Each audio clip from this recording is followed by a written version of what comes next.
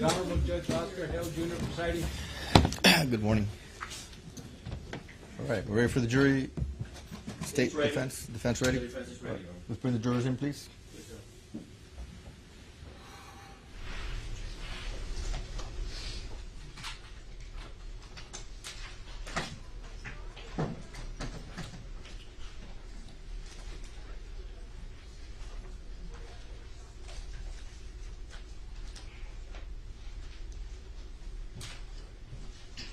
Don't forget your mic, Mr. Evans. Yes, ma'am.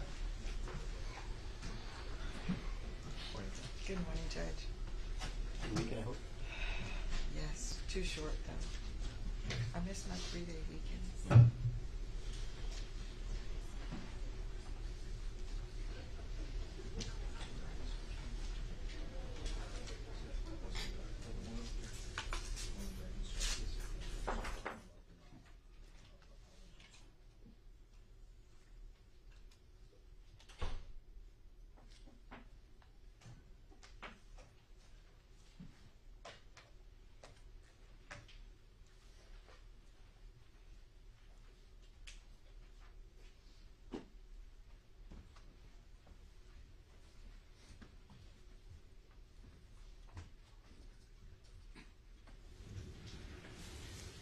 You may be seated.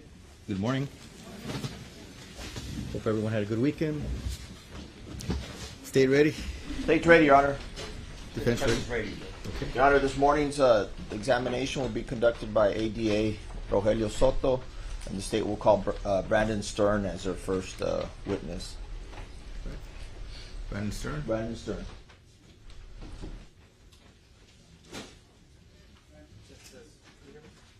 Yes, thank you.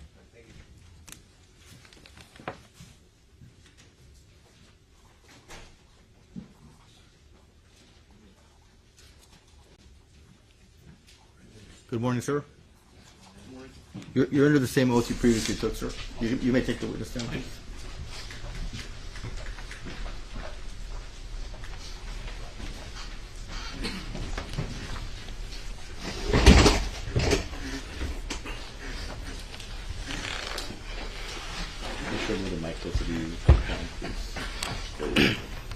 Is that good? You may proceed. Yes.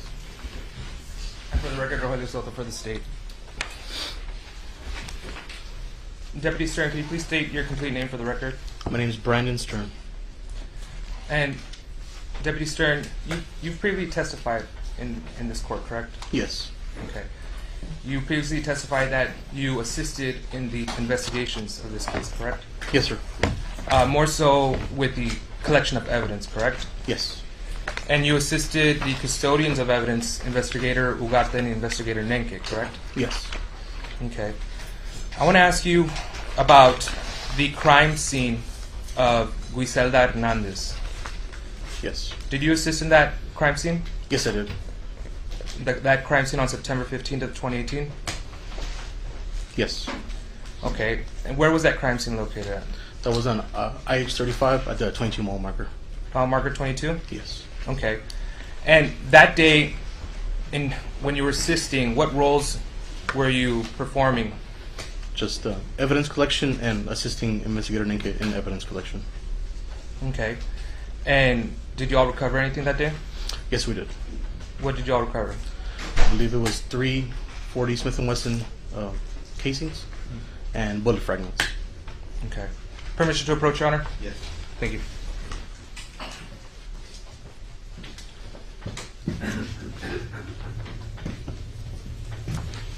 All right. Deputy Stern, I'm going to show you this envelope, and I'm going to remove the items inside. Okay. Now, I'm showing you what's been marked as State's Exhibit 55 and 56. Okay? And I'm also going to show you these envelopes, okay? Yes. Now, States 55 and 56. When and where did you first see these items? When we arrived on scene, at the 22 mile marker there on I-35. Okay. And what did you do after you saw these items? We marked them with tags and we photographed them. Okay. And now, how do you know that these are the items that you recovered that day? Because my name is on the packaging that they were put in. Okay. Whose signature is that? That's mine. Okay. And that signature? Yeah, that's also mine. Okay. And do you recognize this packaging? Yes. And I know you said you recognize it because of your signature, but what else, if anything, allows you to recognize it that it's related to this case? The date that it was collected and the time it was collected.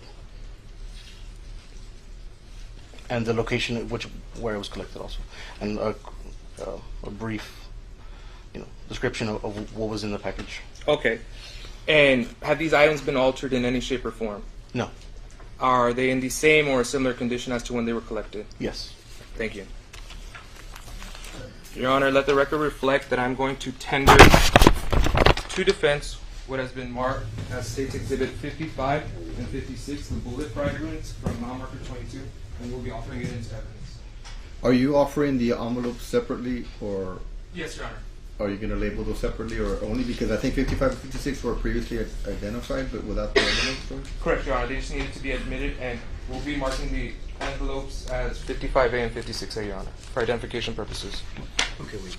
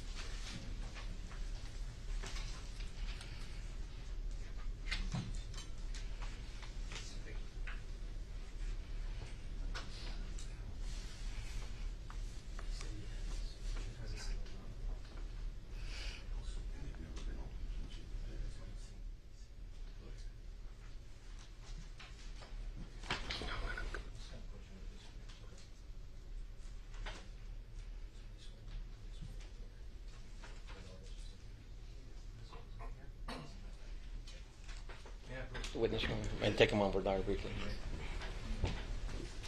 Deputy Stern, just briefly, because I wasn't up here, but so it appears to me that State's Exhibit 55 was in envelope 55A, and State's Exhibit 56 was in envelope 56A. Is that accurate? Yes. Okay, and then 55, 55A, 56, and 56A were in this bigger envelope. Is that accurate? Yes. Okay. Now, the other day I asked you, as far as the bullet fragments, they themselves, the ones inside 55 and 56, you can't identify them specifically as being the ones that you picked up out on that date. I mean, from looking at them, just individually. No, I wouldn't Okay. be able to. And I understand. So then, but when who placed, let's say, 55 inside 55A? Was it you or Ugarte or Nenke? Do you remember? I'm sorry. Who specifically Who picked up? placed this baggie inside this envelope? Well, who picked up the fragment, placed it inside this bag that's marked 55, and then who placed it inside 55A? Do you recall? No. Okay. The same goes for 56 and 56A? No. Okay. And out at the scene, do you know that you all make a diagram to show where these were? I mean, if you recall.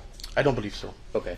And then the other thing is, since when you say that your name is here, you see where it says in print, Investigator, INV Stern, INV Stern. Yes.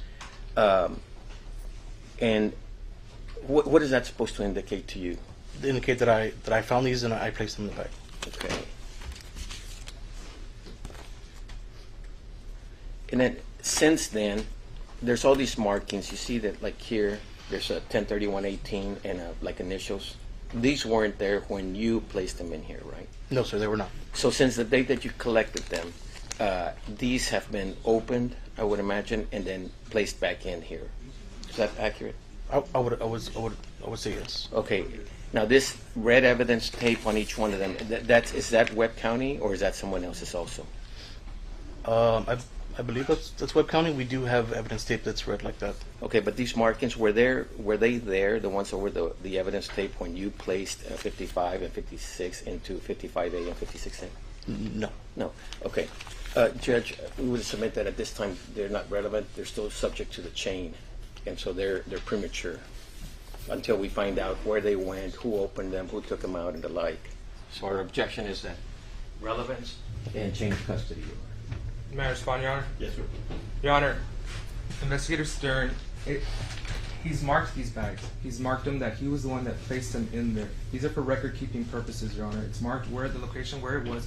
He's already testified that he worked hand in hand with both Investigator Nenke and Investigator Ugarte in the collection of evidence at these scenes, Your Honor.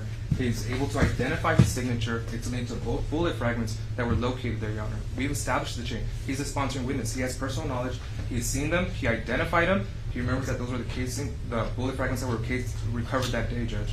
If I may, Your Honor, at least the way I understand it, we're going through the chain, and at some point, the last person that opened them and did whatever, that's when they become admissible. I understand that they have to show the chain and identify them, but they're not admissible at this time. Well, as far as admissibility and the chain, I think they're two different issues. I'm going to overrule the relevance objection. I'm not going to comment on the chain. That goes to the weight for the jury. I will, as far as admissibility for the jury's consideration, exhibits 55, 56, 55A, and 56A are admitted into evidence at this time. Thank you, Your Honor.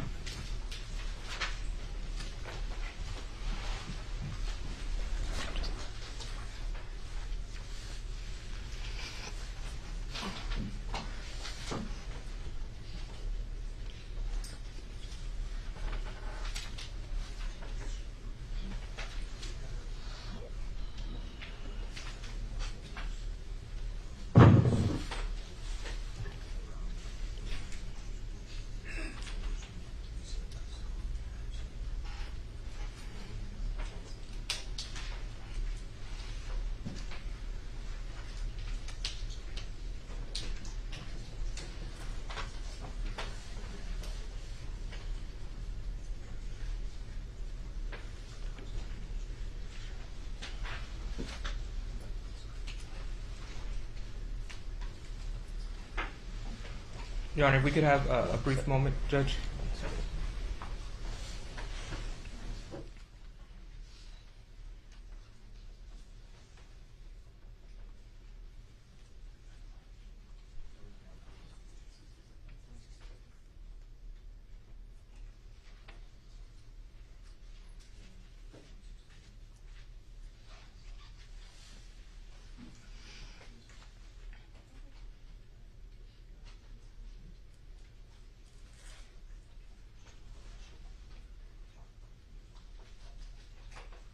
Permission to approach the witness, Your Honor? May. Thank you. Investigator Stern, I'm going to show you what has been marked as states 167, 168, and 169. Okay? Yes. Do you recognize these photos? Yes. How do you recognize these photos? I was there when they were taken. Okay, and is 167 a true and accurate depiction of what it portrays to be? Yes. Same question with 168. Is it a true and accurate depiction of what it portrays to be? Yes. Same with State's Exhibit 169. Is it a true and accurate depiction of what it portrays to be? Yes. Let the record reflect, Your Honor. I'm going to tender to defense what has been marked as State's Exhibits 167, 68, and 69 for inspection, and we offer it into evidence.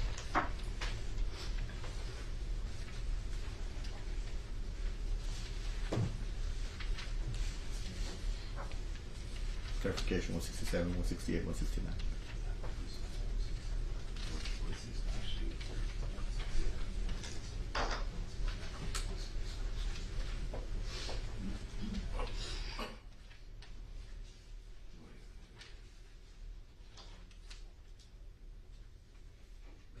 Your Honor. Yes, sir.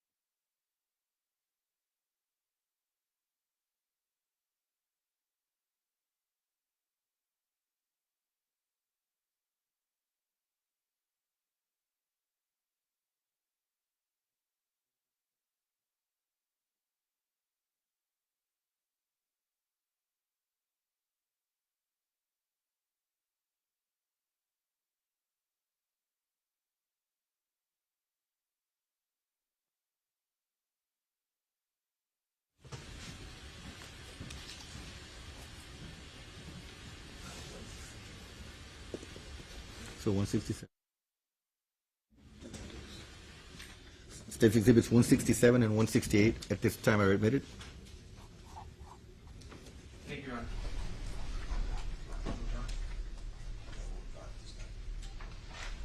Your Honor, at this time, State will withdraw State's Exhibit 169.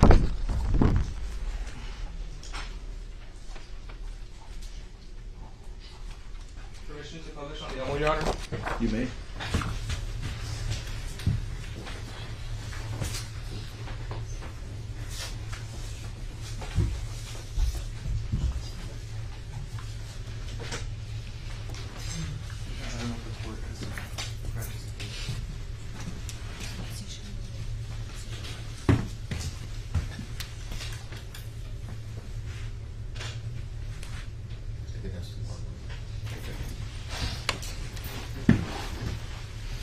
Deputy Stern, I'm showing you what's already been admitted as State's Exhibit 167 and 168.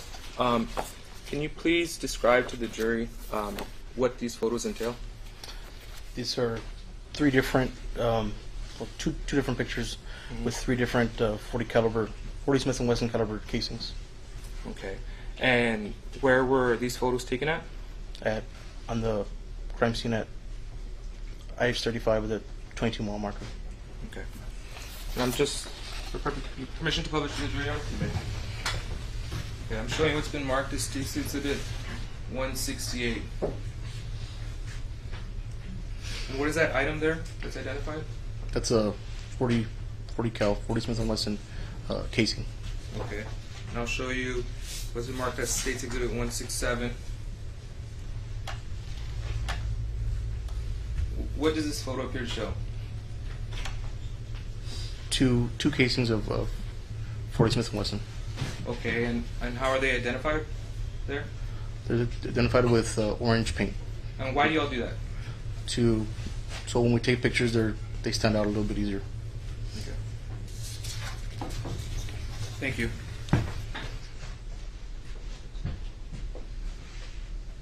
Pass the witness, Your Honor. No questions. Thank you. Yeah, you may sit down. Thank you.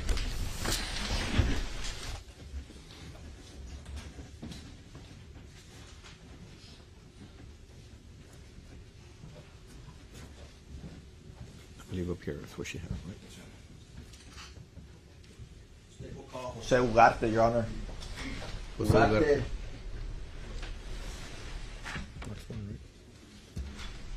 Don't forget your mic, counsel.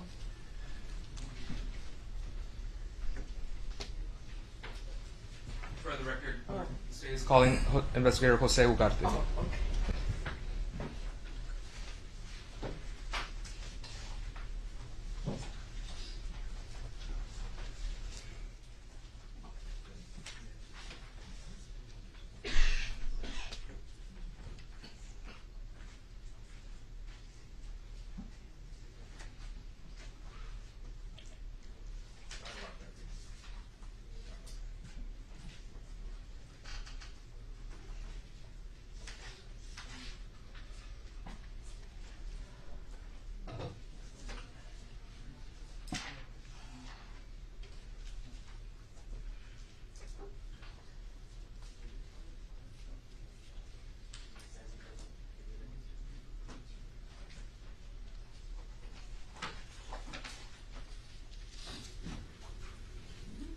Good morning, sir. Good morning, sir. You have not been previously sworn, correct? Can you raise your right hand? Do you solemnly swear the testimony you're going to give during this trial will be the truth, the whole truth, and nothing but the truth, so help you God?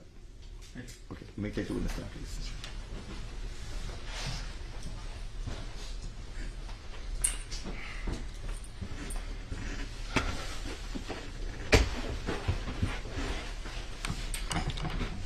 May I proceed, Your Honor? Thank you.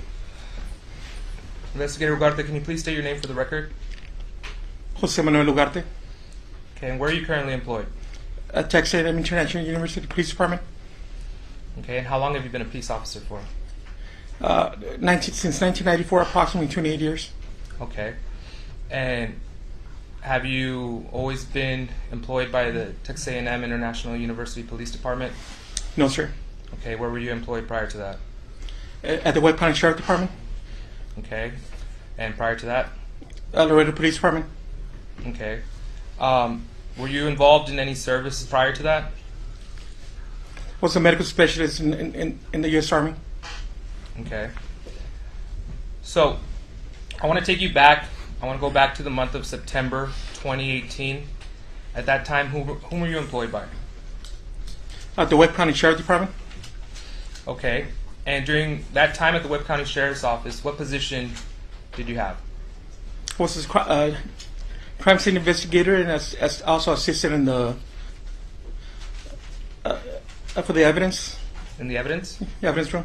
Okay. And assisting in the evidence room, what did you do? And in the evidence room, Yes. I assisted investigator Nenke on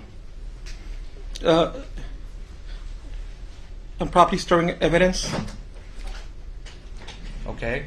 Did you serve as a custodian of evidence? Yes, sir. All right. Now, did you receive any trainings or certifications in regards to evidence collection? Yes, I did, sir. Okay. Can you please describe that? On the evidence collection, I took numerous classes with multiple instructors while I was in the police department. Okay. And now, in 2018, for purposes of clarification, who were the custodians of evidence at that time? There'll be myself and Investigator Nenke. Okay. Now, is it safe to say that you two worked hand in hand sometimes in processing scenes? Yes, sir. Okay. Can you describe to us how you would go about in the collection of evidence at these scenes? I would go to the scene and I would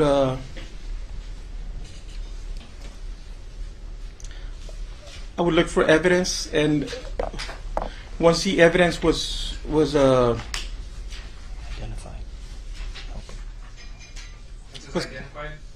identified, I started. I took photographs and picked up the evidence, and then it was taken to the Webb County Sheriff Office to be logged into our system. Okay. And now, after you log it in, how do you go about keeping the evidence organized? It's given they're given a tag number. Okay. And what does that tag number? What's the purpose of that tag number? To show where the item came from. All right. Now, do you know why you're here today? Yes, sir. Okay. Why are you here today? For some incidents that occurred on September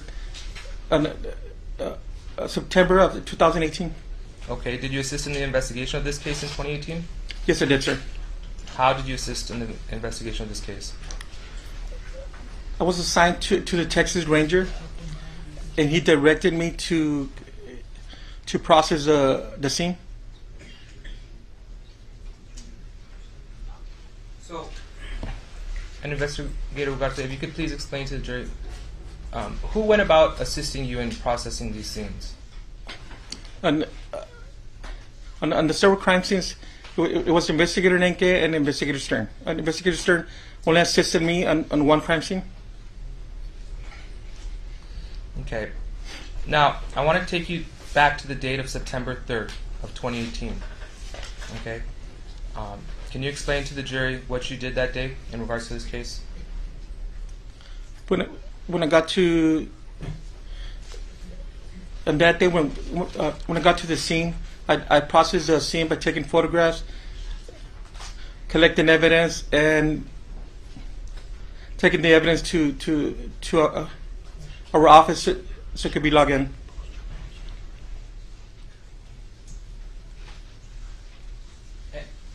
And this was the crime scene that took place on Jeffries Road? That is correct, sir. Okay. And this is the crime scene of Melissa Ramirez? Yes, sir. Okay, so you said you discovered casings at this scene. That is correct. I discovered two. Permission to approach, Your Honor? Yes. All right, Mr. Ugarte.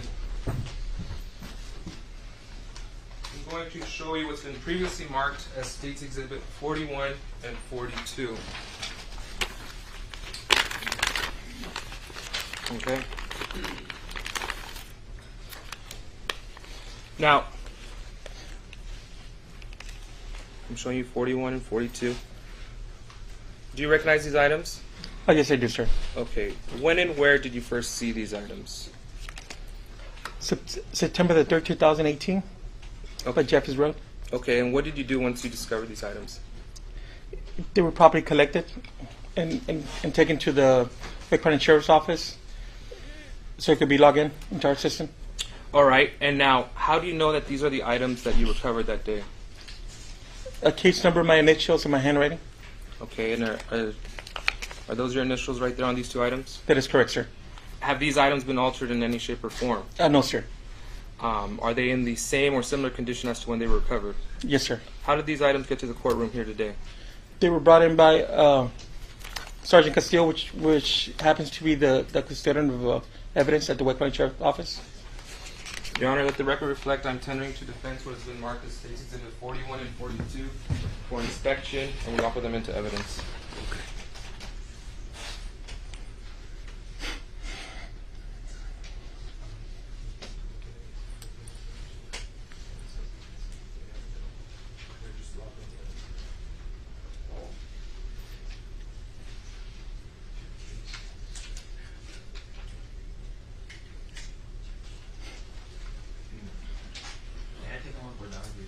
Yes. I previously met you at a hearing, right? Yes, sir. Good afternoon. Good morning, sir. Morning, sir.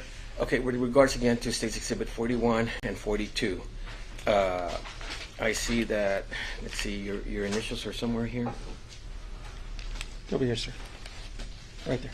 Okay, and they're here too, right? Yes, sir. Now, you can tell that these items have been reopened and resealed, correct? Yes, sir. So, since the date back on the 3rd, I would imagine, of 18, September the 3rd of 18, that you logged them into the evidence room. Yes, sir. They since have left, have they not? To the DPS lab. Okay, Overseas. and did you take them to the DPS lab? More likely I did.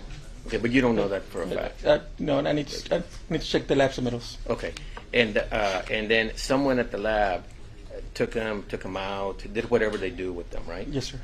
Okay, and right now I know that these are not open. You don't know what this lab person put back in here from your personal knowledge right now. That is correct. Yes, sir. Okay.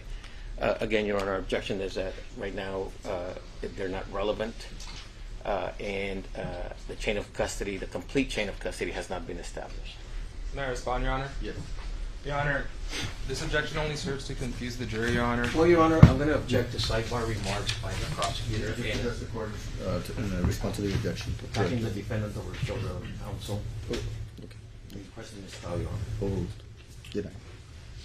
Your Honor, he's the sponsoring witness. He recovered these items. As to where they went afterwards, we're establishing the first link in the chain, Your Honor. He's able to identify these items. His initials are on the items. He recovered the items. There's a description on these evidence bags made by Investigator Ugarte, Your Honor. He has personal knowledge. He was there that day. He describes how he went about in collecting these items, Your Honor.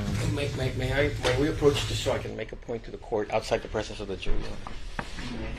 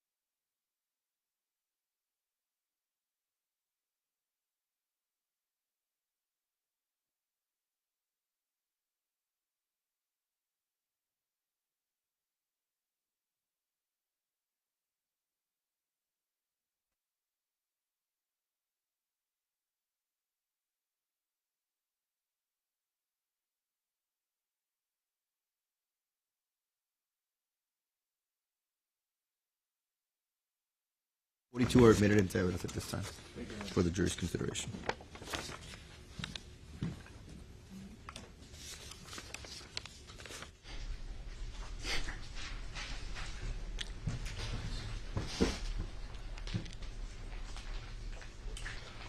So, Investigator Ugarte, you said that you assisted at the scene on Jeffries Road.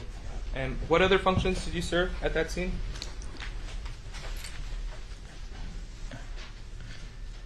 Collecting.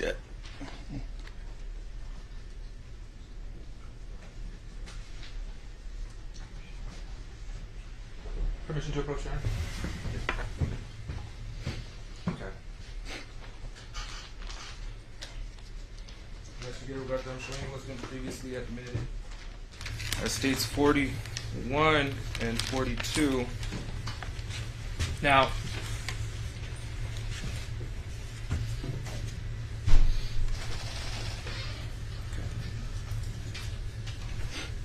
all right. Can you please explain to the jury what this is right here, please? Envelope containing a 40 caliber casing.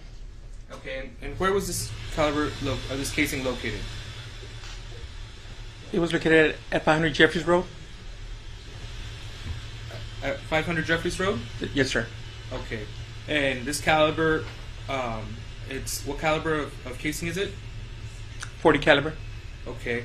Now, I'm going to show you what's been previously marked and admitted into evidence as State's Exhibit 41.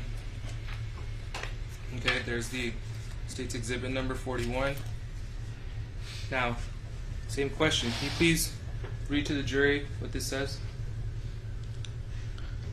500 Jeffries Road, 1 Smith & Wesson 40 caliber casing. Okay. And the 500 Jeffries Road, that is in relation to the crime scene of Melissa, correct? Yes, sir. Okay. Thank you.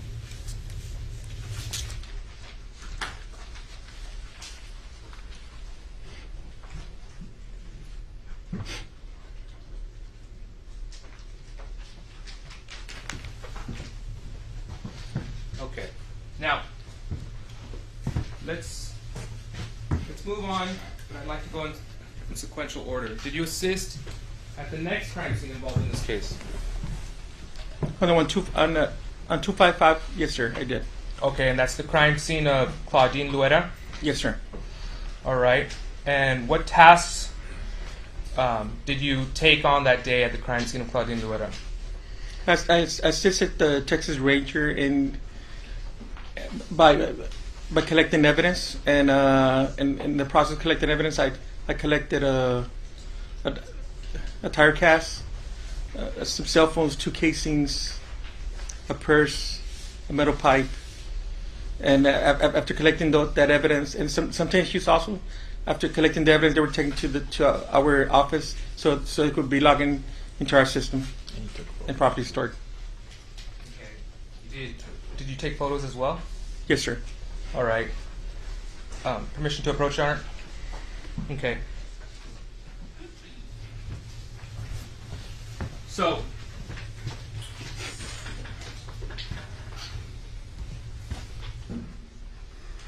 Investigator Ugarte, I'm going to show you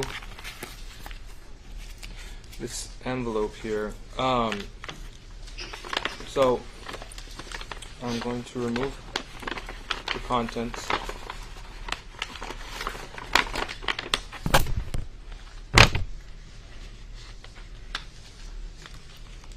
I'm going to show you what has been marked previously as State's Exhibit 50 and 51.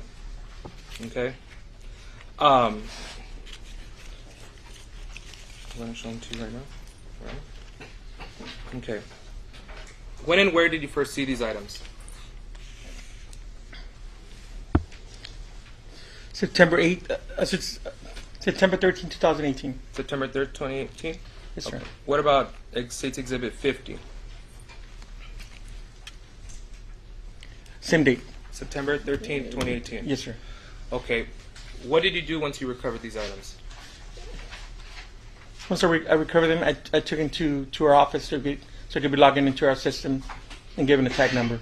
Okay, and how do you know that these are the items that you recovered that day? My handwriting, my initials, Okay. and the case number. And that's your name over the tape, correct? That is correct, sir. Sorry, your initials. Yes. Okay.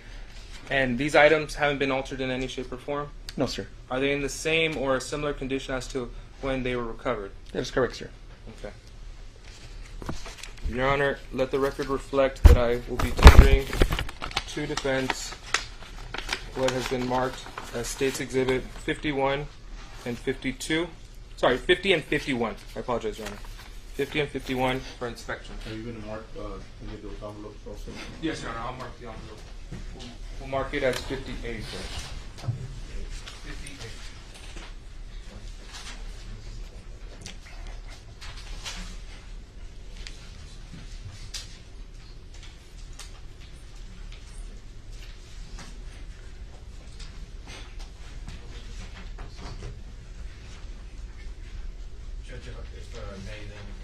Again, to 50 and 51, we would object to relevance at this time and that the lack of chain of custody. Objections overruled. At this time, the State's Exhibits 50, 51, and you're offering 58? And 58, Your Honor. Yes, they'll be admitted into evidence. 51, okay. Permission to publish, Your Honor?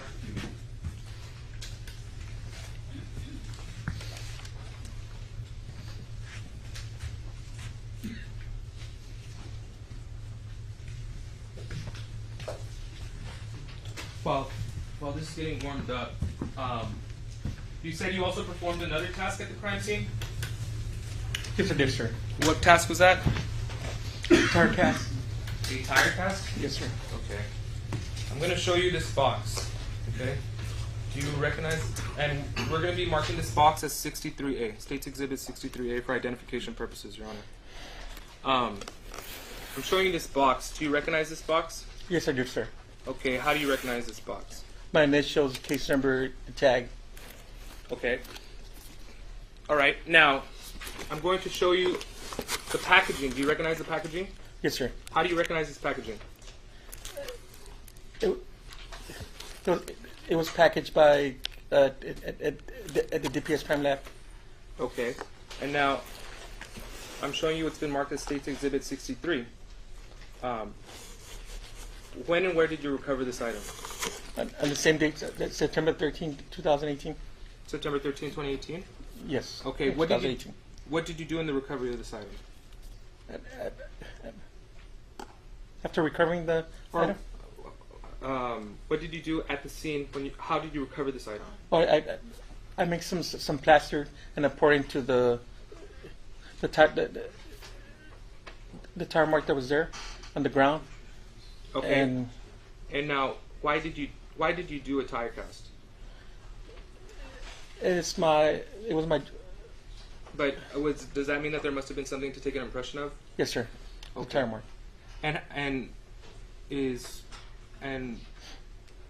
Has this item been altered in any shape or form? No, sir. Is it in a similar condition as to when it was recovered by you? Yes, sir. Okay. Your Honor, let the record reflect I'm tendering to defense the box, which will be marked as State's Exhibit 63A, and the tire cast, which has already been marked as State's Exhibit 63 for inspection, and we offer it into evidence.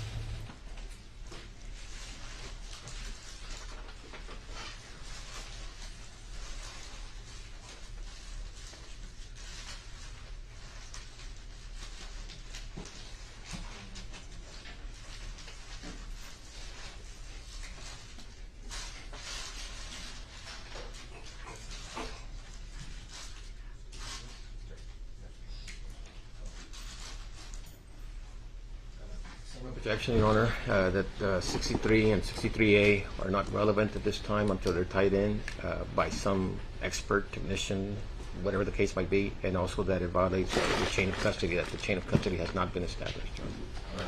Objections are noted. Overruled at this time. State's exhibits, you're offering them 63, 63A, right? Will be admitted into evidence at this time. Thank you, Your Honor. Okay, so I'm going to show you now permission to publish on the Elmo, Your Honor. State's Exhibit 50. Okay. Can you please read to the jury what this item entails? 40 caliber Smith & Wesson casing. Okay. Now I'm going to show you, and just for purposes of record, can you please explain to the jury where this item was located? 1 mile east of FM 255 Okay, and I'm going to ask from 83 North. Okay, thank you. I'm going to ask you the same question about State's Exhibit 51. All right. Are you able to identify State's Exhibit 51? I know it's already been admitted, but how do you identify it? Case number and what I wrote on the envelope. Okay, and what did you write on this envelope? Will you please read it to the jury? 40 caliber Smith & Wesson spent casing. Okay. And where was this item located? 1 mile east of on FM 255 from 83 North. All right.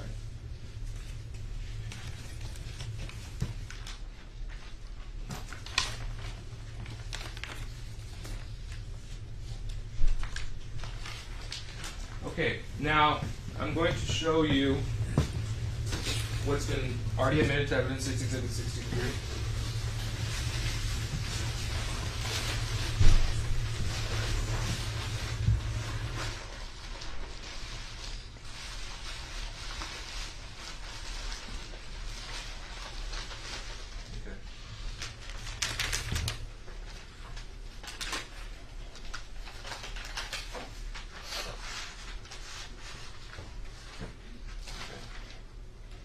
Do you recognize this item? Yes, sir. All right. Sorry, I said yes because you nodded, but if you could just give a response for purposes of the record. So, this is the tire cast.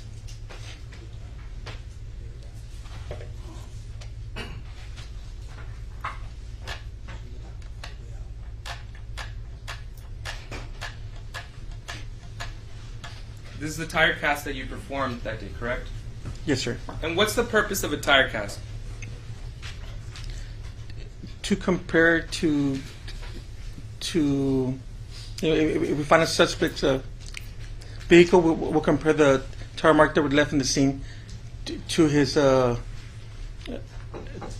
the tires belonging to his vehicle. Okay. And you prepared this tire cast, correct? Yes, sir. All right, thank you.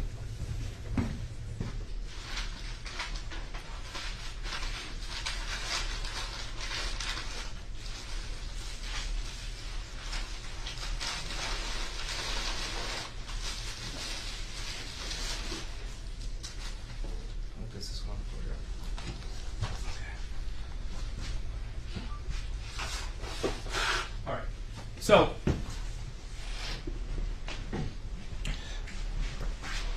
what did you do after you prepared the tire cast? I took it to my office to be logged in and be given a tag number. Okay, and after being placed in property, what happened to the tire cast after that? After being placed in property, it was taken on a later date to the TPS crime lab.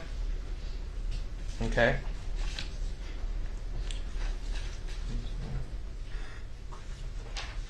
Now, what procedures do you do in sending off something to the DPS lab? I submit a lab submittal, but before I do that, I call the DPS lab and I asked them if I could take the items. And how was it delivered? Was it mailed? Was it hand delivered? It was hand delivered. It was hand delivered? Yes, sir. By who? It had either been probably myself or Investigator Lenke. Okay. Now, I want to talk about the next time you were activated on this case. Was that on September 15th of 2018? Yes, sir. That is correct. Okay, was that the crime scene of Janelle Ortiz? Yes, sir. And do you know where that crime scene was located at? I'm on marker 15 on Highway 35. All right, and what tasks did you perform at that crime scene? To assist the Texas Ranger on processing the scene. Okay. Did you recover any items as well? Yes, I did, sir. Okay. Permission to approach, Your Honor? All right. I'm going to show you two photos that have previously been marked as State's Exhibit 31 and 32. I'll start with 31.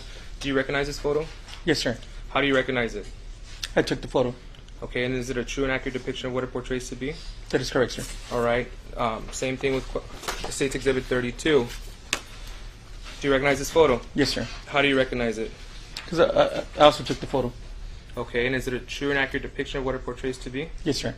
Okay.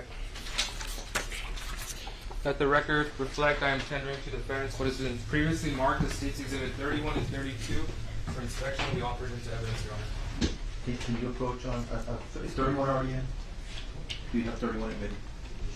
They were conditionally admitted, Your Honor. 31 and 32.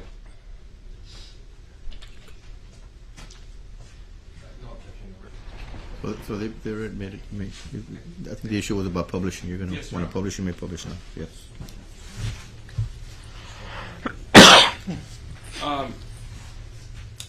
At this time, Your Honor, we would just like to announce that we were going to be showing some sensitive photos for purposes of media or family in the room. Permission to publish? Okay. Investigator Ugarte, I'm showing you what's been marked as State's Exhibit 31. Do you recognize this photo? Yes, sir. Okay, can you please explain what's happening in this photo? The medical examiner person is right there, and I took photos of I was taking photos of the tattoos. Okay, and why is the medical examiner person there? Because they're the only ones that are allowed to touch the body. Okay. Now, I'm going to show you what's been previously marked as State's Exhibit 32 now.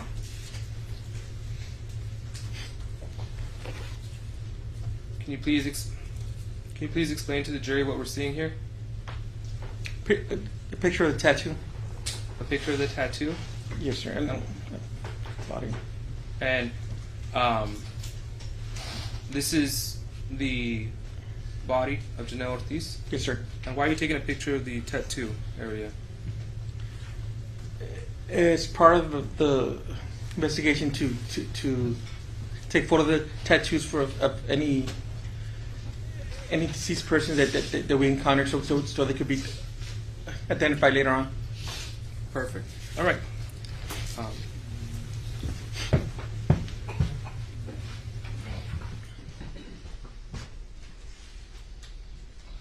Okay. Now,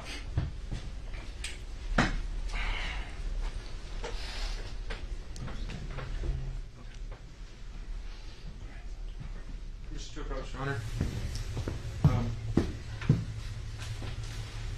I'm showing you an envelope that has been marked previously.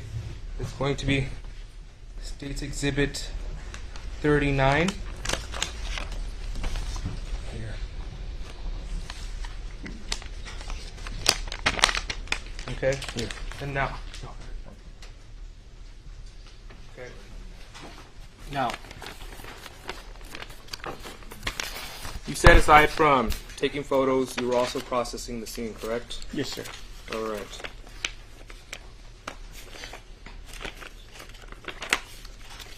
Yeah, this side. Thank you.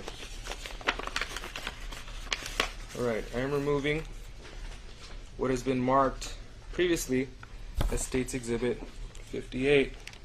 Okay. Do you recognize this item? Yes, sir. When and where did you recover this item? May I? Yes. September 15, 2018. And mile marker 15. Okay. No, IX35. On age 35? Yes, sir. Mile marker 15? Yes, sir. Okay. What did you do in recovering this item? After recovering the item, Or once you came across it, what did you do? I secured the evidence and then I took it to the Webb County Sheriff's office, to the office so it could be logged in and given a tag number. Okay, and how do you know that this is the item that you recovered that day? Handwriting case number. Okay, and can you please identify what is that? Yeah.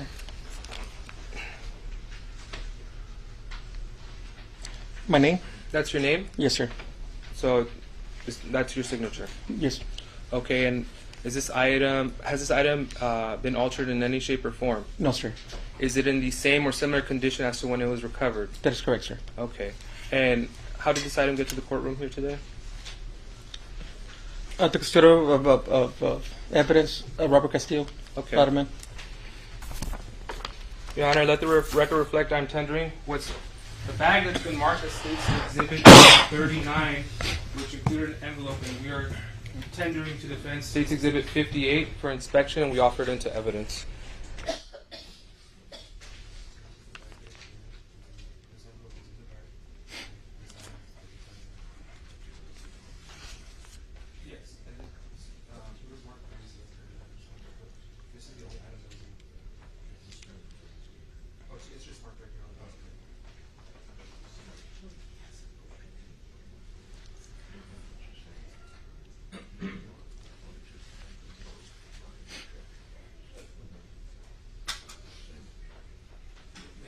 Witness on Bordar, just briefly, may. Your Honor. Yes. Deputy, you got the, with regards to State's Exhibit number 58, and just for purposes of the chain of custody and Yes, sir. identification, I know that you're telling this jury and us and the judge that there's a casing in here. Is that what your testimony is? Yes, sir. Okay, but right now, right here, presently, right now, from your personal knowledge, do you know, because I can't see the casing, can you? No, I can't, sir. Okay, so there's probably a casing in there, but from your personal knowledge, do you know for a fact, right this very minute, that there's a casing in here, the one that you recovered from the crime scene, from your personal knowledge at this moment in time? But, Not a guess. Do you know for a fact? no, sir. Okay. Again, Your Honor, objection is relevance, lack of personal knowledge, speculation, and chain of custody, Your Honor, to 58. Just in the court on that. And Your Honor, we would have the same response, Judge. He recovered this item, and he's a sponsoring witness. His signature's on it. He itemized it, collected it, and he was at the scene and processed it, Judge. Objections are overruled. State's Exhibits 39 and 58 are admitted into evidence at this time. Thank you, Your Honor. Permission to publish on the OMO? Thank you. Okay. Investigator Ugarte, I'm showing you what's been marked as State's Exhibit 58.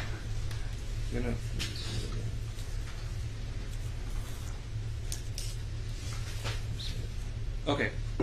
Now, if you could please what helps you identify the markings of what's inside of this Exhibit 58? Well, okay. Or if you could just please read what this says. Spent casing. Okay, and where was it located at? Mile marker 15, IH35. Okay. And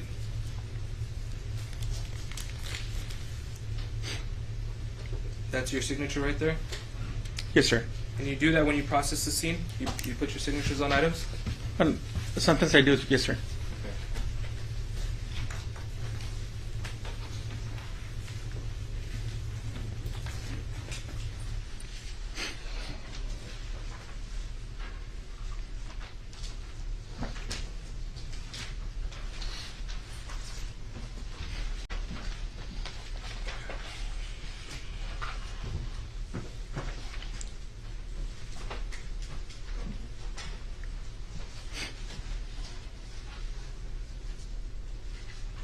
All right. Now, let's go back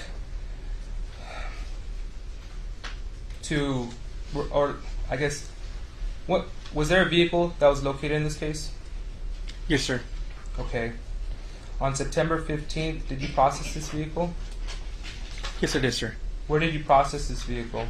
At the Webb County Sheriff's Substation, which is located at 7209 H. Saunders, also known as 7209 Highway 59.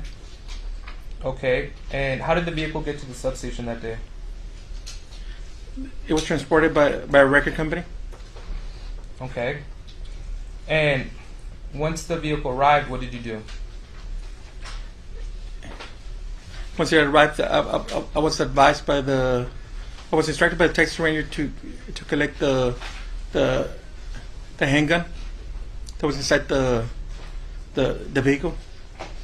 Okay. Now,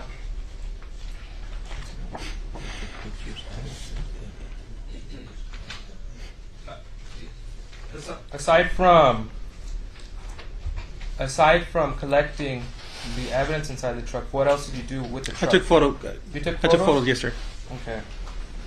Now, permission to approach, Your Honor? Thank you.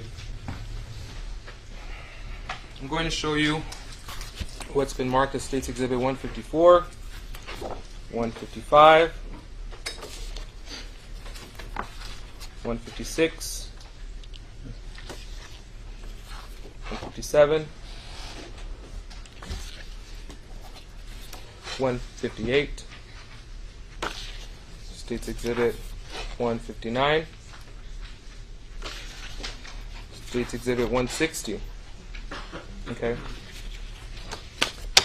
I'll also show you what's been marked as State's Exhibit 161, State's Exhibit 162, State's Exhibit 163, 164, State's Exhibit 165. Okay. Do you recognize these photos? Yes, sir, I do. How do you recognize these photos? I took the photos. You took the photos? Yes, sir. Okay, and are they a true and accurate depiction, each one, of what it portrays to be? Yes, sir. All right. Thank you. Your Honor, let the record reflect tendering to defense what has been marked as State's Exhibit 154 through 165 for inspection, and we offer them into evidence.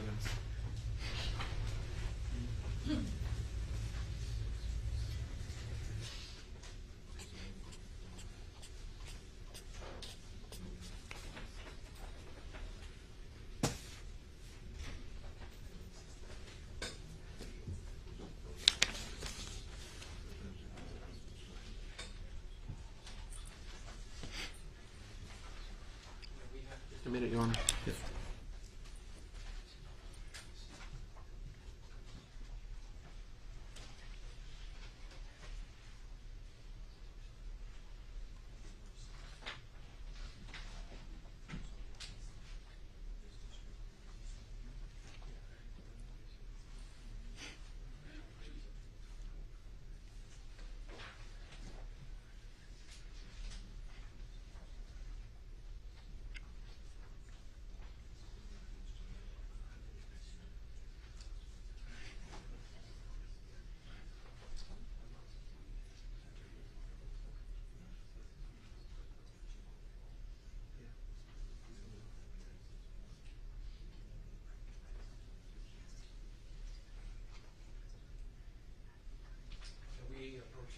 This exhibits.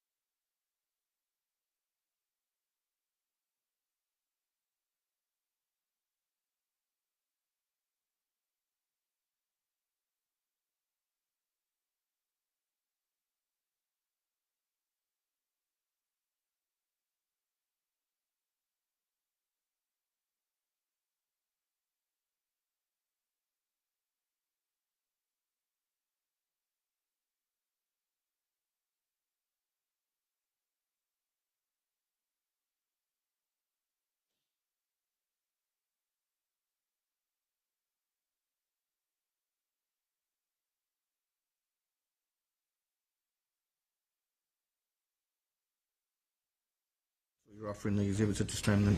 It's exhibits 154 through 165 are admitted into evidence at this time. Permission to publish, Your Honor, on the OMO? You may. Thank you. So rest of your web, I'm showing you what's been marked as State's Exhibit 154. Can you please explain to the jury what this is? That's a pickup truck that was recovered. That was the truck that was recovered? Yes, sir. Okay. And where is the truck at right now in this photo? Underneath the carport at the Webb County Sheriff's Office substation. Okay. And that's where you processed this vehicle? Yes, sir. Okay. Now I'm going to show you State's Exhibit 155. Can you please explain to the jury what this is? Same vehicle. Okay, and what do we see here? Just a vehicle being taped up. Okay, but this is the front of the vehicle, correct? Yes, sir. Okay. I'm going to show you what's been marked as State's Exhibit 156. Can you please explain to the jury what this photo entails? The driver's side door panel. Okay. I'm going to zoom in a little bit.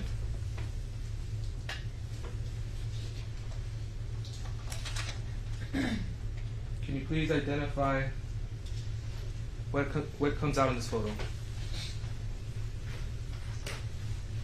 Looks like the weapon. Okay. And by weapon, you mean a firearm? Yes, sir. And that was the Handgun. firearm that was recovered? Yes, sir. All right. I'm going to show you State's Exhibit 157.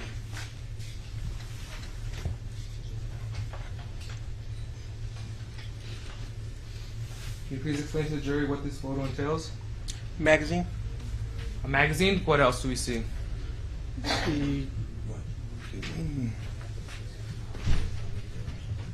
No, you said a magazine, but Yes. these two items, what are they? Or how many magazines do you see? I believe 2 of them. Okay, and aside from the magazines, what else do you see? The handgun. The handgun? Yes. Okay.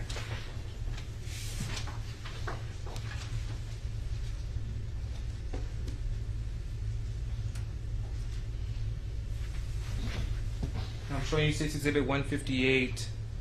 Can you explain to the jury what this marking is? It was placed there to mark the handgun. Okay. And what purpose does it serve? That's an evidence marker. Okay. I'm going to show you what's been marked as State's Exhibit 159.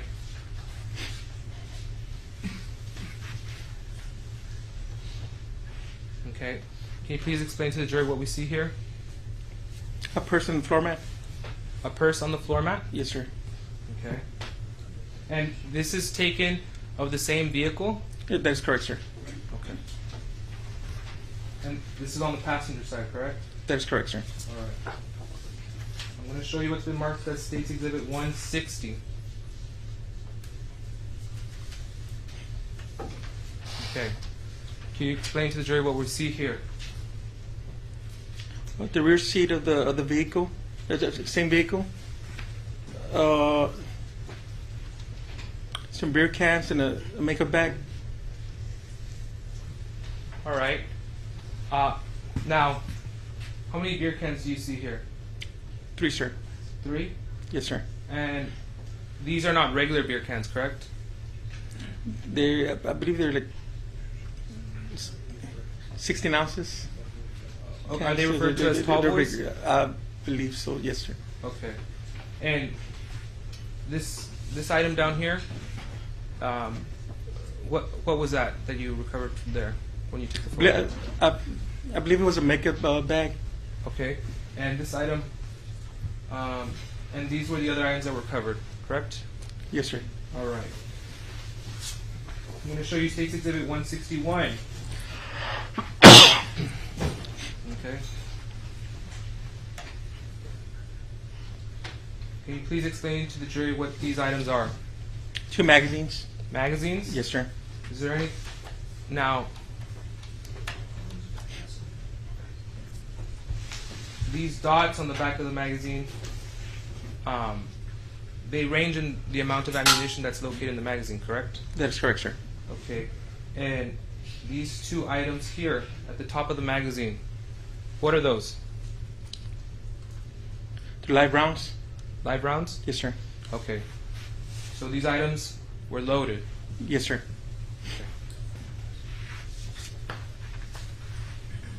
I'm showing you what's been marked as State's Exhibit 162. Can you please explain to the jury what's in this photo? A magazine with some live rounds?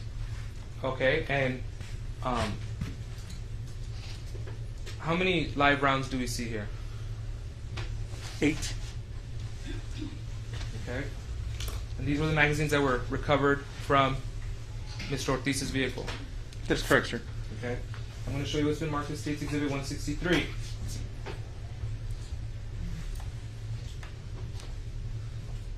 Can you please explain to the jury what we see here? An HK 40 caliber handgun? Okay. And aside from the handgun, what else do we see? A magazine? A magazine? Yes, sir, on the side.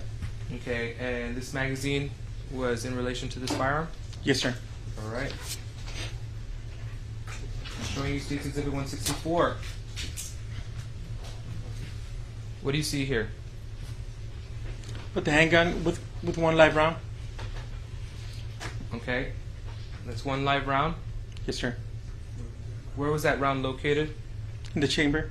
In the chamber of the weapon? Yes, sir. So that must mean that the weapon was ready to fire if it needed to. That's correct, sir. All right. So it was topped off? Yes, sir. Okay.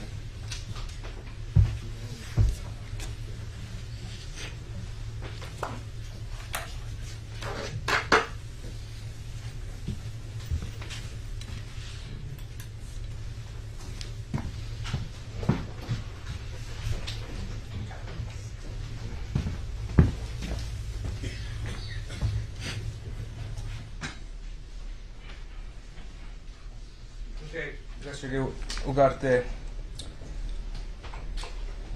So, permission to approach again, Your Honor?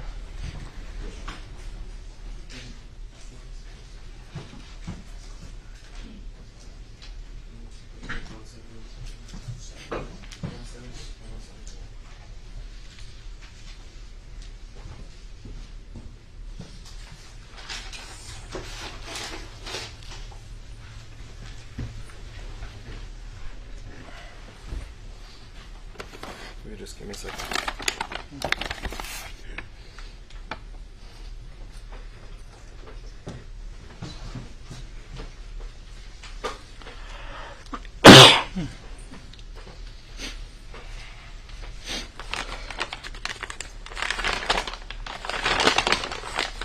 I want to mark these two items as State's Exhibit 170 and 171.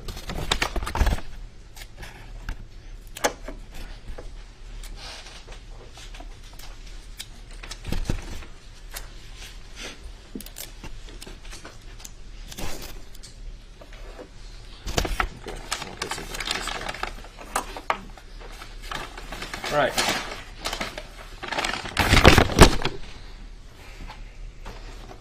So you processed the vehicle. Yes, sir.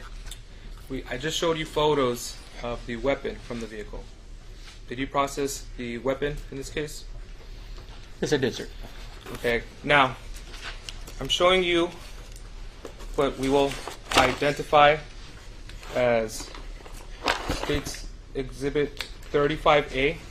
So we'll mark it as State's Exhibit 35A for identification purposes.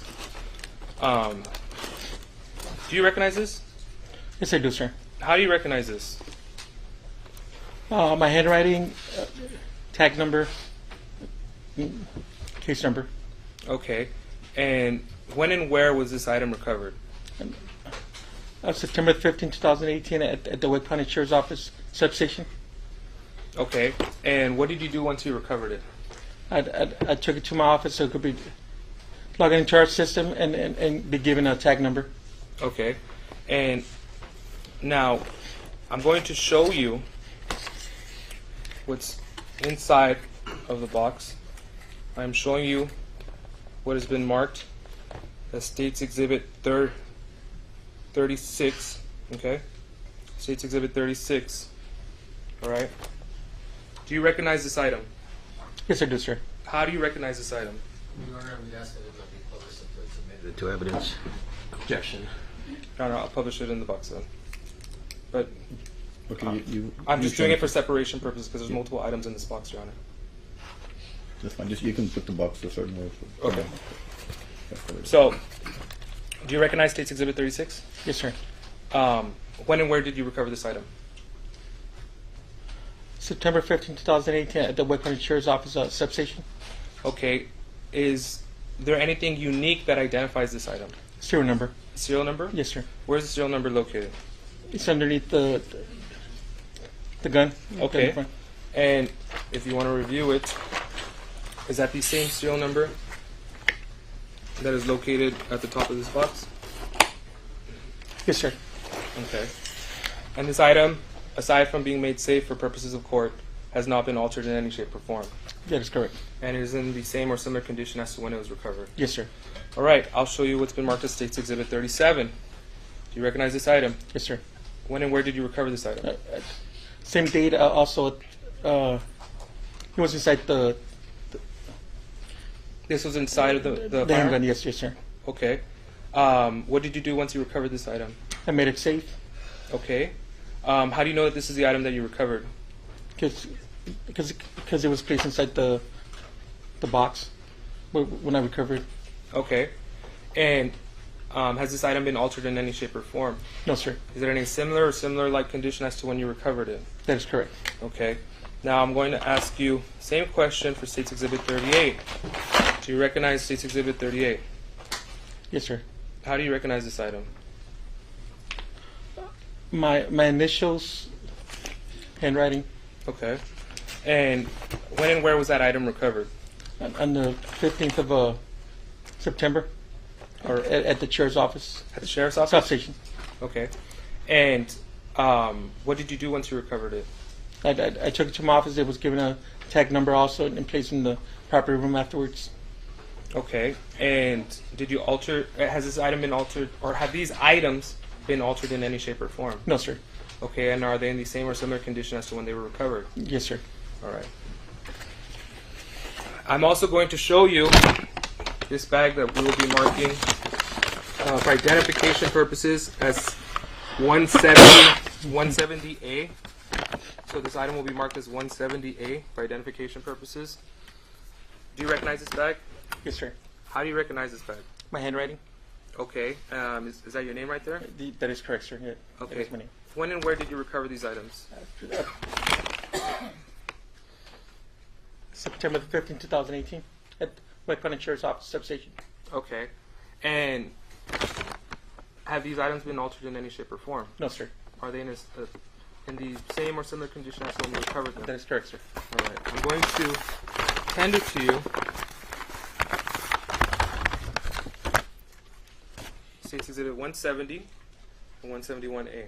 Oh, sorry, 170 and 171. Okay.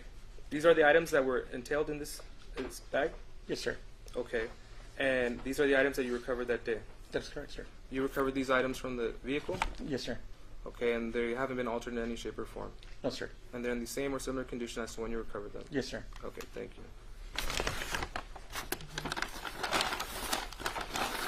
Your Honor, let the record reflect I am tendering to defense for inspection State's exhibits. We approach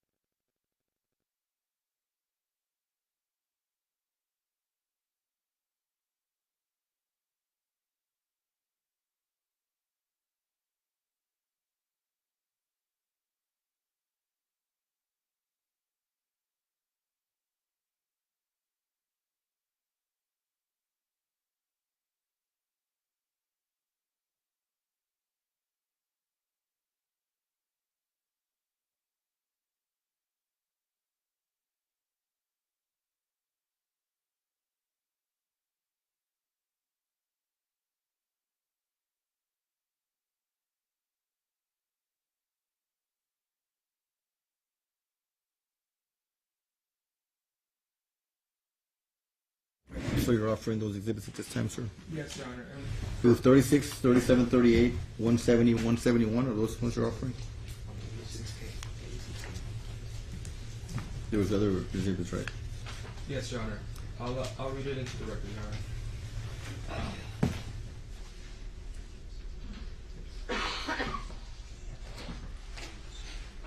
I had 154 through 160 and 161 to 165. Are you offering those at this time as well?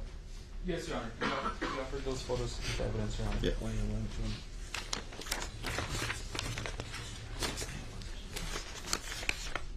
Yes. Yes. Right. 36, 37, 38 are admitted. 170, 171 are admitted.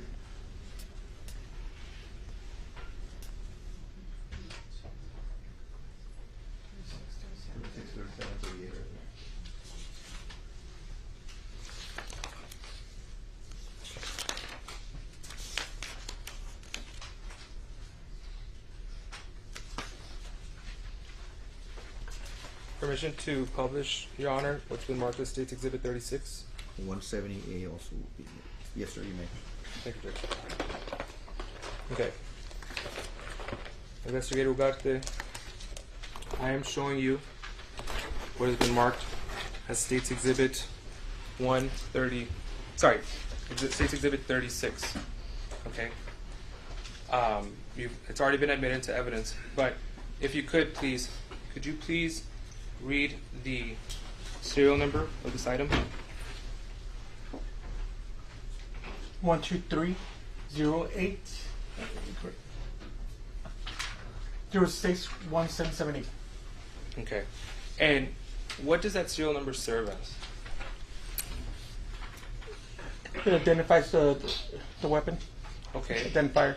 And it helps identify who this weapon is related to? Yes, sir. Okay. And this is the weapon that was recovered from the vehicle? Yes, sir. The vehicle that you processed? That is correct, sir. The vehicle that belongs to the defendant, Juan David Ortiz? Yes, sir. All right. And along with this firearm, you recovered a magazine? Yes, sir. Okay.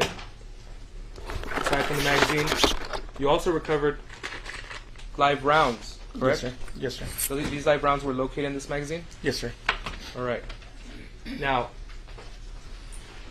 I'm going to show you what's already been admitted into evidence, State's Exhibit 171 and 170. Okay.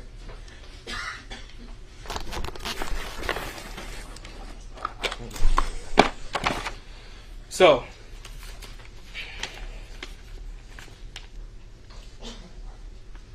these live rounds were located in this magazine. That's correct, sir. This magazine, I'm going to show you right here. What number does that read? 12. 12. And you can see a live round there, right? Yes, sir. So what would that indicate, that 12 on this live round, in this magazine? This is 12 live rounds. That there's 12 live rounds in this In the magazine? Yes, sir. In this magazine that was recovered in the vehicle? Yes. On the side panel? Yes, sir. Okay, now I'm going to show you State's Exhibit 171.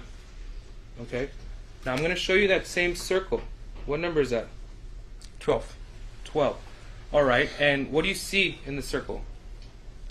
Live round. You see a live round? Yes, sir. So that means that this magazine is filled to the capacity of at least 12 rounds. That is correct, sir. Okay. So we have live rounds in here. We have at least 12 rounds in this magazine, and at least another 12 rounds in this magazine. Yes, sir. And all these magazines, including the firearm,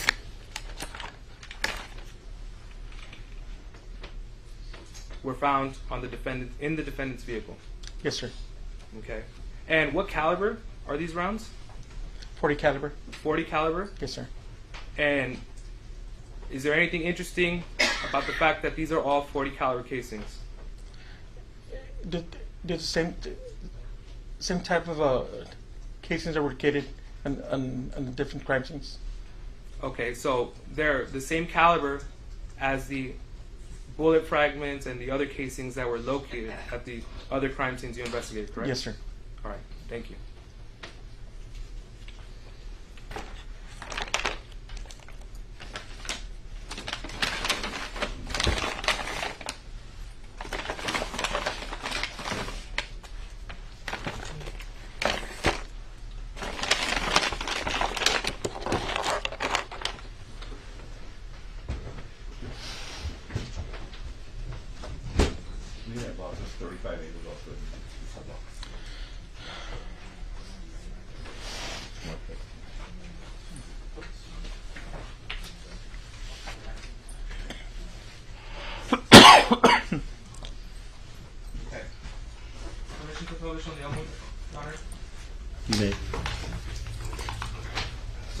published to the jury.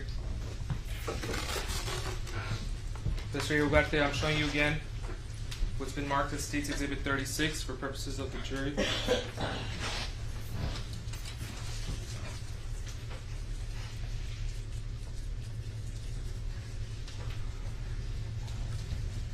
This is the firearm that we just read the serial number into the record, correct? Yes, sir. And what caliber is it? .40 caliber. 40 caliber. Okay. Now, I'm going to show State's Exhibit 37. Okay. Can you identify to the jury what this is, please? It's a magazine. All right. Now, I'm going to show you what's already been marked as State's Exhibit 38. Okay. State's Exhibit 38, how is it linked to this State's Exhibit 37? That's 38, right? Yes. Those are the live rounds that were inside the magazine. The live rounds that were located inside of this magazine. Yes, sir. Okay. And what caliber are they? .40 caliber, sir. 40 caliber. So, I know we talked about the dots right now, but on this magazine, these holes have a purpose, correct? Yes, sir. All right. And what purpose is that? Indicates how many rounds you have left on the magazine. Okay. Now, I'm going to show you State's Exhibit 170 and 171.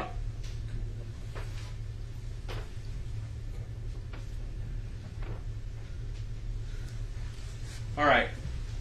So,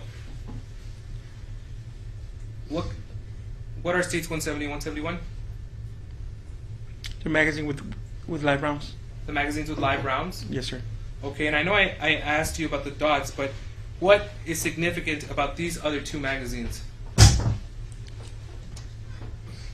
They're compatible with the handgun. Okay, and when you see the number 12 here and this dot, the number 12 here and this dot, Yes, sir. and you see the gold trim, what does that represent? The live rounds are inside the magazine. And it's a full magazine. Yes, sir. So these other two magazines, where the live round is up to the top, are essentially at full capacity. Yes, sir. All right. And these three magazines were located in the vehicle. That is correct, sir. Where were they located?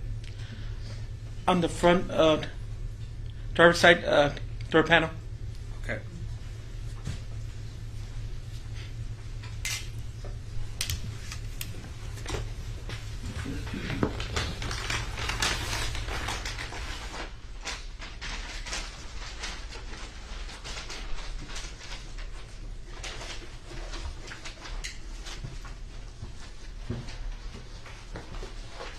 Can you clarify the number of the box? I have 35A. My coordinator saying it's 36A. Yes, 36A. So it's 36A. 36A. Yes, sir. Okay, thanks. That's what's happening, not 35.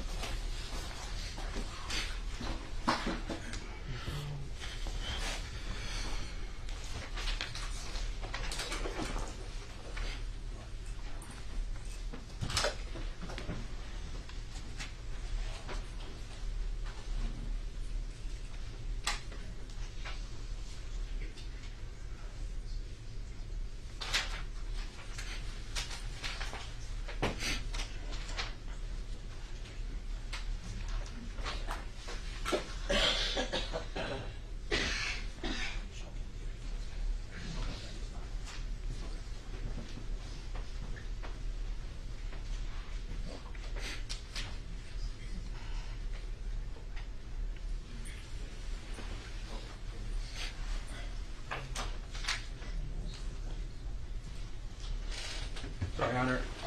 State's Exhibit. Fell off, Judge. I'm just going to place it on 170A.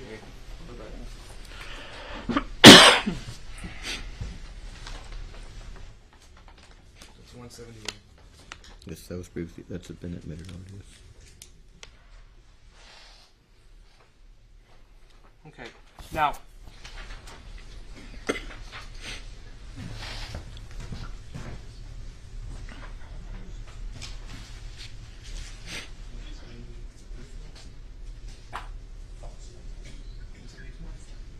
okay. Investigator Ugarte,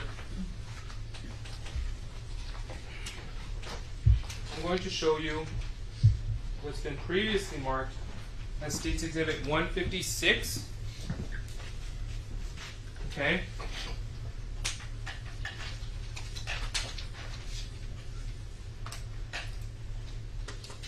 Okay.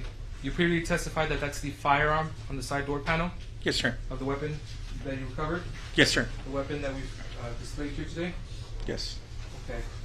Now, I'm showing you 157.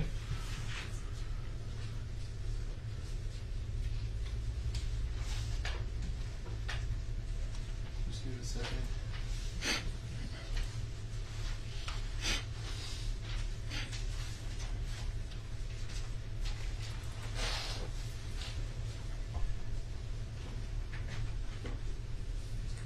Okay. You see the weapon, correct? Yes, sir. Is it holstered?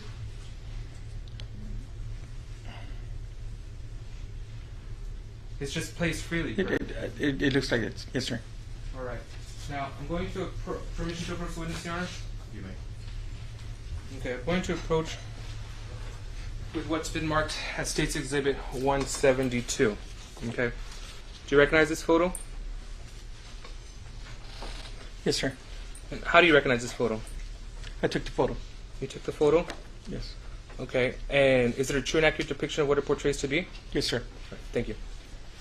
Your Honor, let the record reflect I'm tendering to defense what has been marked as State's Exhibit 172 for inspection and the offer into evidence.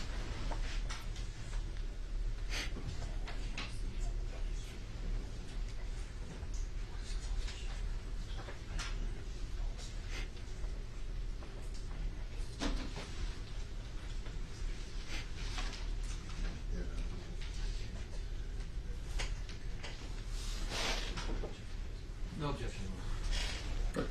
State Exhibit 172 would be admitted into evidence at this time. Thank you, Your Honor. May I publish? Will be, yes. Thank you. All right. Investigator Ugarte, this item right here, is this the holster that you recovered from the vehicle that day? I can barely. I can't see it. Would you like me to take it up? Yes, sir.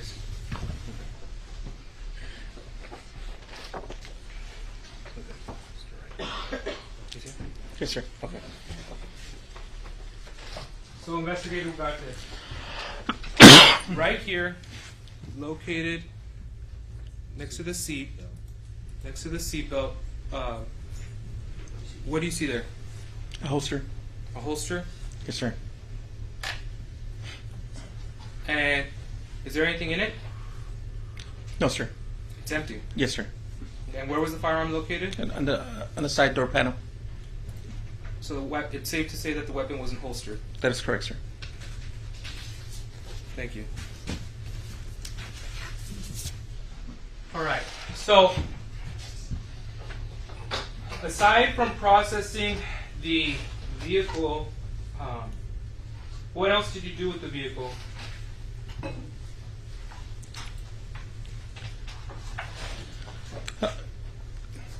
Tire marks. Tire marks? Okay. Yes, sir. Where did you perform these tire marks? At the Laredo Police Department, Sallyport. Okay. And what is the purpose of these tire impressions that you were performing? So it could be compared with the casting that was recovered from the tire and 255. Okay. Permission to approach the witness, Your Honor? All right, I'm going to show you what's been previously marked as State's Exhibit 62. Okay. Do you recognize this item? Yes, sir. When and where did you see this item? October 3rd, 2018. October. Yes, sir. Okay, and what did you do with this item? After we did the processing, I took it to our substation so it could be logged into our system and placed in the property room. Okay, and how are you able to identify that these are the items that you worked with that day? My name? Your name? It's written right there, sir. Okay, and have these items been altered in any shape or form? No, sir. And are they the same or in a similar condition as to when you recovered them that day on October 3rd? That is correct, sir. Okay. Now, I'm also going to show you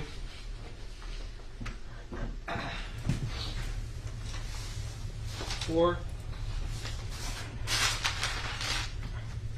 other items. Okay? So, this one was marked as State's Exhibit 62. This is State's Exhibit 60, State's Exhibit 61, and State's Exhibit 59. Okay? Do you recognize these items? Yes, sir, I do. Okay. How do you recognize these items? I assisted the ranger on getting tire marks that day. Okay. And when and where were these items recovered? same date, October the 3rd. Okay. At the Laredo Police Department? Yes, sir. And these items have not been altered in any shape or form? No, sir. And they are in the same or similar condition as to when they were recovered? That is correct, sir. All right.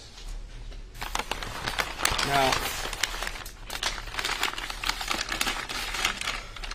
Your Honor, permission, sorry, Your Honor, at this time we'll tender to defense State's exhibits for inspection, and we offer them into evidence.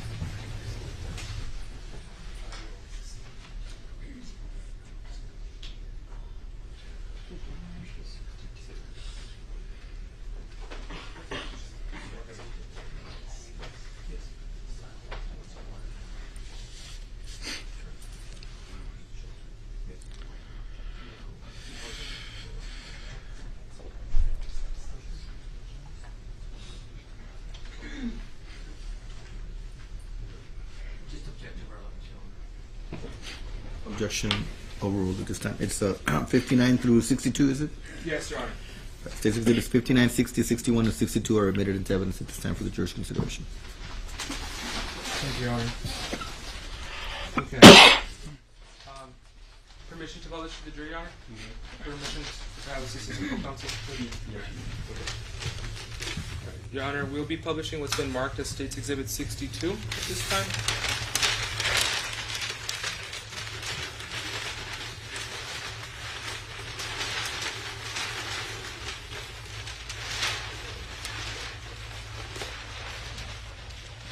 Investigator Ugarte, can you please explain to the jury what we're seeing here? The tire marks. Okay, and how do you go about preparing these tire marks? Me and the ranger what we did, we used Vaseline and a sponge, and we covered the tires. And then we pushed the vehicle, so they could mark the tire mark. Okay, and you created these tire marks using the tires from the Dodge? That is correct, sir. Okay, and just for purposes of the record, we have a tire here. Is that the same? Is that one of the tires that you used that's already been admitted to evidence? I believe so, yes, sir. Okay. And, Your Honor, let the record reflect we're showing this to counsel. These are the tire markings that were made by Investigator Ugarte and Texas Ranger DJ Salinas.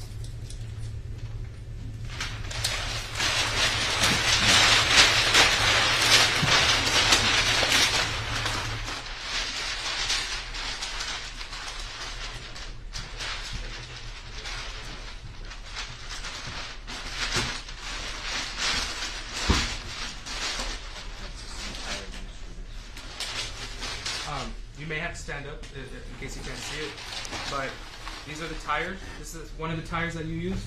That's correct, sir. Okay, and you created 4 tire impressions. Yeah, that is correct, sir. Okay, and I'm showing you what's been marked as State's Exhibit 64. This is one of the tires that you used to help generate those tire impressions? Yes, sir. Thank you.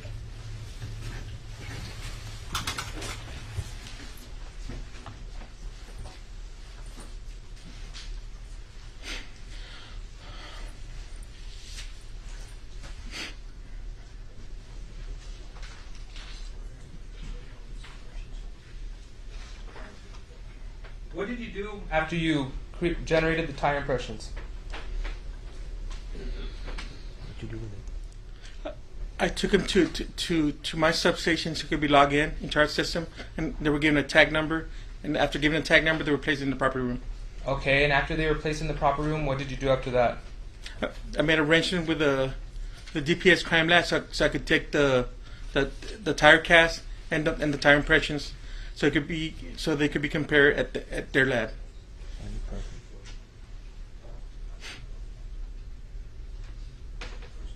Did you personally take them over there?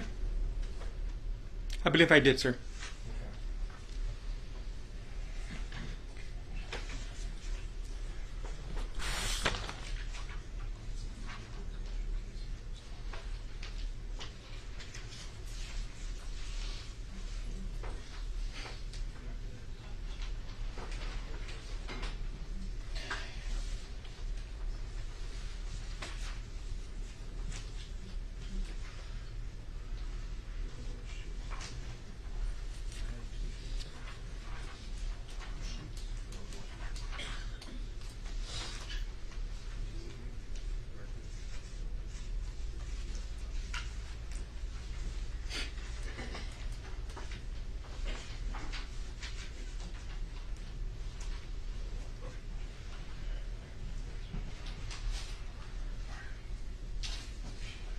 Just a moment, Your Honor.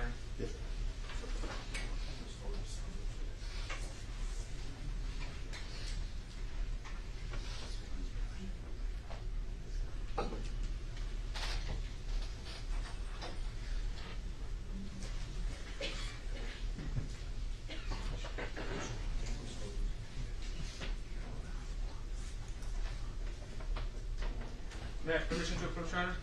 Yes, sir. Investigator Ugarte, I'm showing you what's been marked as State's Exhibit 166. Do you recognize this photo? Yes, I do, sir.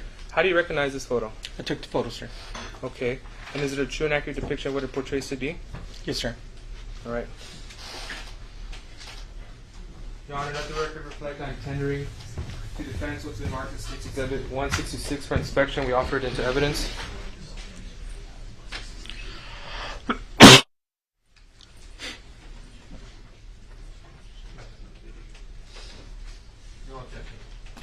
State's Exhibit 166 is admitted into evidence at this time for the jury's consideration. Permission to publish, Your Honor? You may. Okay. I'm showing you what's been marked as State's Exhibit 166. Okay. What are we looking at in this photo? The picture of Mr. Ortiz that was taken on September 15, 2018 at the substation. Okay, so this photo reflects how he looked and appeared the night that he was apprehended. That is correct, sir. Okay. And where did you take this photo? At the substation in the interview room? In the interview room? Yes, sir. Okay. Thank you.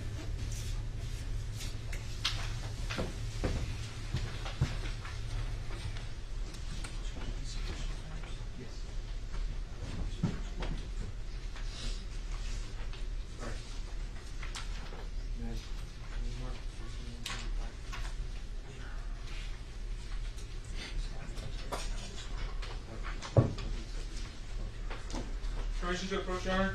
You may. Okay. Investigator Ugarte, you previously testified that in 2018 you served as a custodian of evidence, correct? Yes, sir. Okay. I'm going to show you what's been marked as State's Exhibit 173. Do you recognize this item? Yes, I do, sir. How do you recognize this item? My handwriting and my signature? Okay. Do you recognize the document? Yes, I do, sir. Are these documents kept in the regular course of business with the Sheriff's Office? Yes, sir. And is it made at or near the time or reasonably after the event occurred? Yes, sir. Okay. And what purpose do these documents serve when you use them as the custodian of evidence? It's our record, like of the items that are taken to the DPS crime lab. Okay. Now I'm going to show you what's been marked as State's Exhibit 174. Okay. Do you recognize this item? Yes, I do, sir. Okay. And how do you recognize it? My signature, my handwriting. Okay. And as a custodian of evidence in 2018, when you were handling these, was this business record kept in the normal course of business? Yes, sir. And are these made at or near the time or reasonably after the event occurred? That is correct, sir. Okay, and these are maintained for purposes of record keeping. Yeah, that is correct, sir. Okay. Your Honor, let the record reflect I'm tendering to defense what has been marked as State's Exhibit 173 and 174 for inspection, and we'll be offering them into evidence.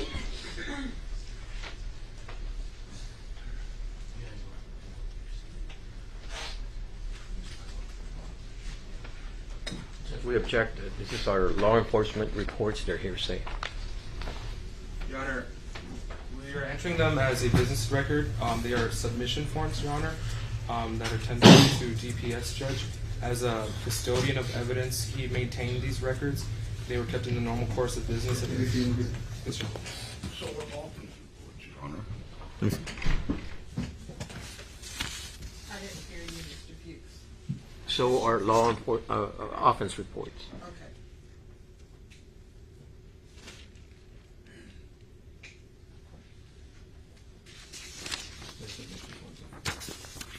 Objection is overruled at this time. Exhibit 173, 174 are admitted into evidence at this time. Thank you, Your Honor. Permission to publish, Your Honor? Thank you. All right, Investigator Ugarte, I'm going to show you what's been marked as State's Exhibit 173. And I want to point out here, can you explain what this document is? It's a DPS crime lab submittal. It's a lab submittal? Yes. Okay, and what does this document serve as? Just document what was being sent to the DPS crime lab. Okay, and is that your signature there? Yes, sir. And what does that say right there? It was done in person. That I took the items in person. Okay, so that means that you took the items in person. Yes, sir. Okay, and can you please explain to me what item number 1 is in this form? And let me zoom in. One HK 40 caliber handgun with 1 magazine and 9 live rounds. So you sent off the HK 40 caliber handgun Yes, sir. with the 1 magazine and the 9 live rounds that were located in that magazine? That is correct, sir. Okay. Now, I'm going to show you State's Exhibit 174. Okay? Same question. What is this document? The DPS lab submittal. Okay. And is that your signature right there? That is correct, sir. Okay. And what does this mean? That I took the items in person. That you took the items in person? Yes, sir. And when you took them in person, you were submitting the items to who? The DPS crime lab. Okay. And I want to bring your attention to item number 32. What was submitted here? 4 tire prints. The 4 tire prints? Yes, sir. Those were the 4 tire impressions that you took with Texas Ranger EJ Salinas? That is correct, sir. And you submitted those to DPS? Yes, sir. Thank you.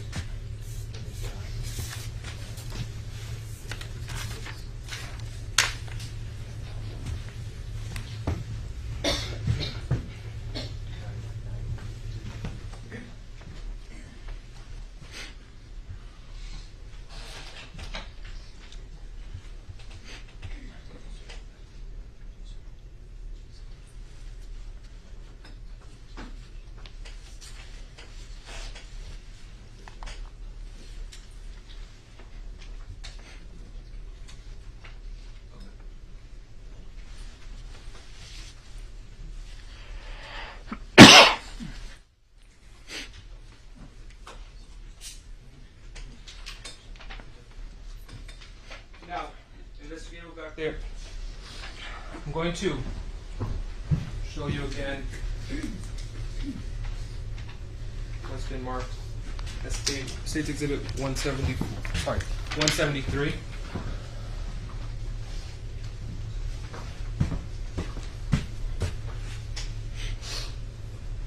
Okay, so under item 1, if you could please read that, please, one more time. One H&K 40 caliber handgun with 1 magazine and 9 live rounds.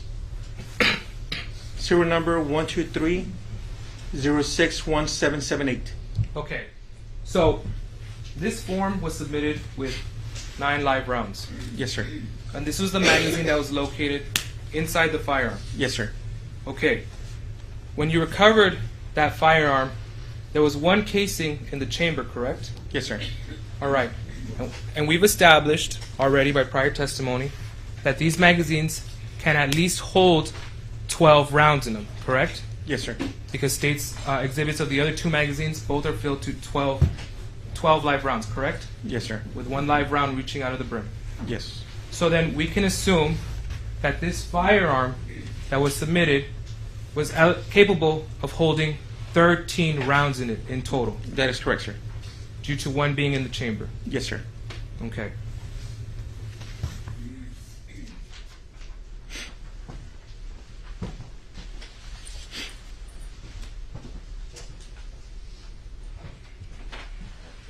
Permission to approach, Your Honor? Yes, sir. The witness? Yes, Your Honor, the witness.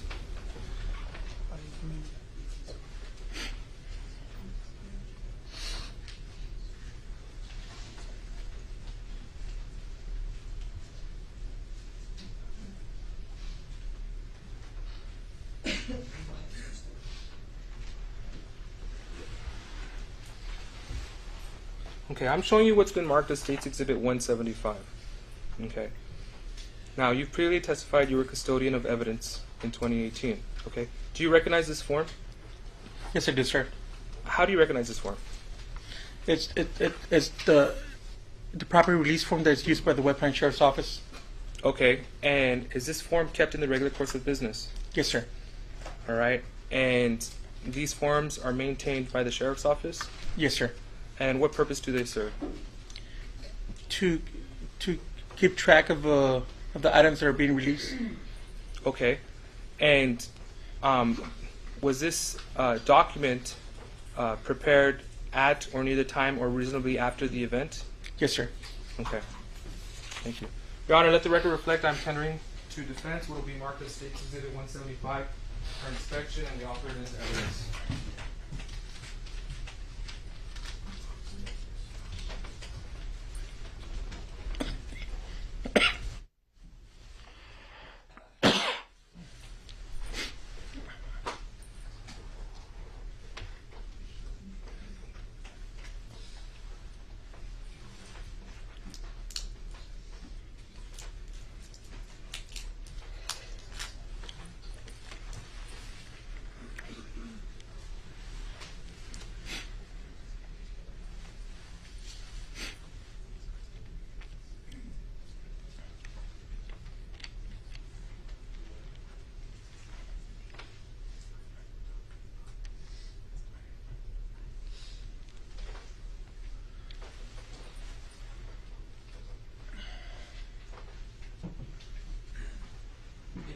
We object to State's Exhibit 175, Your Honor.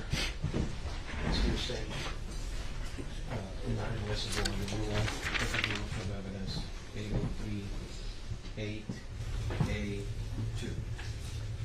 It's a matter of certified law enforcement person. That's all. And Your Honor, if I may respond. You may. This is a document that's kept in the regular course of business. This Investigator has testified that in 2018 he was custodian of evidence. These are records that are maintained for purposes of how they're handling the evidence.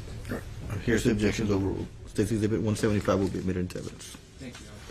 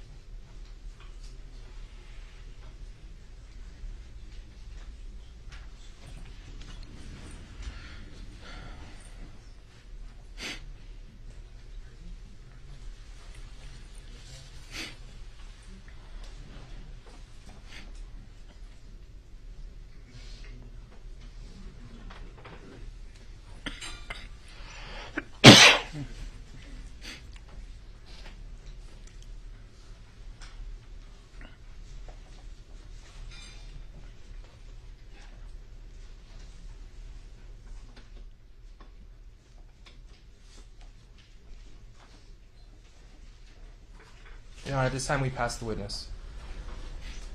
Judge, you want me to proceed? Right? May we approach you?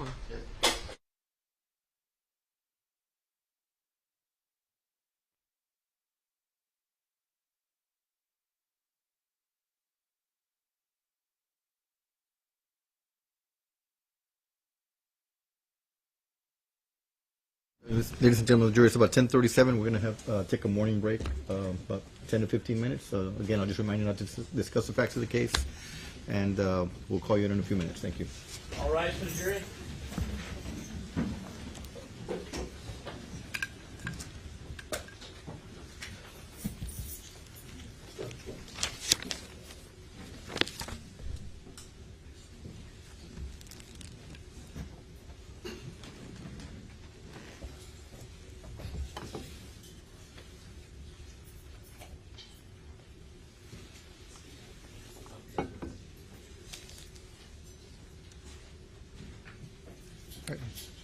You're ready to start in about 15 minutes. Thank you.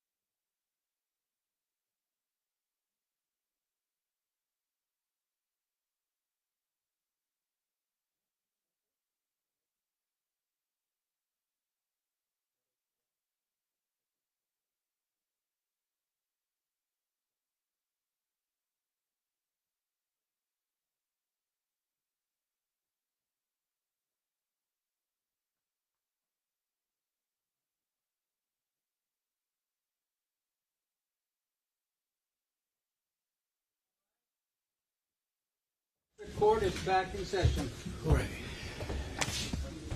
Everyone ready? All right, let's bring the jury in now, please. All right, for the jury. Have our witness come back, please.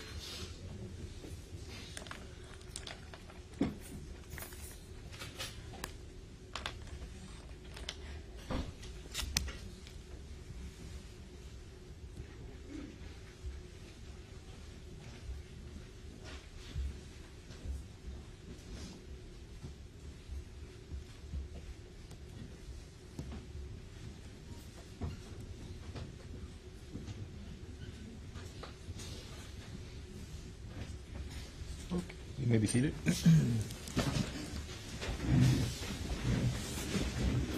So the state passed the witness. Mr. Perez, you may proceed. Investigator Ugarte, back on September the 15th of 2018, you went out to the stripes there on San Bernardo, right? And, yes, I did, sir. Okay. The one next to the garage, you know what I'm talking about? The one closest to the motel, correct? Yes, yes. Yes. And at the time, you took some photos of the white Dodge. Is that accurate? Oh, yes, I did, sir. Okay. And we've had a prior hearing before, and I asked you if you had opened the doors and then taken photographs of the interior of the truck. And to the best of my recollection, you said you did not. That is correct. Okay. Now, do you know, were you there when the truck was opened up and photos were taken from the inside? No, sir. And may I approach the witness, Your Honor? Are you familiar with what an inventory search is? Yes, sir. Can you tell, ladies and gentlemen of the jury, what an inventory search is? Itemized log of the items that were searched. And the idea, we've talked about it previously with Nenke, I think, but the idea is to document what's in the vehicle so that in transport, once it's been seized by law enforcement, in transport, nothing can be taken or the like, right? That is correct, sir. Okay. Now, I'm going to show you what's been admitted into evidence as Defendant's Exhibit Number 1. I'm sorry. Can you tell me the title of that form, please? Texas Department of Public Safety Property Inventory. Okay. And who had custody of the white Dodge Ram out there, the Texas Rangers? I believe it was the DPS. Okay, When I DPS, Department of Yes. Public Safety, and the Texas Rangers are part of the Texas Department of Public Safety. That's correct, sir. Correct. And can you tell me what Defendant's Exhibit Number 1 says right here? Vehicle seized pending criminal investigation, no inventory conducted, released to Webb County SO Lieutenant Ricardo Garcia. Okay. And then can you read down here again a second time on Defendant's Exhibit Number 1 what it says? Notes vehicle seized pending criminal investigation is stored at the Webb County Sheriff's Office substation on 7209 East Saunders, Laredo, Webb County. No inventory conducted. Okay. And so, at least this document, which is DPS's own document, is basically saying that no inventory was conducted. That is correct, sir. Is that accurate?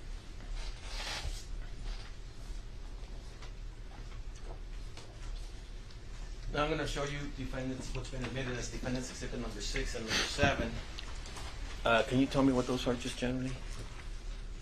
The photos of the vehicle. Okay, and this is out at that Stripes at that convenience store next to the motel. Accurate? Is that correct? Yes, sir. And you can tell where the doors are open. Yes, sir. Okay, but you did not do this, and you did not take this Not, photos. not that I could recall. No. Now,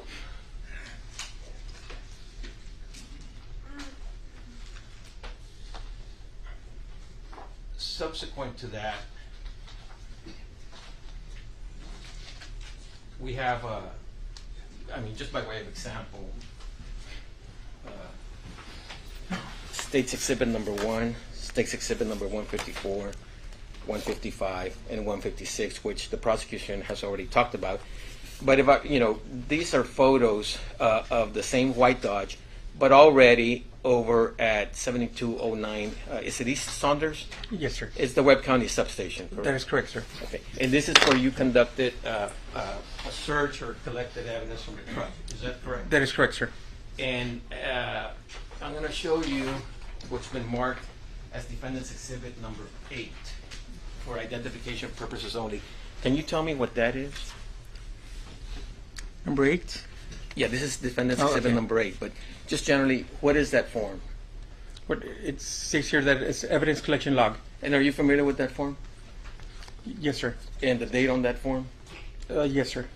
Well, I mean, what's the date on that form? September 15, 2018. Okay, and does this form contain your writing, sir? Not in this page, sir. Okay, what about the next page? Second page.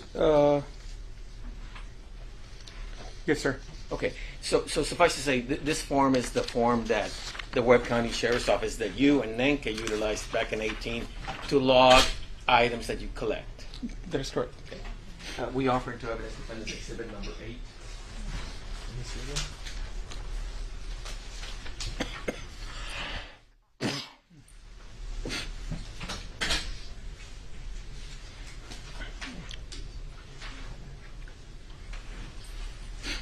No objection, Your Honor. Exhibit number 8 is admitted into evidence at this time.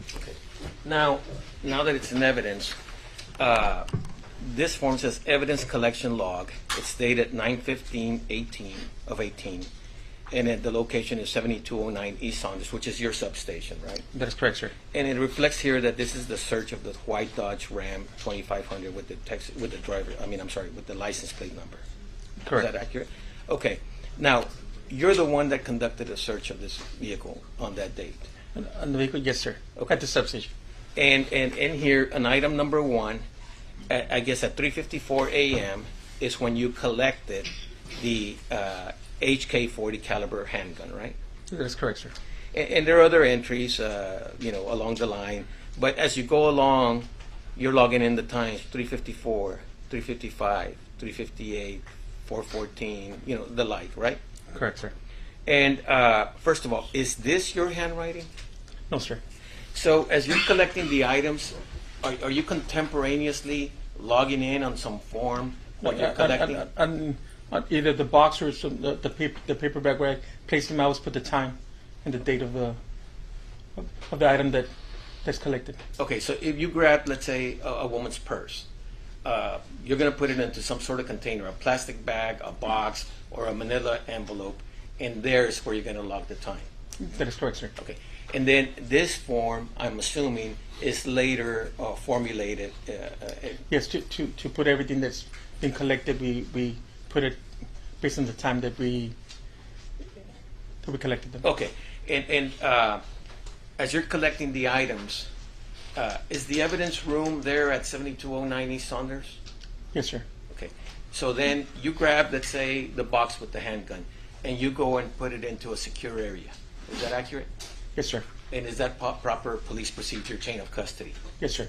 Now, we know that on the 15th, there in 2018, at some point, some items were presented to Mr. Ortiz that were taken from the truck.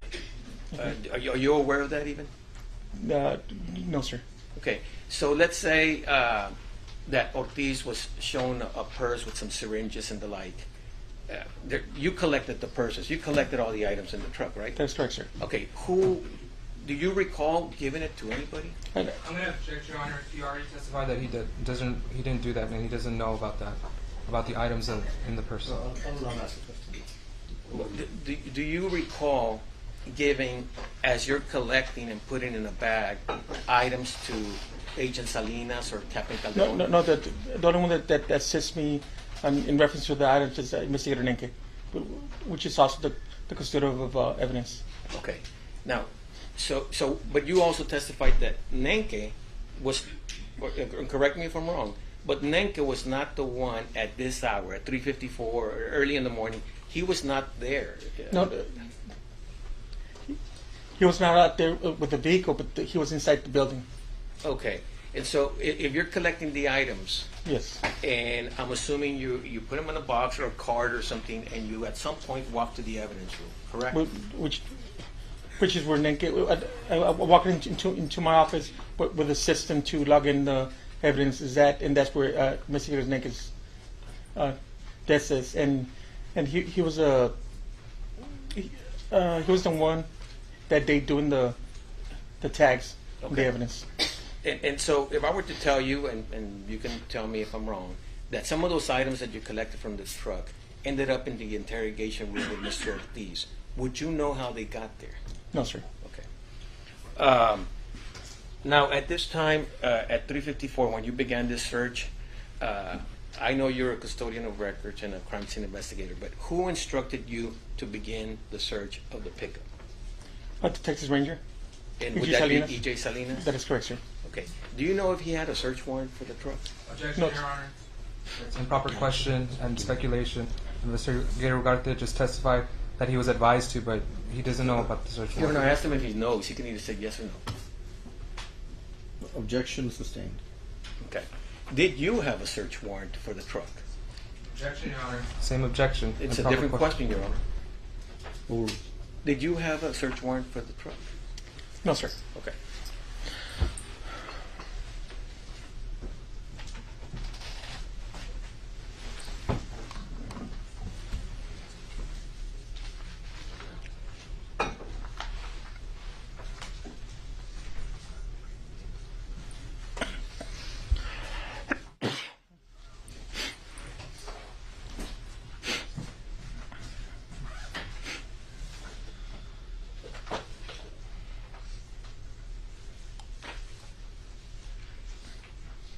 What you got, Your Honor? What's the next defense exhibit?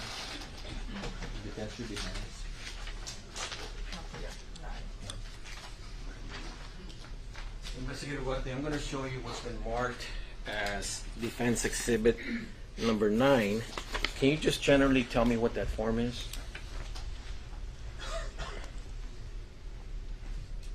It's just it's a firearm collection worksheet. And is that your report there? With It- regards to this case? It has my name, but I believe this is, if I'm not mistaken, this is done at the Laredo Police Department. Okay, why would it have collected by Webb SO Investigator Ugarte? Because more like that, I took the casing so they could check them out at the police department. Okay. I'm not sure if that's the same form, but I believe that's what it is. Okay, tell me what the Laredo Police Department has to do with this Webb County Texas Ranger investigation. Well, you just testified, so I can Yeah. make it clear. You testified that this is a form that the Laredo Police Department No, uses. that I believe that's the one they use. They have the NIBIN system, I believe, Okay. where they check the casings, like if it's fingerprints, but they check if it comes from a certain weapon. So you're telling me that the firearm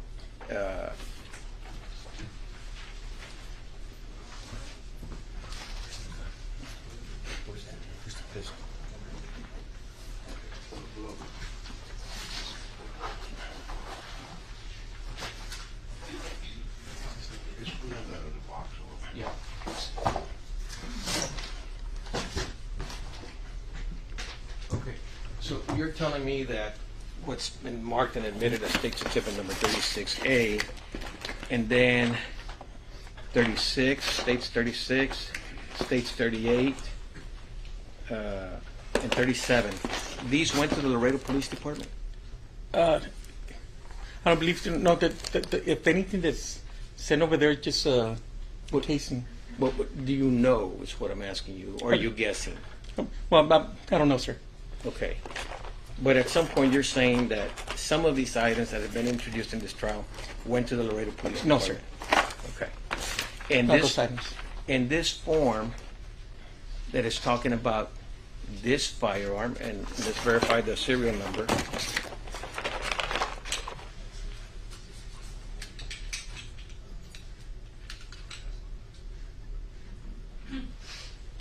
I don't want to point it at you. But you see 123-06-1778. Yes. This form is referring to this firearm, That's correct? correct. And so you did not draft this form? No, sir. And there's a comment here, inspected weapon after it was seized by WCSO. So someone inspected this firearm other than you, other than the ranger?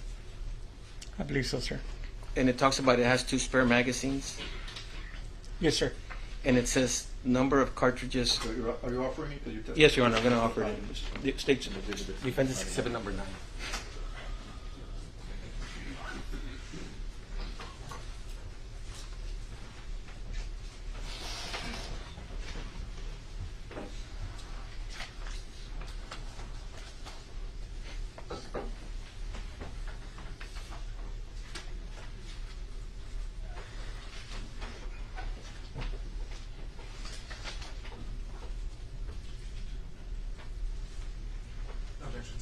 Right. Defense Exhibit number 9, examination 7.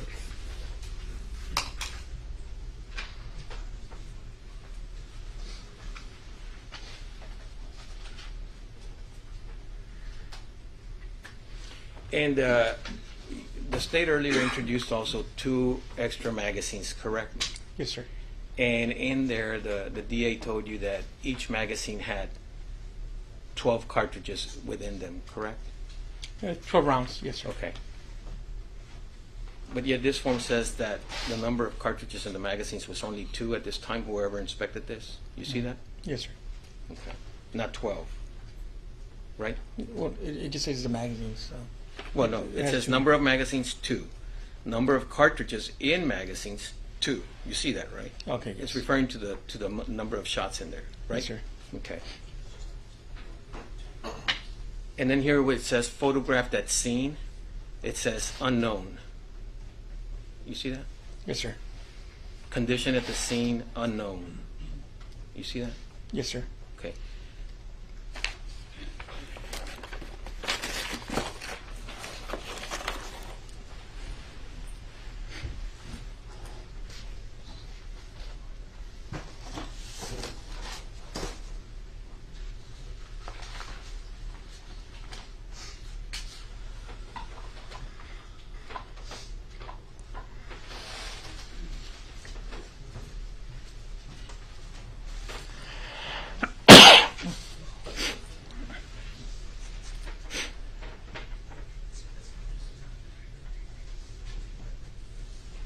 Pass the witness, young.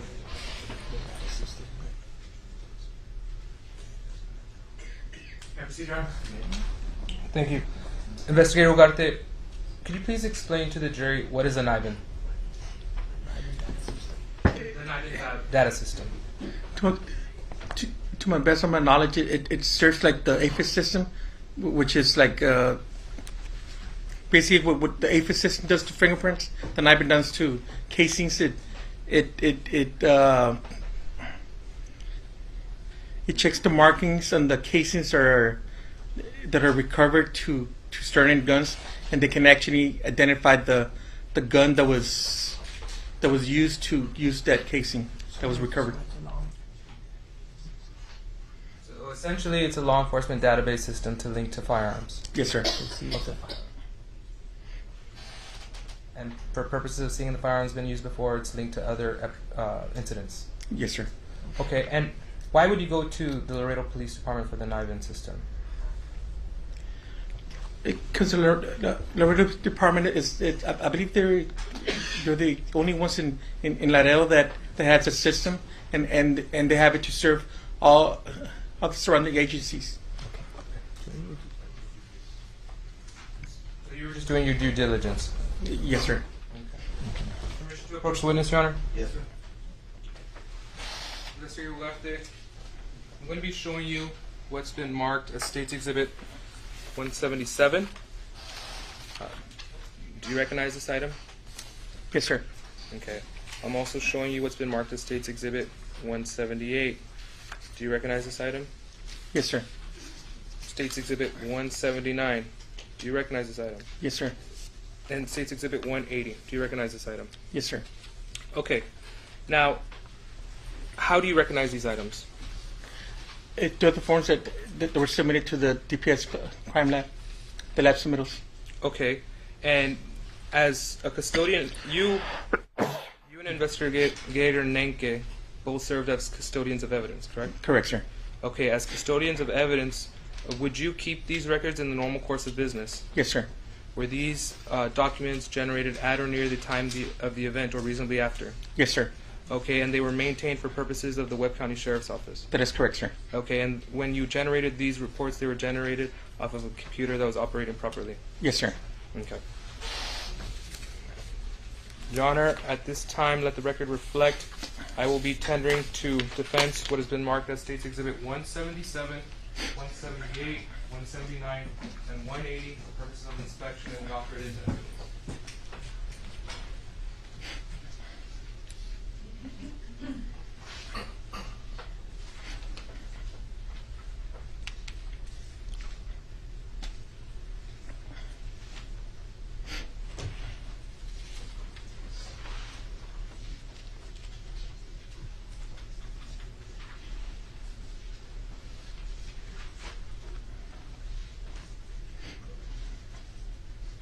May I take a moment, Your Honor? Yes, sir.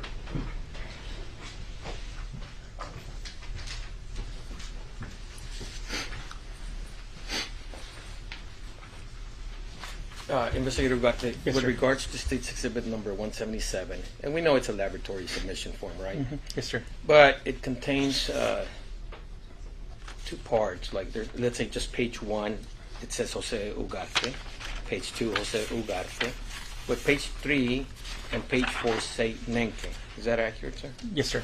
So you did not submit this. It was, and you're not the author of this form. It was Victor Nenke. Is that accurate?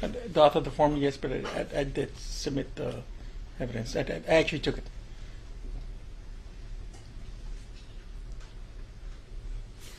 Okay. I'm trying to figure this out. It says, this is not a very good copy, but it says date submitted, right? Yes. Okay. So it says in person, right? Yes. And so let's say the first page and the second page, it's Jose Ugarte. Oh, yes. Now, the second, the third, and the fourth page of State's Exhibit 177 say submitted by, in person, Victor Nenke. Yes.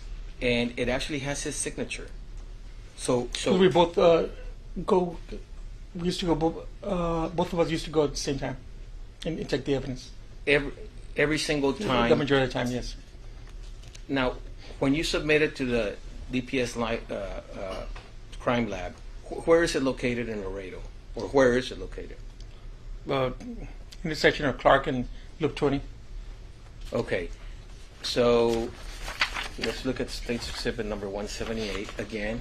It says submitted in person by Mr. Nenke, page 1. In person, Victor Nenke, page 2. In person, Victor Nenke, page 3. And in person, Victor Nenke, page 4. State's Exhibit number 179. Page 1, Victor Nenke, in person. Page 2, Victor Nenke, in person. Page 3, Victor Nenke, in person. State's Exhibit number 180. Page 1, Victor Nenke, in person. Page 2, Victor Nenke, in person. And page 3, Victor Nenke, in person. So is it your testimony, literally, that every single time that you went... The majority on of the these time. firms, I'm sorry? The majority of the time, me and Investigator Nankin went. No, that's not my question. Let's look at this one. On 9/5 of 18, we know it's you because there's your signature, right? Yes, sir. So on 9/11 of 18, it says Victor Nanke and Victor Nanke. So my question to you, to page 3 and page 4, do you have an independent recollection? Not that you think you went, most of the time you went, almost all the time you went. Do you have an independent recollection, a memory of having gone on 9/11, 2018 and 9/05 No, to sir. submit this? You do not? No. Okay. And if I ask you the same question, which states, because all of these have your name, I'm sorry, Victor Yes. Nanke's name. If I ask you the same question regarding 178, 179, and 180, Will be the same answer. okay. We object, Your Honor, to lack of personal knowledge and hearsay under Rule 803, the exceptions to the hearsay rule. Law enforcement records are specifically accepted from that, Your Honor. May I respond, Your Honor? Yes, you may. Your Honor, what we're trying to establish is not whether he took it, but whether he conducted and performed and generated these items in the regular course of business, Judge. This is a business record affidavit. He was a custodian of evidence. He was in charge of helping maintain these records and keeping these records for purposes as to when they were exiting, when they were being sent out to DPS, and he can testify as a former custodian of evidence that he is familiar with it and it was kept in the regular course of business for that purpose, Judge. And under 902, Your Honor, as well. Yes, Your Honor, but under 803, 8A, 2, under public records, it says that these records, as if it's a matter observed by law enforcement, are not accepted from the hearsay rule. It's hearsay. All police reports, otherwise they'd introduce their whole report, Your Honor. It's the same thing. Not to mention that he's not the author and he lacks personal knowledge. I think he's guessing about it, Your Honor. And Your Honor, if I may respond. Yes, you may.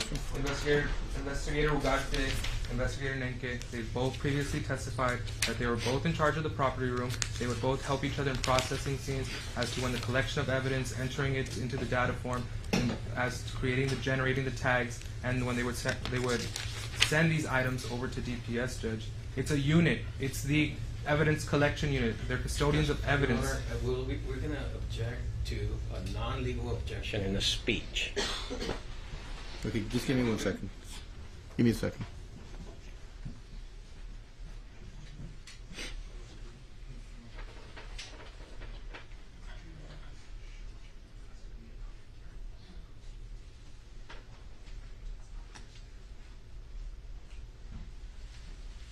And, Your Honor, if I may just... Okay.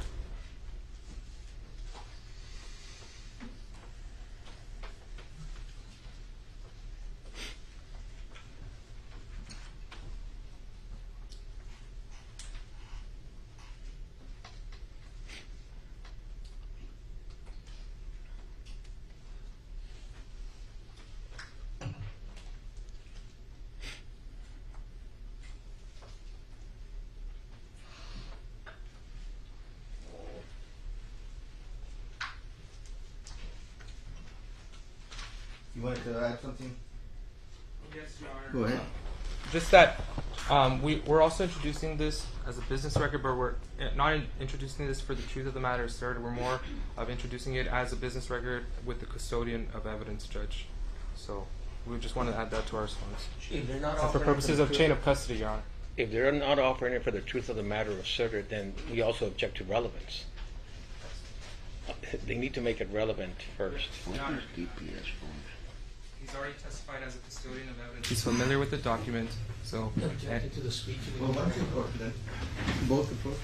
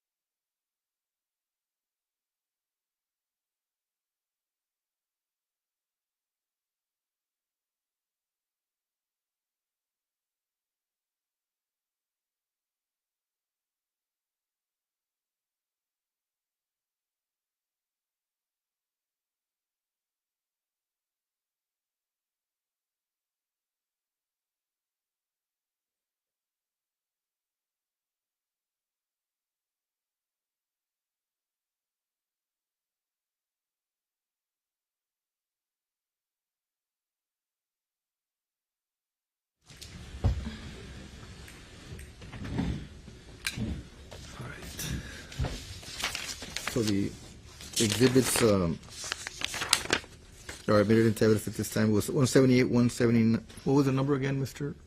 Soto? Just a second, Your Honor. For the record, they were State's Exhibit 177, 178, 179, and 180. 180, yes. Those are admitted into evidence for the jury's consideration.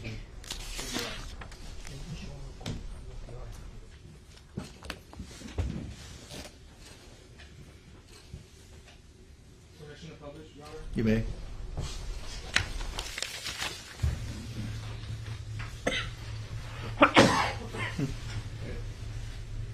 Investigator Webb, I'm showing you what's been marked as State's Exhibit 177.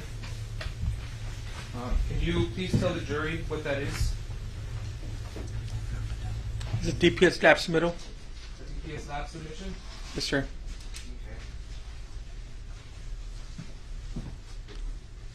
Okay.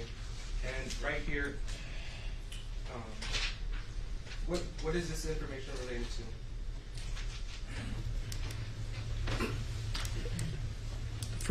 The first victim on Jeffries Road. Okay. And all of these items here that are listed throughout State's Exhibit 177, these are items that were submitted in relation to that? That is correct, sir. In relation to that investigation? Yes, sir. Okay, and permission to publish State's Exhibit 178. Now, I'm showing you what's been marked as 178. This is the submission form, another submission form to DPS. And whose name is that? The suspect, Juan David Ortiz, and the victim, Claudine Luera. Okay. And typically in these records, all the items that are listed, why are they listed on in a form like this? What's its purpose? Those are the items that they're taken to the DPS crime lab so they can be processed. Okay. Now I'm going to show you State's Exhibit 179.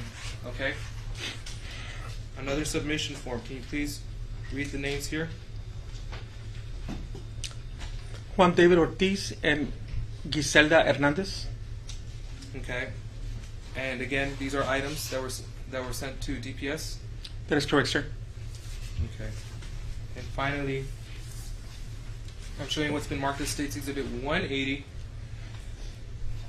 Can you please read the names? Juan David Ortiz and Humberto Ortiz. Okay. So these are items that were submitted from the 4 separate crime scenes, correct? That is correct, sir. And these were and the items listed were submitted to DPS? Yes, sir.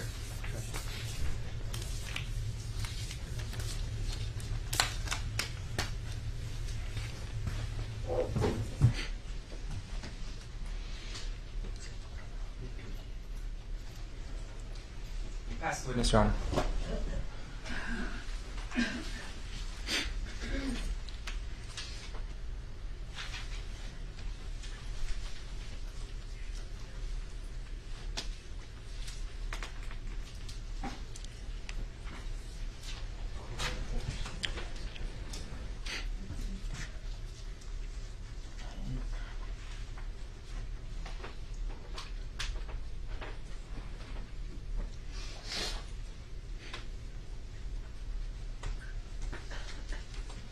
Investigator Nenke. Now, with regards to State's Exhibit number 177, now, can you tell me who the suspect in this is listed here? And this form is Rene Davis Arce. Okay. And so the others say Juan David Ortiz, correct? That's correct, sir. Now, did you go to the residence of Mr. Arce? Yes, I did, sir. Okay.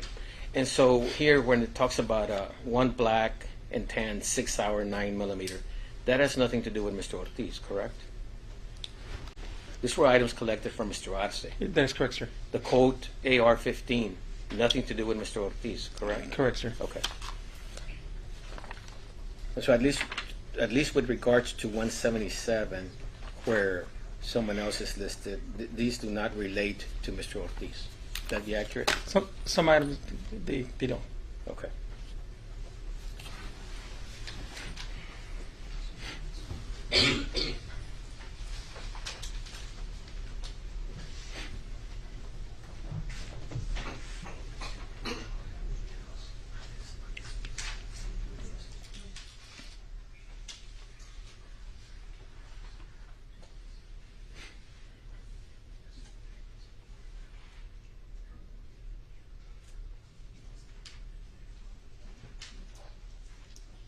No further questions, Your Honor.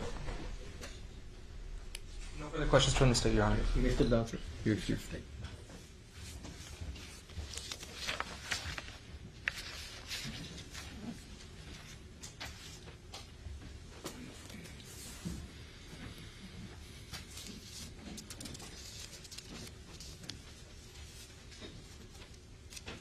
You have another witness? Yes, sir. The state calls Dr. Corinne Stern to be examined by Chief ADA Marisela Jackman. Dr. Corinne Stern.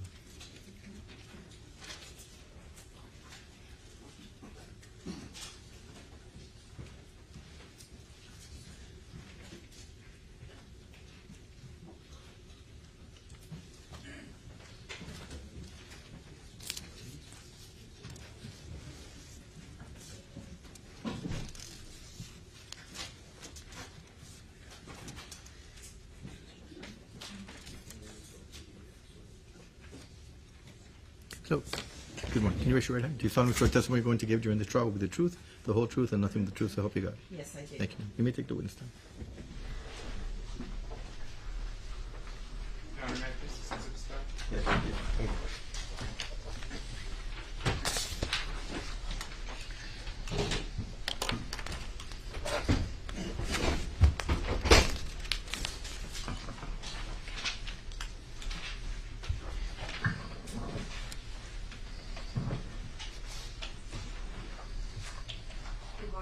Good morning. For the record, Marisela Jackman for the state. Would you please state your full name, Dr. Stern? Yes, Dr. Corinne Elizabeth Stern. And what is your occupation? I am the Chief Medical Examiner for Webb County, Texas.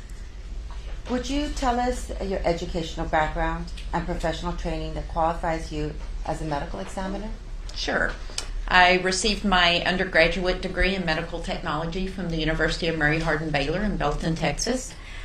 I then went to medical school at the University of North Texas Health Science Center in Fort Worth. I did a residency in anatomic and clinical pathology at the University of Hawaii at Manoa in Honolulu, Hawaii. And then I came back to Texas and I did a surgical pathology fellowship here in San Antonio with the University of Texas Health Science Center. And I did my forensic medicine fellowship with the Office of the Armed Forces Medical Examiner in Washington, D.C. I also hold a master's degree in public health with an emphasis in mass disaster management. I passed my forensic boards in 2001. I am licensed to practice medicine in the state of Texas. I am a fellow of the National Association of Medical Examiners and a member of the American Academy of Forensic Sciences. And for the jury, you mentioned pathology. Could you explain what forensic pathology is? Sure. So forensic means law. So I practice pathology or practice medicine as it deals with the law. Okay. And in your capacity as a medical examiner, do you conduct autopsies? Yes, ma'am. Okay. Can you explain what an autopsy is and how it's conducted? Sure. As performed? So an autopsy is both the external, the outside exam, or the exam of the outside of the body, and the exam of the inside of the body, and internal examination. So the steps of an autopsy, what I usually do first is I examine my patient as they come in. Okay, so I look at them before anything is removed from the patient. By the time the patient gets to my table, he or she has been weighed. Once on the table, we take a length. Okay, we can't take a height because I can't stand my patients up. So we take a length, which may differ a little bit than what that person's height was in life. I then document everything that that patient has on. So all the clothing, document any kind of medical intervention. So maybe they have an endotracheal tube, that's the tube to help them breathe, or EKG pads or IV lines. I document all of that, and then with the help of an autopsy technician, the clothing and the medical intervention is removed. In the case of a homicide or a suspected homicide, we do have a list of certain evidence we take, and also additional evidence if it is warranted. We do that before the decedent is washed. Once that's done, I do an external exam from the top of the head to the bottom of the toes. I'm documenting the hair color, the length, is it curly, is it straight, what color are the eyes, is there contact lenses present, are the ears pierced, is anything else on the body pierced, the condition of the teeth, if they're natural, are they in good repair or poor repair. I'm looking at the integrity of the skin. We're looking for discolorations in the skin. Maybe the skin is pale, or maybe it's jaundiced or yellow. Maybe they have liver disease. Making sure all the extremities are present, all the digits are present, any surgical scars. We're looking for any tattoos, any needle track marks or puncture sites. That's the external examination. At that time, I take a series of photographs, and then we do an internal exam. We make a Y-shaped incision. So we start at the tip of the shoulder blades to the point of the V, which is at the top of the sternum, and a single incision down to the top of the pubic bones. We reflect the skin, the subcutaneous tissue, like the adipose tissue, and the muscle.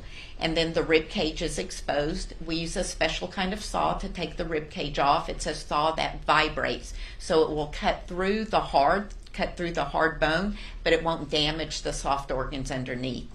Once we take the rib cage off, the organs are exposed. I like to use a method called Rokitansky. That means in block. I can actually take from the tongue to the testicles all out in one block. I do it a little modified. I like to take my intestinal block out separately to avoid any spillage, and I take the genitourinary block, so in other words the bladder and the reproductive organs or the prostate separately out, and then remove all the other organs. Thank you. Now, during your career, approximately how many autopsies have you performed? I'm in excess of 7,000. Dr. Stern, on September 14, 2018, did you conduct an autopsy on Melissa Ramirez? I believe she was a Jane Doe at the time. Yes, ma'am. Did you prepare a report for the autopsy of Ms. Ramirez? Yes, I did. And I'll show you what has been previously marked as, what has been marked as State's Exhibit 181. And ask you if you recognize it.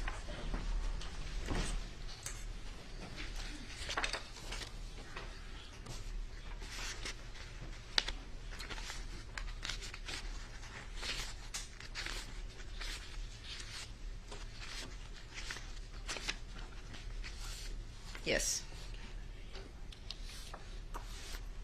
What is it? It's a complete transcribed autopsy report that I dictated along with the toxicology report. Okay. And is it done at or near the time that you conduct the autopsy? Yes, ma'am. And it's prepared by you? Yes, ma'am. Well, I have a transcriptionist, and I dictate it, and then the transcriptionist gets it back to me. I make the corrections online and print it out, and then my secretary puts it in that form. And is this report maintained in your office as a normal business activity? Yes, ma'am. Okay. Would it assist the jury to follow along with your testimony, with your if they could observe your report? Sure. At this time, Your Honor, I tender State's Exhibit 181 for inspection and ask that it be admitted.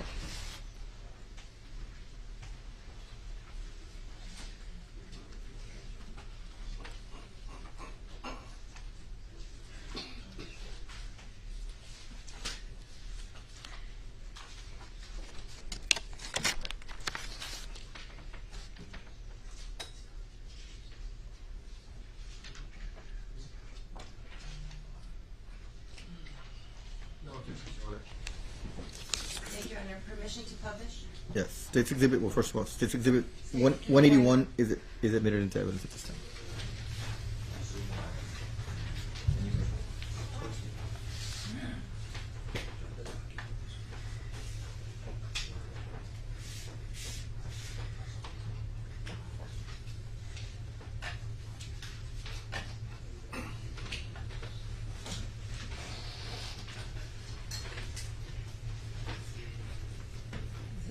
Can you see that?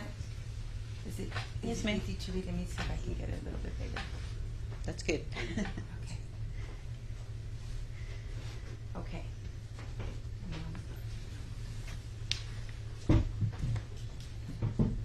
Now, Dr. Stern, how did you identify this body as Melissa Ramirez?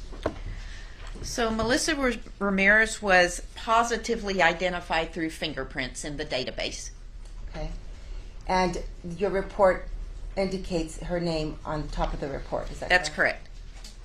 correct. And what was Ms. Ramirez's date of birth? Is that indicated on your report? Her date of birth is not indicated on the report, sorry, just date the of age. death. Her date of Her death. date of death is September 3rd of 2018. And will you describe the general condition of the body when you began the autopsy? So Ms. Ramirez arrived to my office with several wounds that were appeared to be caused by gunshots. They were about her face and her head, and she had one on her extremity, and she had some additional injuries on her face as well. Okay. Could you describe? At the time of the autopsy, could you tell how long Ms. Ramirez had been dead when you received her? Well, at the time of the autopsy, her rigor mortis was resolving. Rigor mortis is the stiffening of the body after somebody dies.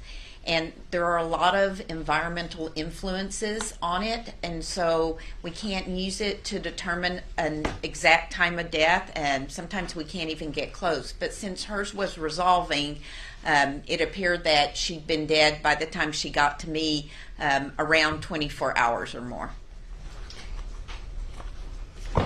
Your Honor, may I approach the witness? Dr. Stern, I'm going to show you, and you mentioned that you take photographs as you're conducting the autopsy. Yes, ma'am.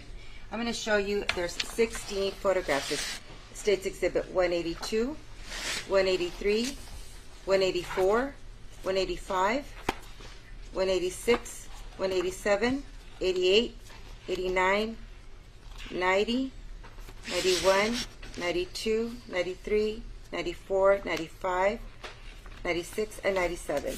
Will you please review these? And I ask you if you recognize them.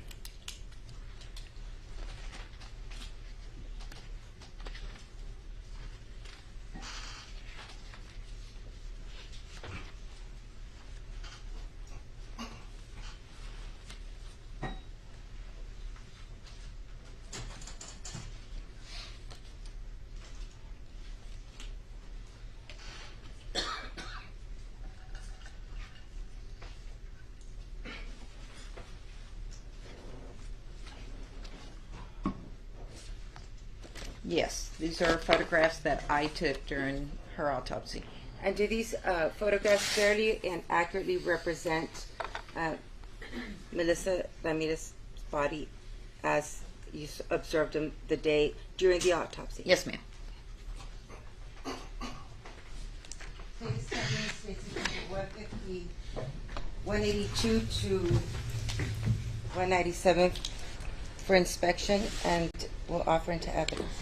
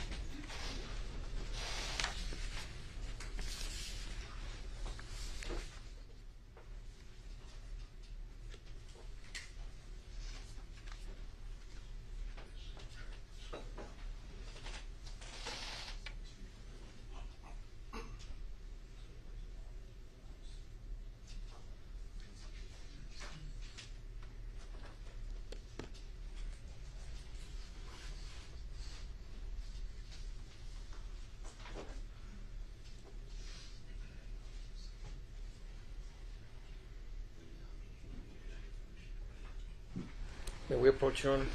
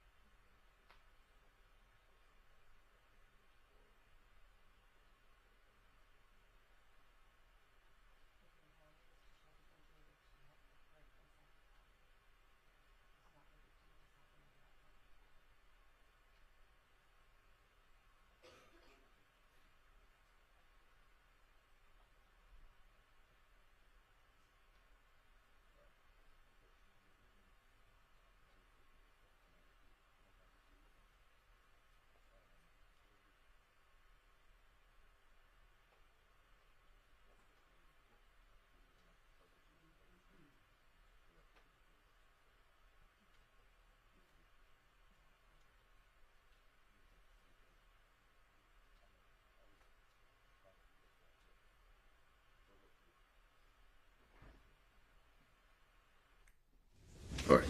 So, State's Exhibits 182, was it the first one? Ms. Jackman?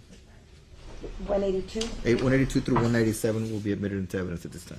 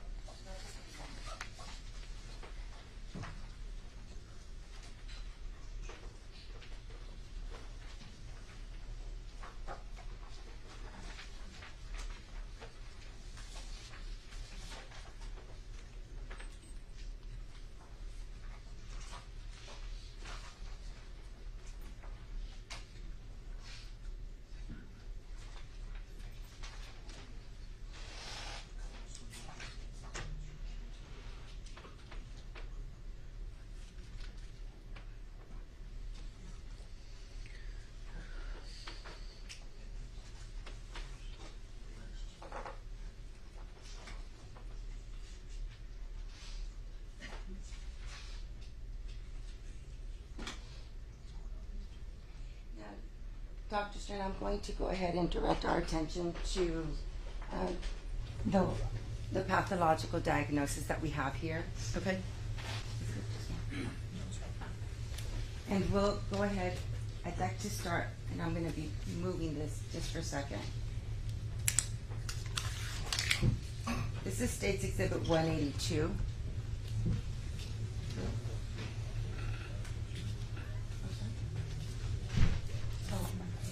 Your Honor, if I may just warn the media and the families that these images are sensitive. They're autopsy photos.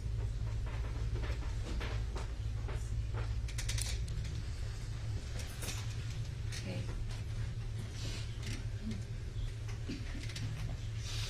What is this picture? Okay, so this is what we call the as-is photograph of Melissa Ramirez as we put her on the autopsy table before we began the exam. And the purpose of that is to demonstrate or to show how she was when she came to me. This is how she presented to me. Okay. Now I'm going to show you State's Exhibit 183.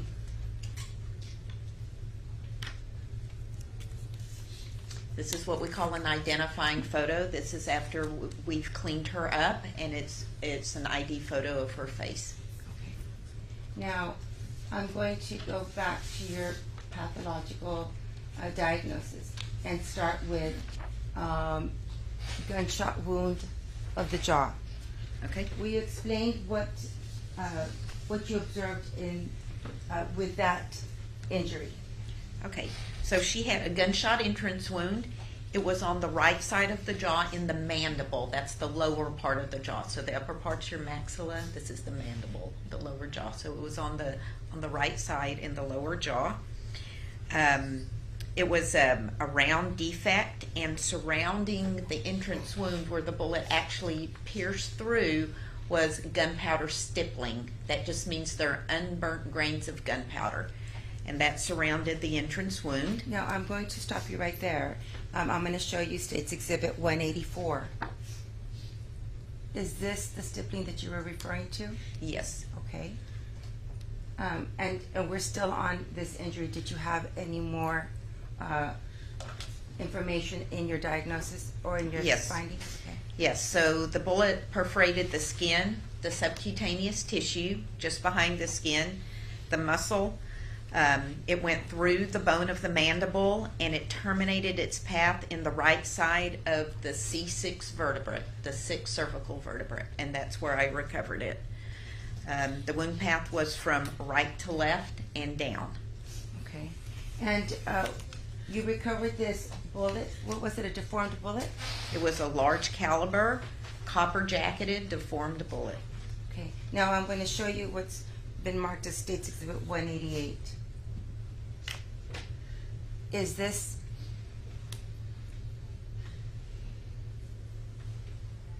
let's see, let me go this way. Is that the caliber? Yes, that is the bullet, the projectile that I recovered. From that injury? From that injury. Now, I'm going to now ask you to concentrate on the second injury that you identified, the gunshot wound to the neck also. Okay. She had another gunshot entrance wound. It was on the right lower neck, so about in this area right here. It also was a round defect. She did have a circumferential area of soot that surrounded that particular entrance wound. That bullet also perforated the skin, the subcutaneous tissue, and the muscle, and it crossed the midline. So it went across the midline of the body, underneath the mandible. Okay, so underneath the lower jaw, and I recovered it in the soft tissue underneath the left ear.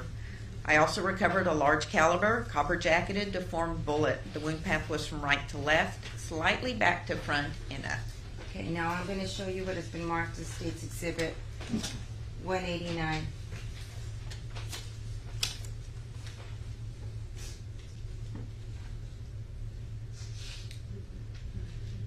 And how many injuries to her neck did she have? So she has 2 gunshot entrance wounds to her neck. The one that we just referred to is going to be the lower wound. This one? No, the This lower one. one. Yes. Okay, so this is the one that, so you have it as injury number 2. That's correct. this is injury number 2. Yes, ma'am. When you were referring to right now with the, you said that there was some. There's an area of soot. It's very difficult to see in this picture, and some of it, once we cleaned her, may have washed off. Okay. But she did have a circumferential area of soot surrounding that entrance wound. Okay. Now, you mentioned also that you removed a deformed bullet. I'm now showing you what has been marked as State's Exhibit 191.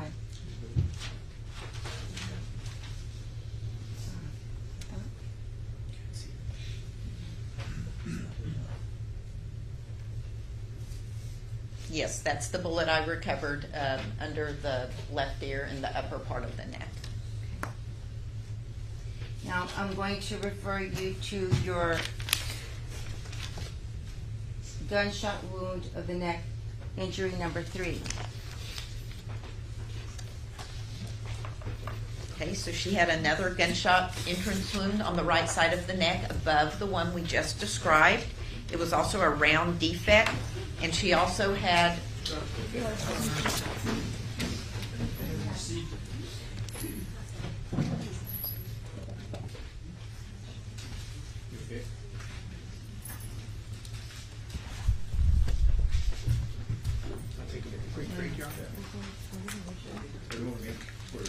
We'll go ahead and excuse at least a juror. You want to help him out? Can you excuse him for now? Out there, maybe. We'll go ahead and excuse the jury just for a few minutes. Remind him not to discuss the facts of the case. He can be seated. He doesn't have to stand just yet. Then, but everyone else can step up. You want to go?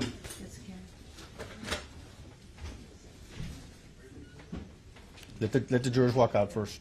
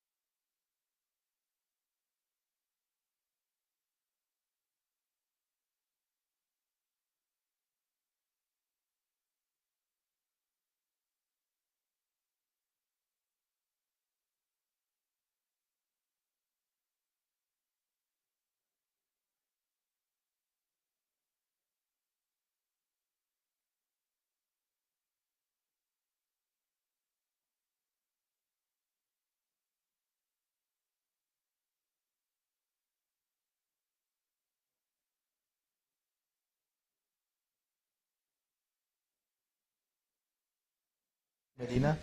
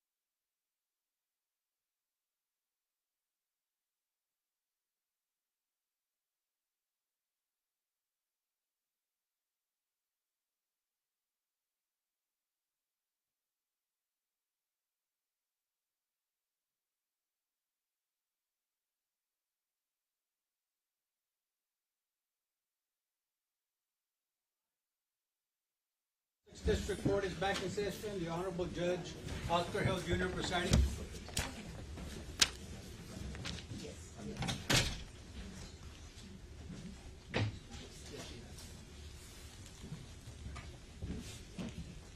When the jury comes in, I'm going to just give them a brief explanation. The juror was excused, just a fainting spell, just so that they're not worried about what's going on. There was a... Well, ready for the jury now? Let's bring them in, please.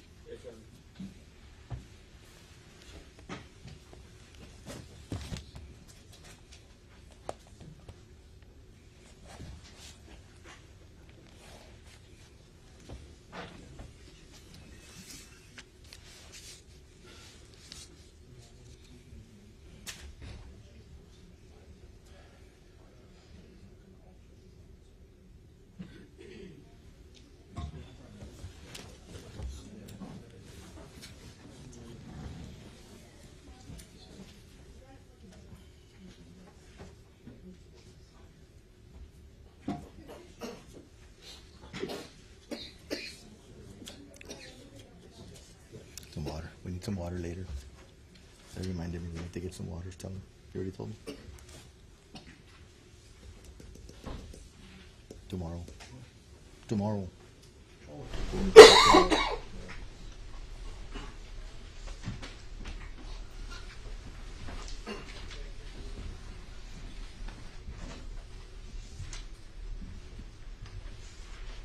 You may be seated. And good afternoon again. And before we proceed, I'm sure some of you are wondering, we did excuse one of your fellow jurors. Everything's fine. It was a fainting spell. Just wanted to let you know everything's fine, but he was excused. Okay? All right. You may proceed. A reminder that the following photos are sensitive for the family. Right, Dr. Stern, I believe we were going over gunshot wound of the neck. It was the third injury that you had for Melissa Ramirez. Is that correct? That's correct.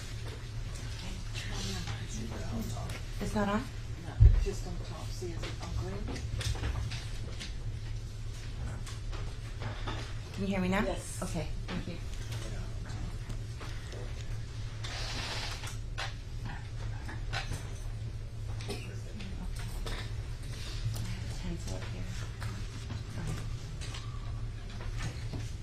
Okay, now I'm going to show you State's Exhibit 189. And is this the photograph that corresponds with gunshot wound number 3, the neck? Yes. Okay. And what were your findings? So this was the second gunshot wound in the neck, and second, just not in any order. She had 2 gunshot wounds. This is the higher of those 2 wounds on the side of the neck. This one? It was also a round defect. Which one would It's be the one above. No? This one? Oh, how do you have the picture oriented? No, it's this one. It's the way the picture is oriented. It makes it look like the one closest to the number is lower, but it's not. It is actually up higher on her head. Would you like for me to show There you this go. way? Yes. Okay. Okay. Now it orients it better to you in anatomical position. So that's the right upper neck. It was also a round defect, and it also had an area of soot around there. Again, these are clean photos. Probably have photos with the soot around them, but it cleans off easily. It also perforated the skin, the subcutaneous tissue, the muscle, and then it went actually through the skull, okay, where the cerebellum sits, the cerebellar fossa. It went through the midbrain. So that's the part of the brain on the bottom that goes into the brainstem. And there it terminated its path in the left side of the circle of Willis. And what the circle of Willis is when you turn the brain over at the very bottom of the brain, we have vessels there. It's like a map of vessels, and we call it the circle of Willis. And that's where I recovered that bullet. And what is it? Is there any indication, or what does it mean when there's soot? What usually does that mean? So when a bullet's fired from a gun, there's a lot of gas that goes behind it, and if the end of the barrel is close enough to the skin, that soot will deposit on the skin. And is that similar to the stippling that we saw? No, it's actually would be a closer gunshot wound than what we would see with gunpowder stippling. Okay, so this would show a closer. That's correct. Now, you mentioned that you retrieved a bullet, a deformed bullet from Ms. Ramirez, and I'm going to now show you what has been marked as State's Exhibit 192.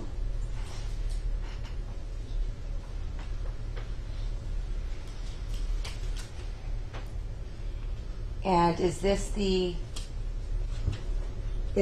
bullet that was retrieved from that area? Yes, you're looking at the end of the bullet. You're seeing the copper jacket. And again, this is from injury that you indicated as number 3. That's correct.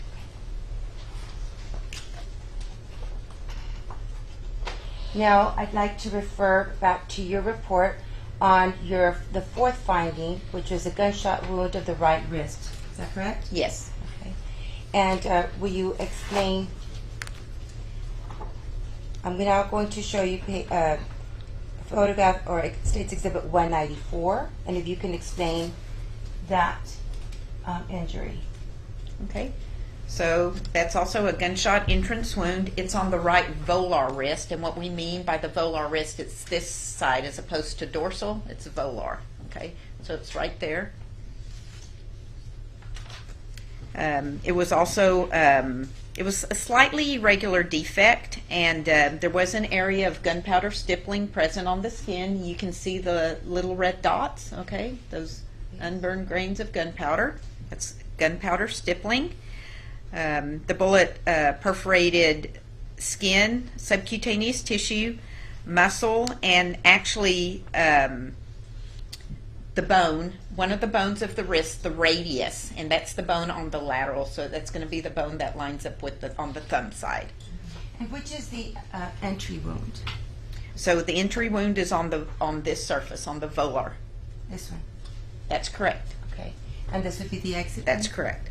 And what type, when do you typically see this type of injury on this part of the wrist, on the inside of the wrist? So this is consistent with a defense type wound, with her trying to hold her arm up like this or maybe across her face. We consider that a defensive type wound.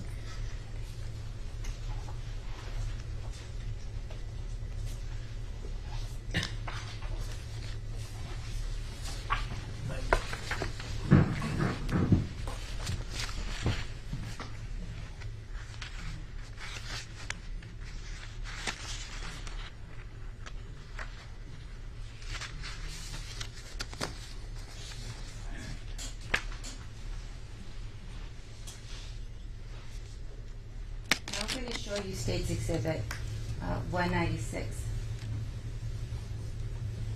Would you explain what that shows?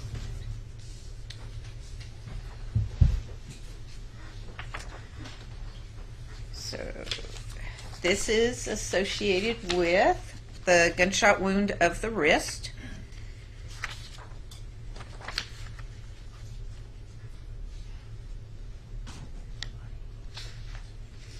And that's the second exit wound. She actually had 2 exit wounds. Because the bullet went through bone, part of the bullet, anytime a bullet goes through anything hard like that, like a bone or maybe a rib, it can break apart. So part of the bullet exited there on the lateral surface, and part of it exited on the dorsal surface. Okay. And so you mentioned that it exited. So is it possible that that bullet continued and may have hit something else? Oh, yes.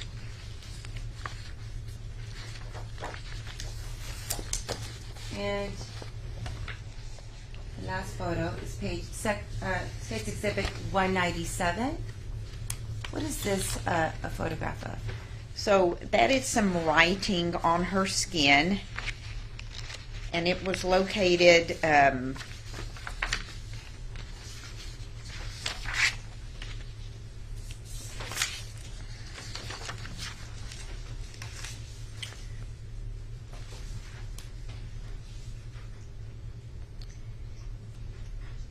Trying to see if I can give you the exact location. Yes, so that is the left knee, and that's the medial surface of the knee. So if you look at the right side of the photograph, it's towards the head, and the left side is towards the toes. So medial means towards the inside. So this is towards her other leg, and she had these numbers written on her in ink. And you documented this.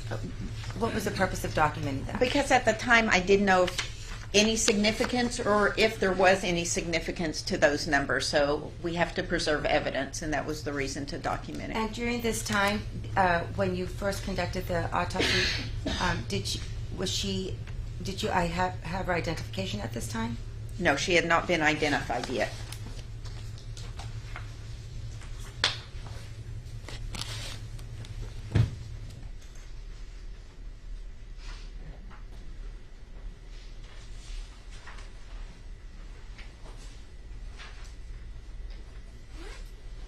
Now, in your report,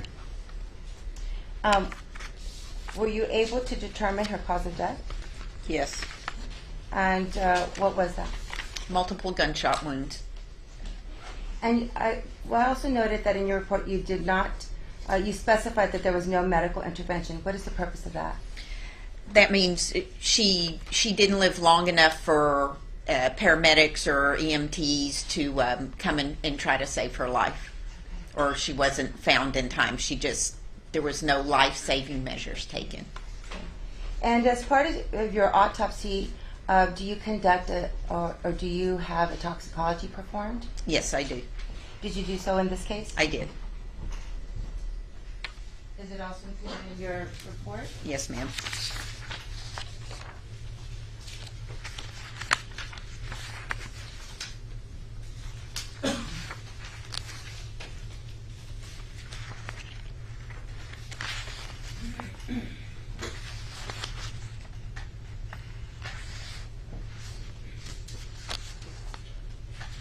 Did you receive the results? Where did you send the? Where do you get the sample that will be sent for toxicology report? We draw it directly from her at the time of the autopsy. Okay. And do you know what the results were? Yes. What were they? So she did have both cocaine and prescription medication, and that prescription medication was alprazolam. You'll probably know it better as Xanax. And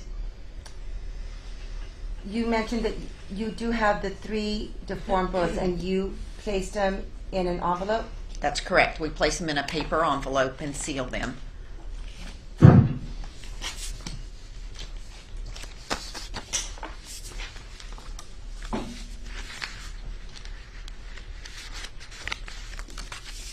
Stern, I'm going to show you what has been marked as State's Exhibit 148. It was previously marked, but not introduced. And will you please identify it? Yes, so this is a receipt of evidence from my office with the list of the evidence that I took at autopsy. And do you have personal knowledge of the information that's on there? Yes. Okay. Is it conducted at or near the time that you prepare this evidence receipt? That's correct. And is it the normal course of the medical examiner's business to maintain these records? That's correct. Okay.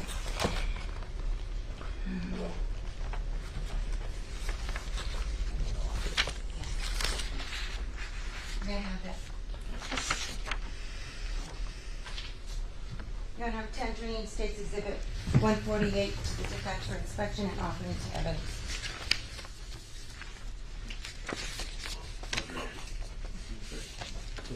You said 148, right? Yes, Your Honor. State's Exhibit 148 is admitted into evidence at this time. May I have this, Your Honor? Yes.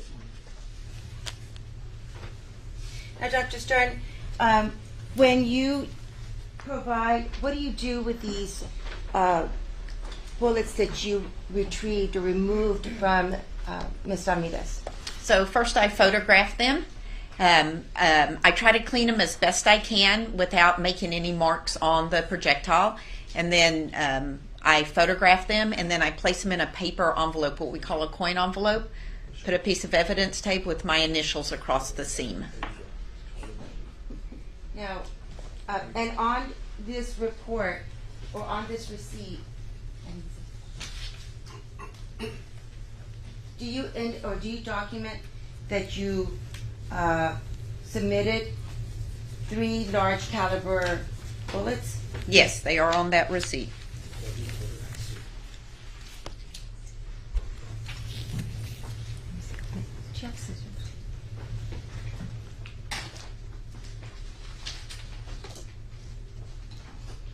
Now, Dr. Stern, a little bit ago, I'm going to show you what has been marked as State's Exhibit, and they've been introduced.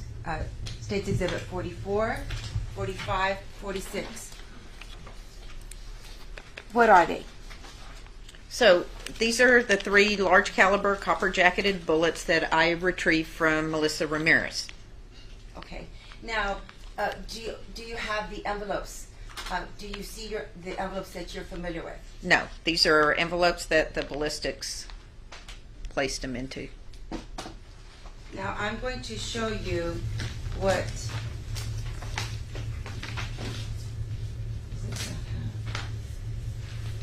I have a sticker for this.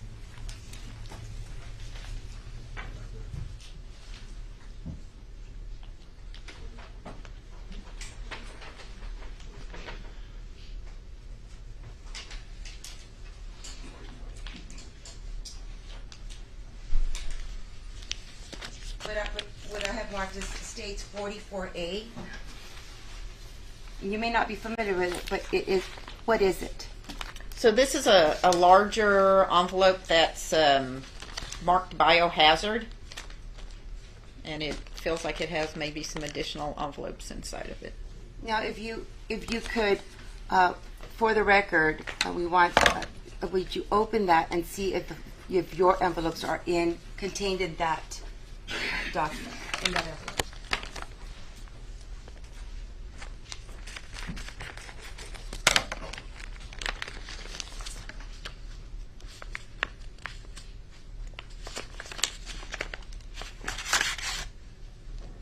Yes, these are my envelopes.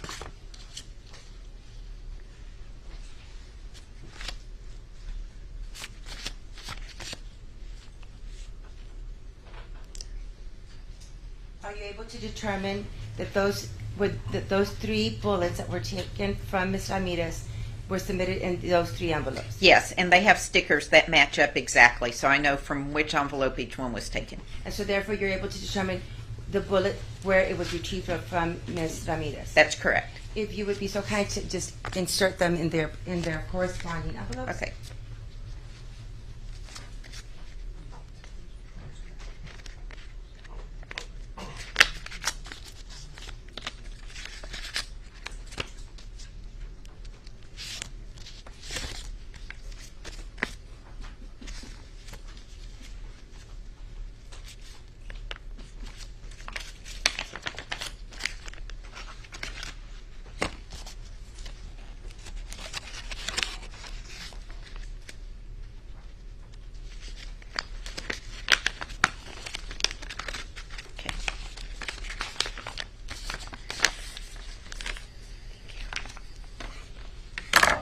Your Honor, for the record, the state's tendering the plastic bag 44A that was holding an envelope that has not been identified, but it contained 3 envelopes that are now marked as State's Exhibit. What are they?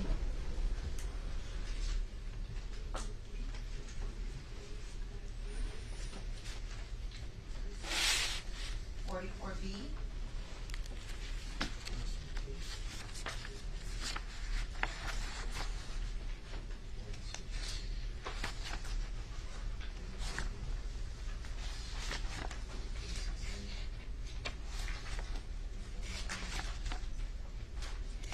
For their inspection, Your Honor, and offering it to evidence.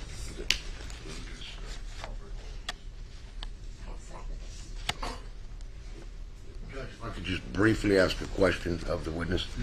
Doctor, if you testify that you recognize these projectiles that you recovered during the autopsy? Yes. Okay, I have no objection, Yes. Judge. And just for clarification, it was 44A, 44B, and you also referenced 44, 45, 46? 45, yes, Your Honor. So the plastic container, the plastic bag that was in was 44A, and then 44B, 45A, and 46A.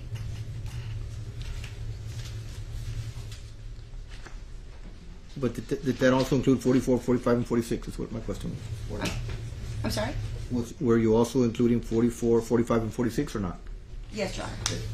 So 44A, 44B, 45A, 46A, 44, 45, and 46 state exhibits are admitted into evidence at this time. Thank you.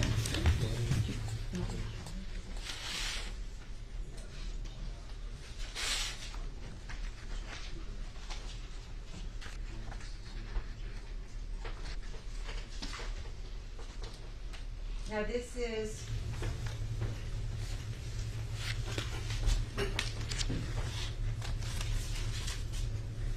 State's Exhibit 45, and it says caliber copper jacketed deformed bullet, right neck. It corresponds with the projectile or the. That's correct. And so this one was the one that you retrieved from. This next to the C6 vertebra. Okay.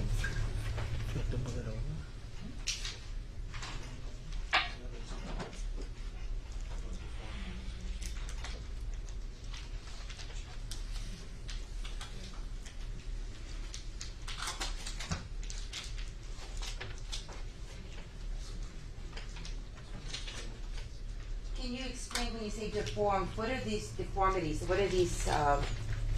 Okay, so the bullet has deformed. It doesn't look like the bullet you take out of the package and load into the gun. It's not pristine anymore. If you'll see, it has, if you will, those talons that fold backwards on them. The bullet has deformed. Okay. Now I'm going to show you State's Exhibit 46A and 44, State's Exhibit 44. Turn it around. And this states, the envelope states, large caliber copper jacketed, deformed bullet, left upper neck. Yes, that's the one that was underneath the left ear.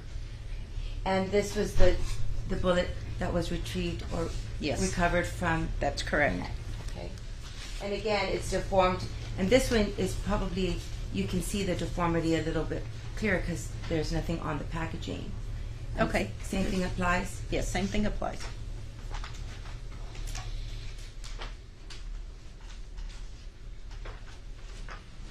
The last one is State's Exhibit 44B, and inside it has 46, State's Exhibit 46.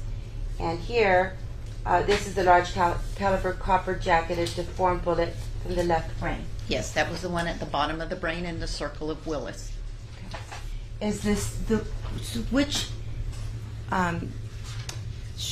gunshot do you believe was the cause of death?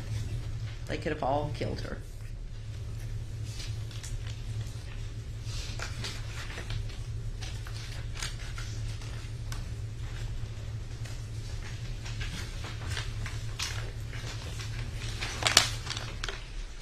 Now I'm going to. Now, Dr. Strong, do you recall conducting an autopsy of Claudine and Laredo? Yes, What day was that? on September the 14th of 2018.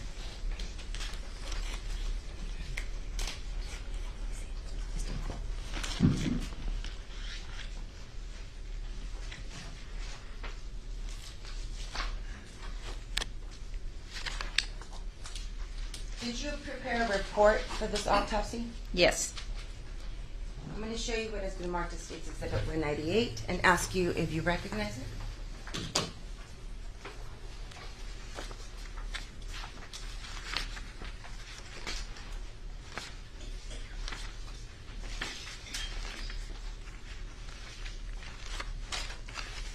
Yes.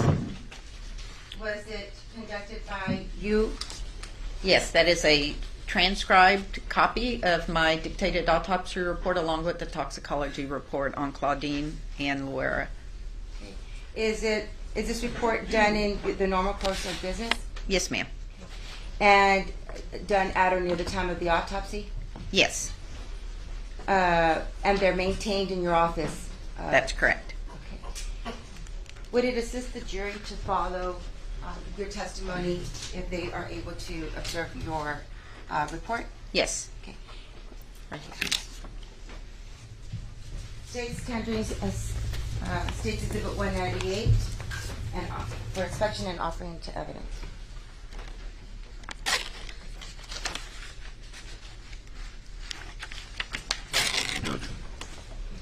Since Exhibit 198 will be admitted into evidence at this time. Not published on it? You may.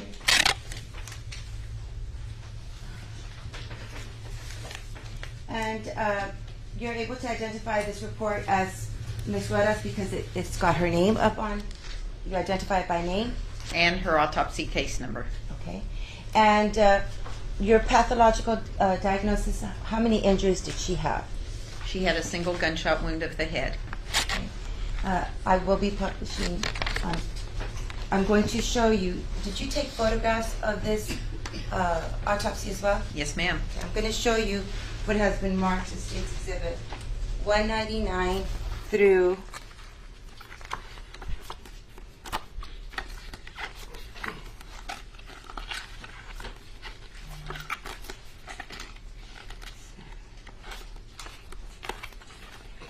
through 209 and ask you if you recognize them.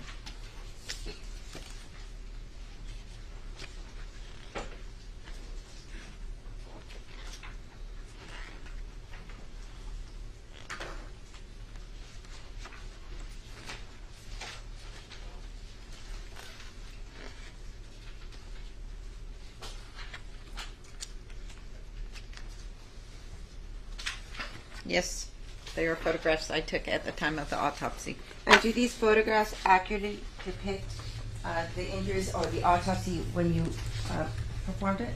Yes, ma'am. I'm tendering to the defense the photographs so they can be inspected and offering it to evidence, Your Honor. The numbers again? They were 199 through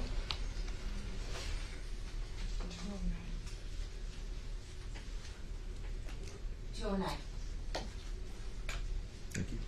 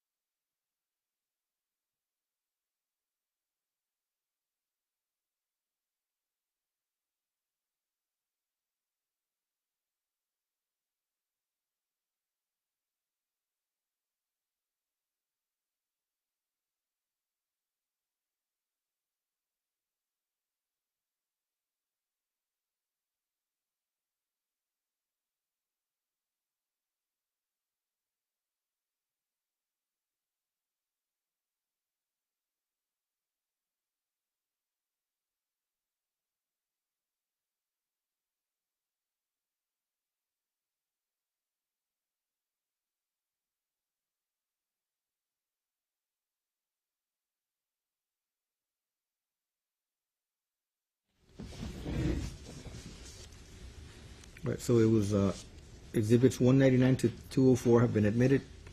Exhibit 209 has been admitted. 205, 206, 207 are admitted, sustaining the objection to 208.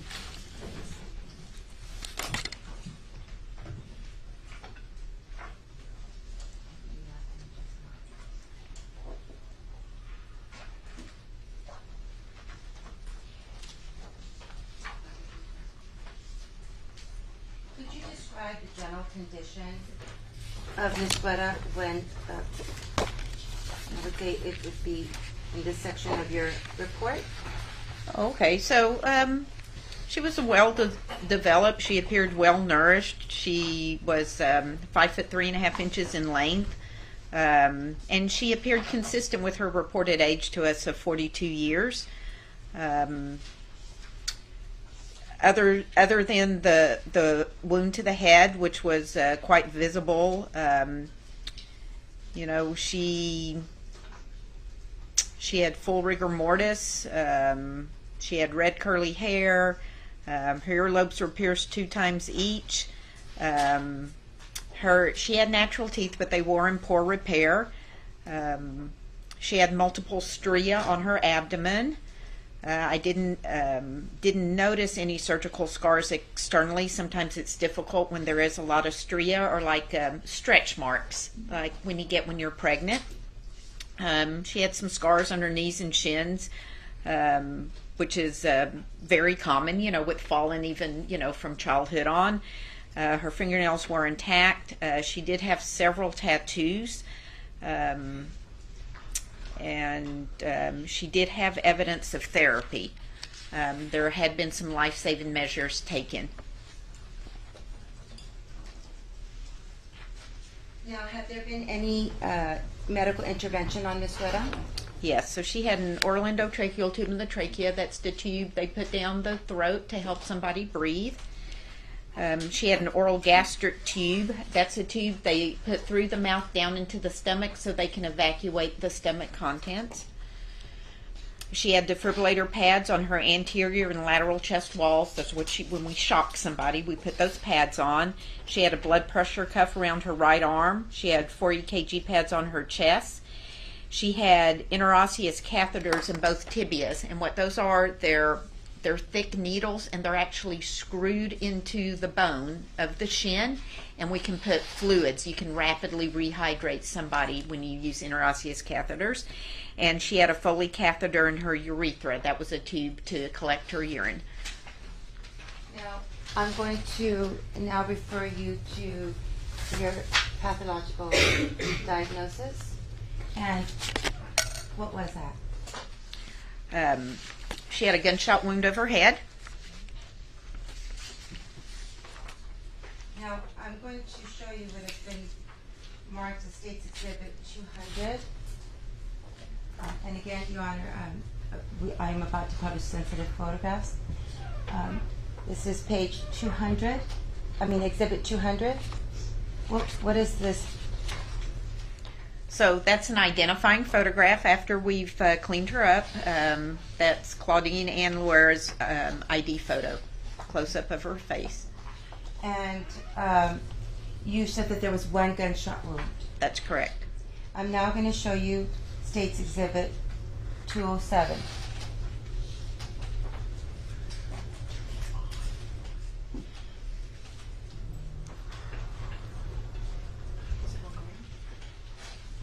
Can you hear me now? Yes. Sorry about that.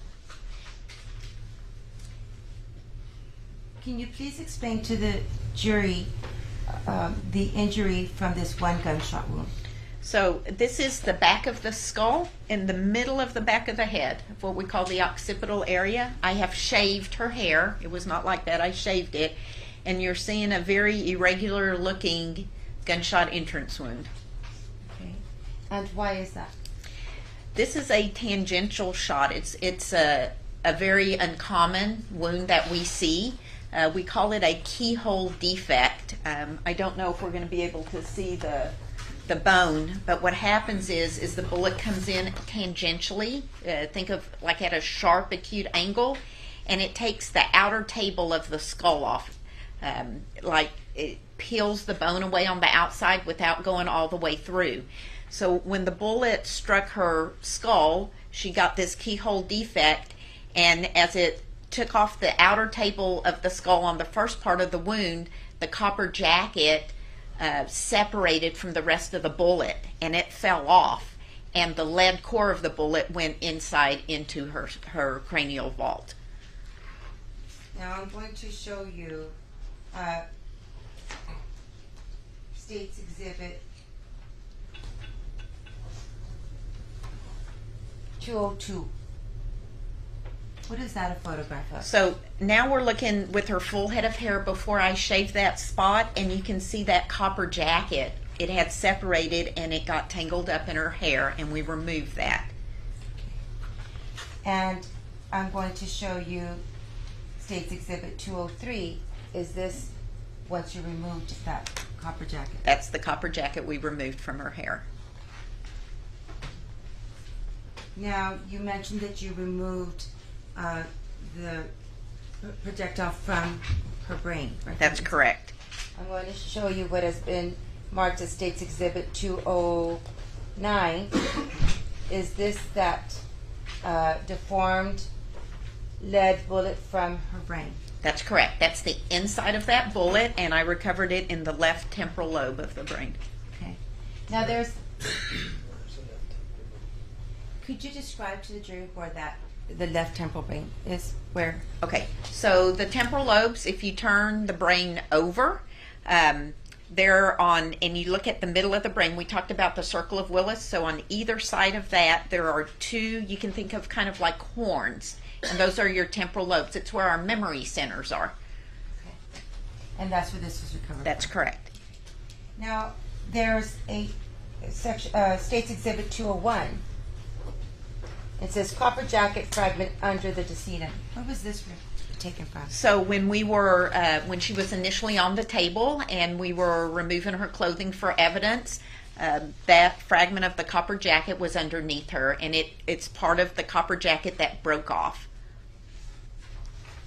Now I'm going to, may I approach the witness, John? Yes. I'm going to show you what has been previously marked as State's Exhibit 149 and ask you if you recognize this. Yes, again, that's a receipt of evidence from the evidence we took at the time of autopsy from Claudine Loera. Okay. And you use this to document, what is it that you use this for?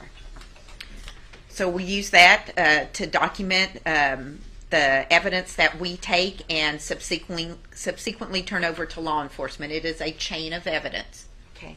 And it was done at or near the time of the autopsy? That's correct. Or when yes, it was collected. Yes. Okay. And is it part of your course of business to maintain these records? That's correct. Okay. I'm now tendering State's Exhibit 149 for inspection and to admit it to evidence, Your Honor. Can I take the witness on because there's something I just don't understand, Judge. You may. Good afternoon, doctor. Hi, how are you? All right.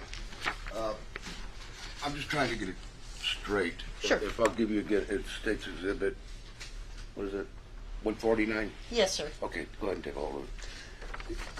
This shows that the receipt is the property is being given to someone from the medical examiner's office. That's correct. Okay. So this is property that you obtained during the course of the autopsy. I took all of this and I envelope it and seal it with my initials. This is my evidence custodian. We dry the evidence, and sometimes they don't pick it up immediately. No. And so the evidence custodian turns the evidence over to them. Okay, so in other words, like the first photograph that you were shown of the body as it's received by the medical examiner's yes. office, most of this would be in that photograph, right? Like the clothing, things like yes, that? Yes, sir. Okay. Yes. And this receipt is actually the sheriff's department, as it were, receiving it from you? That's correct. Okay. Yes. Okay. And you, like I say, you discovered all this during your autopsy? Yes, sir. I have no objection. All right, so State's Exhibit 149 is admitted into evidence at this time. Thank you, Your Honor. May I present?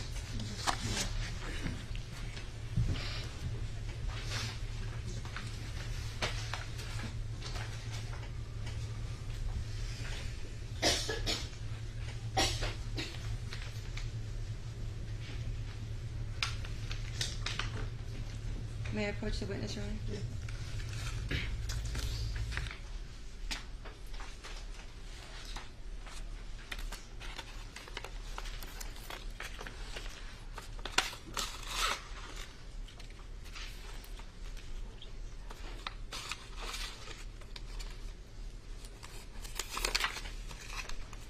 Now, Dr. Stern, I'm going to be showing you State's Exhibit 47, which has been admitted into evidence. Okay.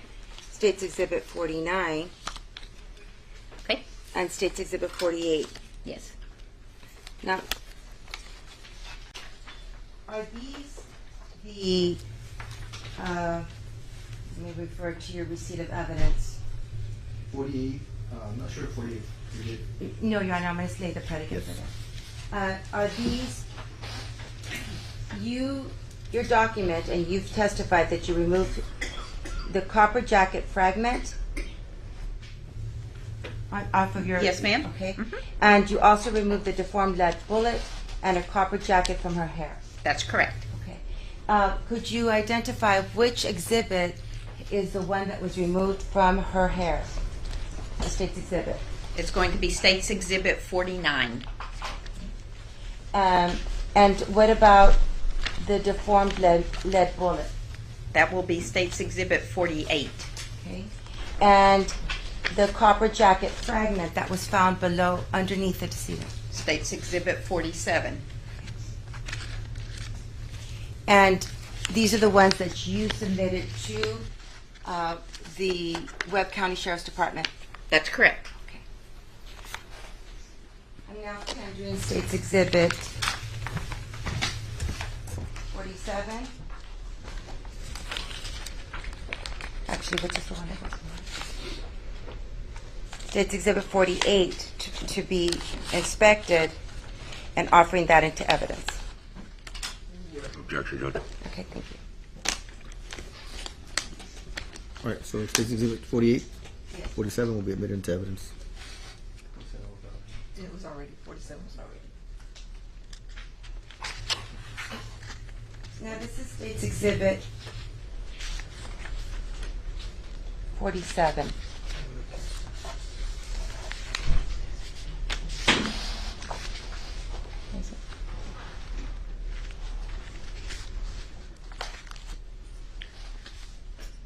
What was this fragment found again? The fragment was found underneath her. Okay.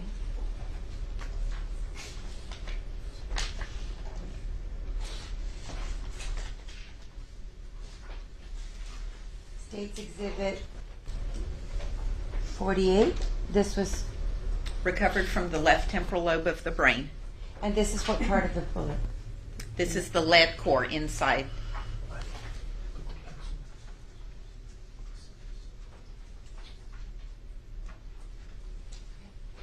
Approximately how large is this, or what's the size of this? I'd say maybe 3/8 of an inch. And lastly, State's Exhibit 49. So this is the copper jacket I recovered from her hair.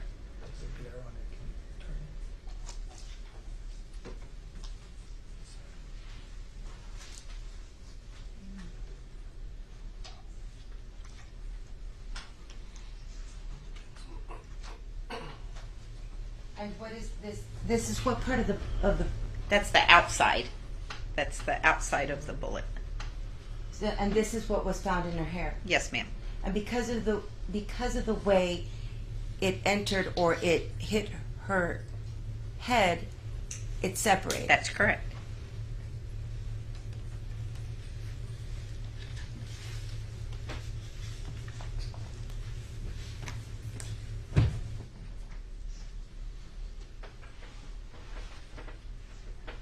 Now,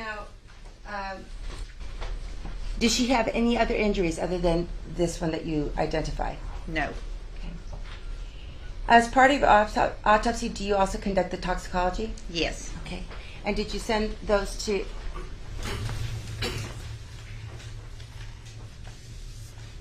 Did you get the results from the lab? Yes. And made it part of your report? Yes, ma'am. What were the results of the toxicology report for Ms. Rada? So she had both cocaine and heroin in her system at the time of her death. Based on your examination of the gunshot wound, was it consistent with close range firing? No. Wait. Why not? She did not have any soot nor any gunpowder stippling on the skin. We consider this a distant gunshot wound, meaning the end of the barrel is more than 18 inches away from her head. And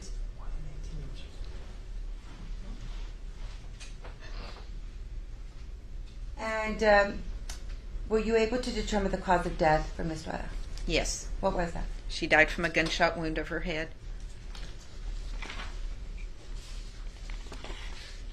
Now I'm going to... Do you recall on September the 15th conducting an autopsy on Griselda Hernandez, also known as Griselda Cantu? Yes.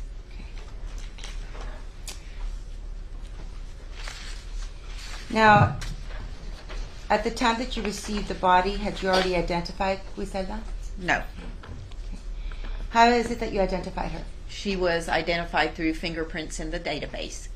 And did you prepare a report documenting the autopsy? Yes, ma'am. I'm going to show you what has been marked as Exhibit 210 and ask you if you recognize it.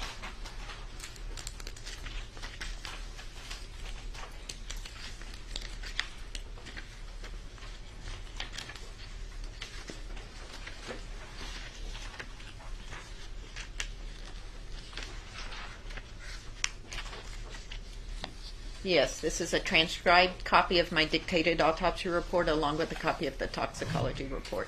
And this was done at or near the time of the autopsy? That's correct. Prepared by you? Yes, ma'am. And it is a document that you maintain as part of the medical examiner's office? Yes. I'm now offering or tendering State's Exhibit 210 and asking to admit it to evidence. No objection. Right. State's Exhibit 210 will be admitted into evidence at this time. Yes, sir.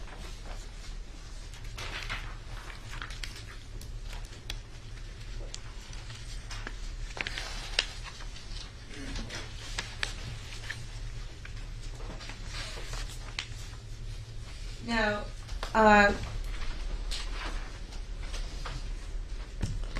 can you describe the general condition of the body when you began the autopsy?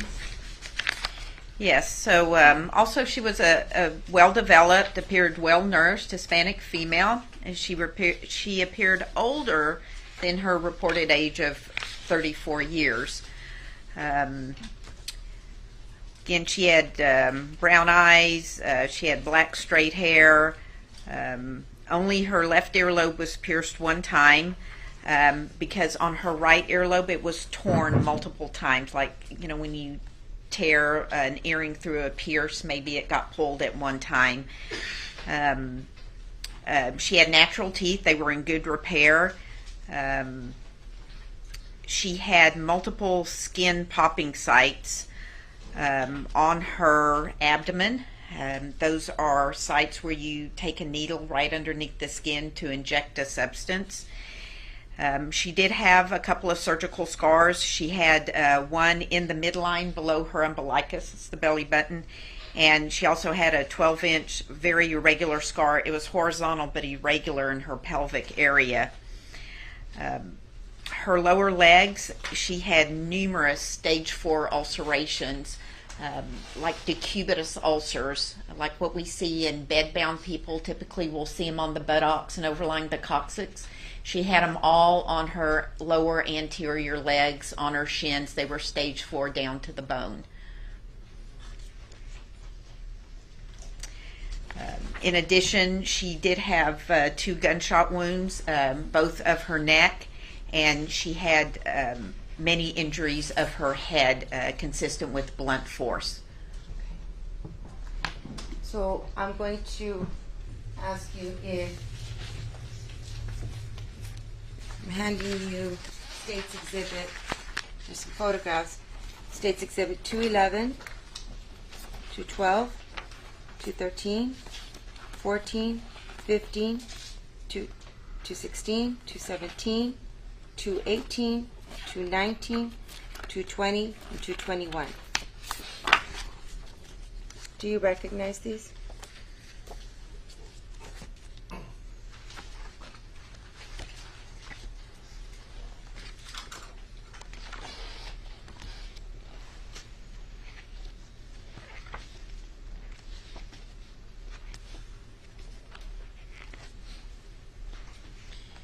Yes, these are photographs that I took of Giselda Hernandez at the time of the autopsy. And do they fairly and accurately depict the injuries and Miss Giselda as it existed that day? Yes. I'm now tendering Exhibit 211 to 221 for inspection and offering to evidence.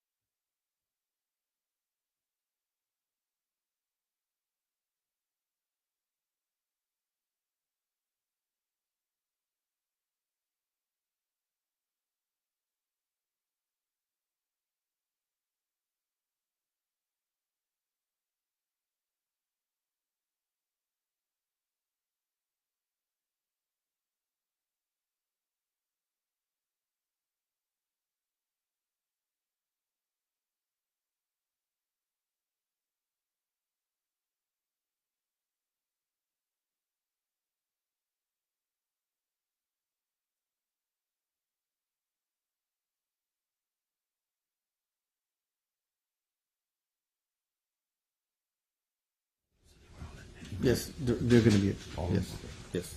So State's Exhibits 211 through 221 will be admitted into evidence at this time. Objections overruled.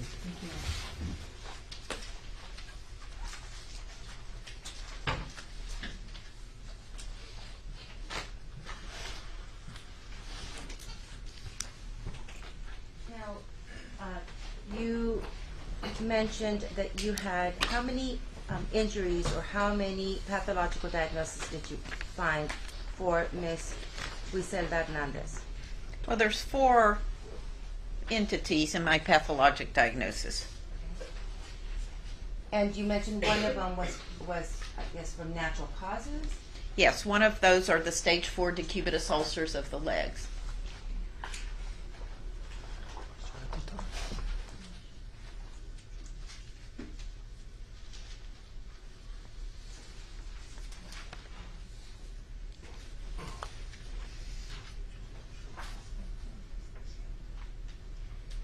I'm going to show you as what has been marked as State's Exhibit 213.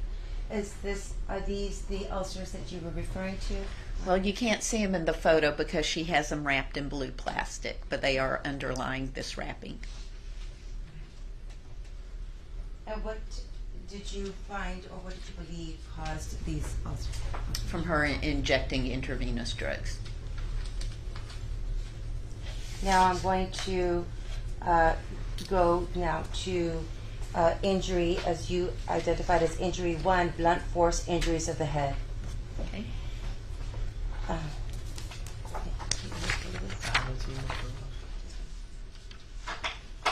Can you describe what occurred when you examined her, the injuries on her head?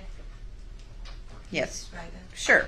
So she had several lacerations. A laceration is like a tear, like when you tear the skin, not a cut like with a knife, but an actual tear, typically caused by blunt force trauma. So she had a laceration on her left parietal scalp. That's this area right here.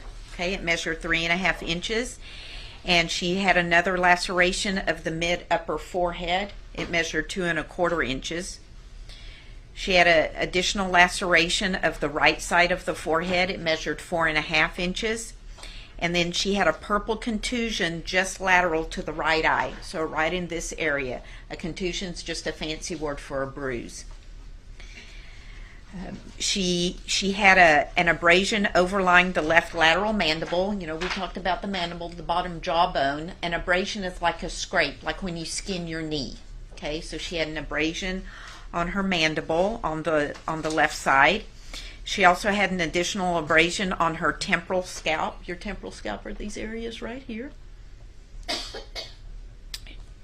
And she had an additional 1/2 inch laceration on her right upper eyelid. She also had a 1/2 inch abrasion lateral to the right eye as well. She had an abrasion of the right lateral face, still on the face, but kind of underneath the right earlobe, kind of in this area right here. And she had a reddish purple contusion of the left lateral posterior neck, kind of from the side extending onto the back of the neck. And what do you believe was the cause of death for Miss Griselda? Well, she died from blunt force injuries of the head. She specifically from subarachnoid hemorrhage caused by these injuries. And what is the subarachnoid? So in the brain, we have a really thin covering of the brain called the pia mater. And when the brain sustains trauma and it moves back and forth in the skull, it tears those little bridging veins and it causes bleeding underneath that. We call that subarachnoid hemorrhage. Okay. Now, I'm going to refer you to gunshot wound of the right neck. What was your... Did you recover any projectiles from Miss Griselda? No. Will you describe the gunshot wound of the right neck? So the gunshot wound of the right neck was also a round defect, and it had multiple tears, little tears at the margins. There was an area of gunpowder stippling surrounding that entrance wound. The bullet perforated skin, the subcutaneous tissue, and muscle, and then it actually exited in the posterior neck. So a bullet was not recovered. And then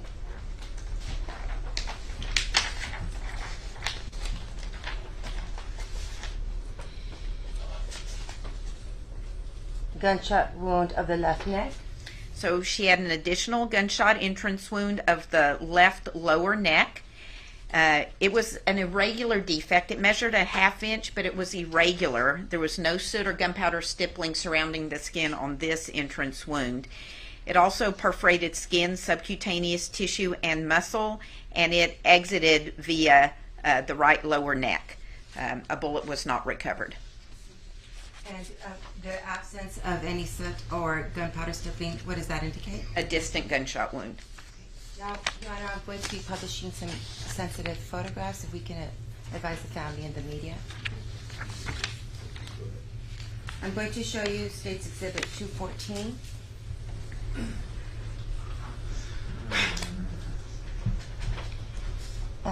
Is this the blunt force trauma that you were referring to as injury 1? That's correct. Okay. And this is to what side of Miss Griselda? That's her right side of her face.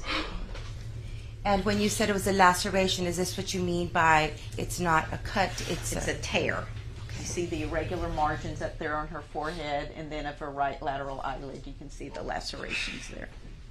And what would cause something like this? What kind of object? So blunt force trauma, she could be struck with something or struck against something. Now I'm going to show you State's Exhibit 217.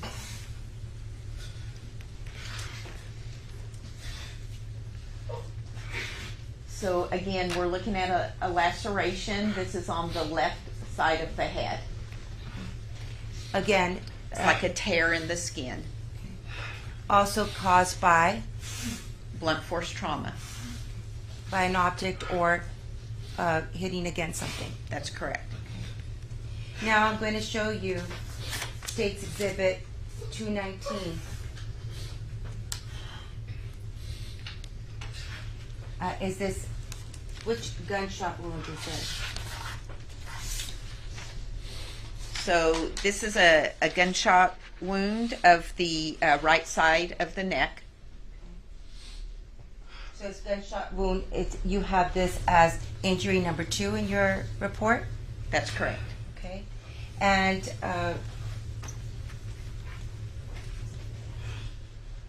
which would be the entry? This is, you did not recover a bullet from. That's correct. It exited.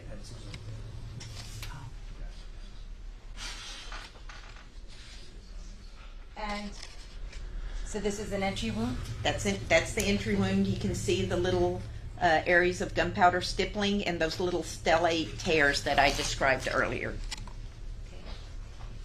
And State's Exhibit 220. What is this identifying? So we're in the upper posterior neck. This is an exit wound Of the previous? of the previous wound. Okay. So it entered here and it exited in Exhibit 220. That's correct. I'm now going to show you State's Exhibit 221.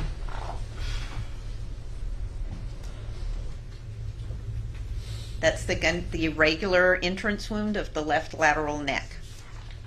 And you have this as injury number 3. That's correct.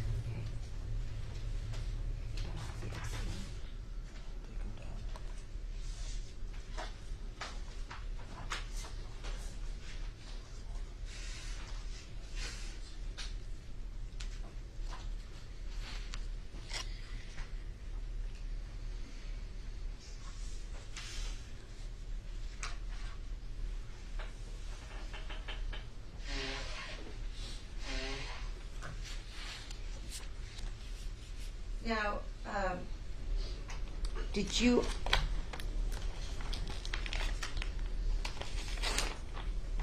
May I approach you, Dr. Stern? John? Yes.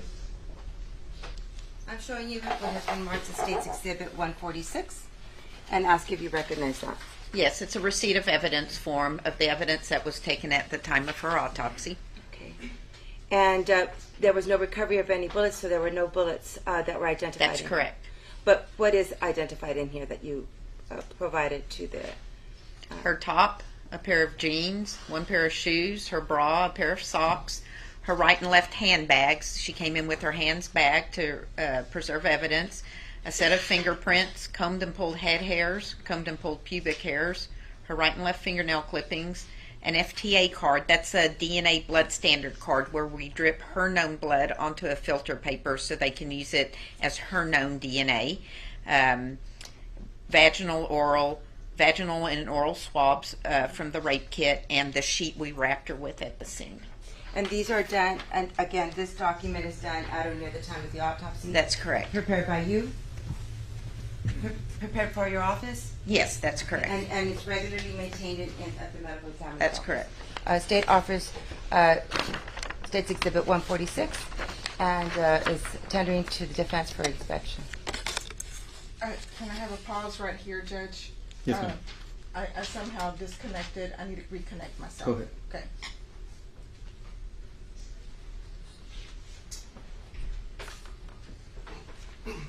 I need 1 minute. Okay. No problem.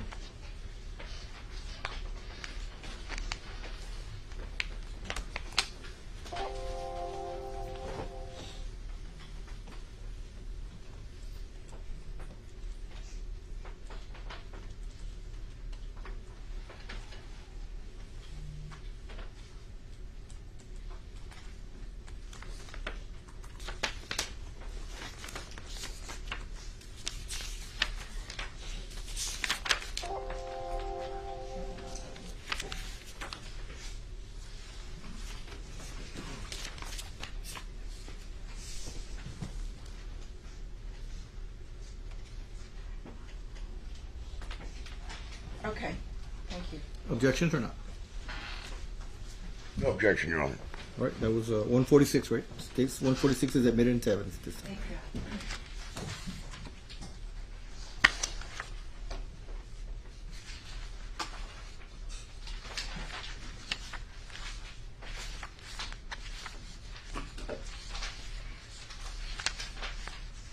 Dr. Stern, do you recall conducting an autopsy on September the 17th, 2018 on Humberto Ortiz identifying as Janelle Ortiz? That's correct. Yes.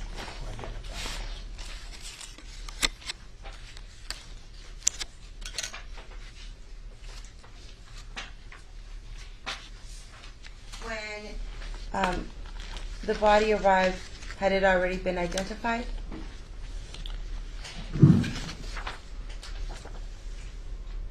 Yes, he had already been identified when he came to me. Now, did you, may I approach, Your Honor? Yes. I'm handing to you State's Exhibit 222 and ask if you recognize this.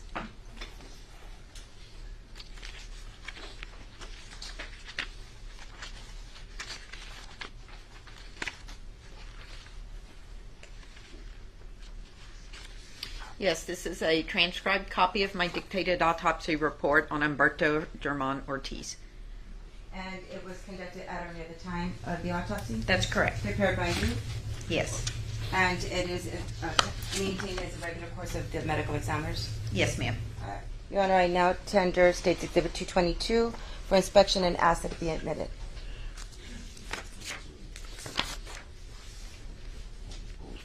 No objection, Judge. State's Exhibit 222 is admitted into evidence this time. You may Yes. publish, yes. May I publish?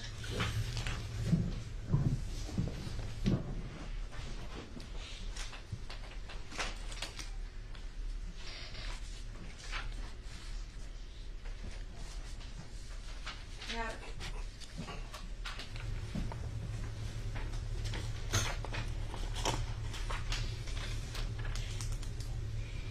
Dr. Stern, what was the general condition of Humberto Ortiz, who identified as Janelle? Okay, so he was well developed, appeared well nourished, thin, fully clad. He had on a gray jacket, a t-shirt, a tank top, some shorts, a belt, bra, panties, and some black tennis shoes. He was in full rigor mortis. He had brownish red straight hair. His earlobes were pierced one time. He had natural teeth. They were in fair repair. I didn't see any surgical scars. His fingernails were intact. He had several tattoos. He did have multiple needle puncture sites in his arms. I didn't see any evidence of medical intervention. He did have a gunshot wound of his head.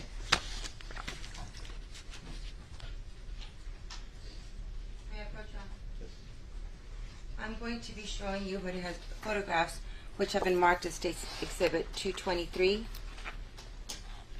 224, 225, 226, and 227, and ask you to recognize them.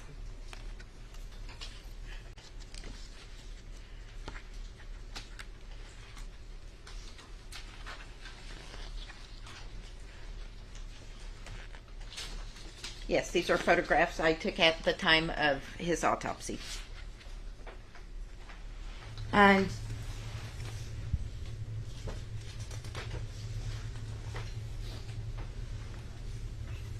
do they accurately and fairly depict her, Janelle, as you found her that day of the autopsy? And Yes.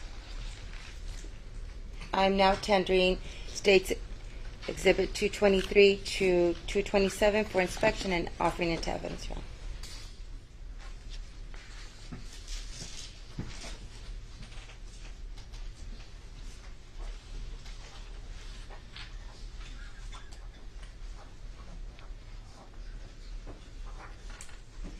No objections, Your Honor.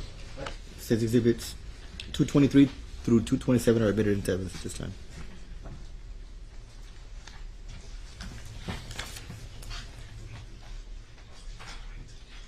Now, Dr. Stern, although the name on the autopsy is Humberto Herman Ortiz, for purposes of the trial, we're going to be referring to her as Janelle Ortiz. Fine, absolutely.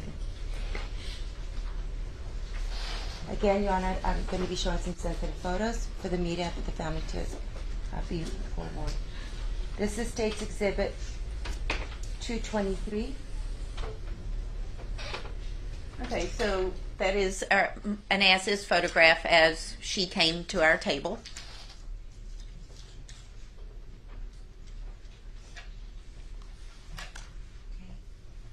And now I'm going to show you State's Exhibit 224. What was the purpose of this photograph? This is the identifying photograph after we've cleaned her up of the face. Now, the injury that you discussed, I'm going to now show you State's Exhibit 225. What is this? This is a gunshot entrance wound on the back of the head. Does it have the presence of any soot or stippling? No, there is no soot or gunpowder stippling surrounding this wound. Okay, and what does that indicate? That it was a distant gunshot wound. I'm showing you State's Exhibit 226. That's just a close-up. Okay. And did you recover a projectile? Yes, I did. And where was the projectile? So the projectile was recovered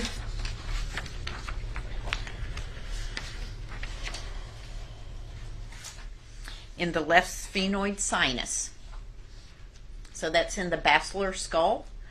Think of the basilar skull as the bones of the front of the face, but I'm looking behind it, and the sphenoid sinuses are on either side of the middle portion. So what was the direction of the bullet? So the bullet perforated his skin, the subcutaneous tissue, his muscle. It went through the right occipital bone, that's the bone in the back of the head, through the right occipital lobe of the brain, and then it went into the basilar skull just left of the superior foramen magnum. The foramen magnum is the big hole we have in our skull, and our spinal cord goes up through that. It went through the left petrous bone and terminated its path in the left sphenoid sinus, and that's where I recovered it. So his wound path was from back to front, right to left, and up. And is this, I'm going to show you State's Exhibit 227. Is this the projectile that was recovered from Juan Ortiz? That's correct. And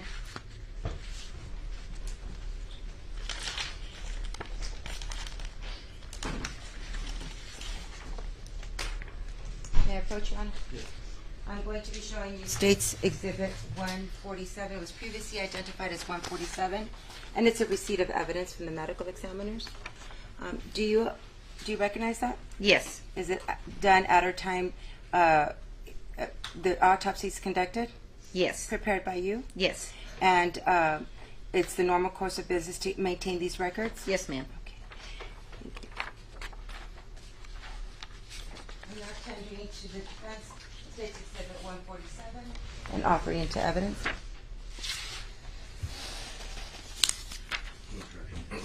Did you say 147? Yes, sir. State's Exhibit 147 is admitted into evidence at this time. May I publish? You may. Now, Dr. Stern, do you document in State's Exhibit 147 the transferring or the handing over of the evidence, including the large caliber bullet? Yes. It's on the bottom. You see it now? Yes. You didn't put the word bullet, but large caliber. And this was given to law enforcement. It was given That's to correct.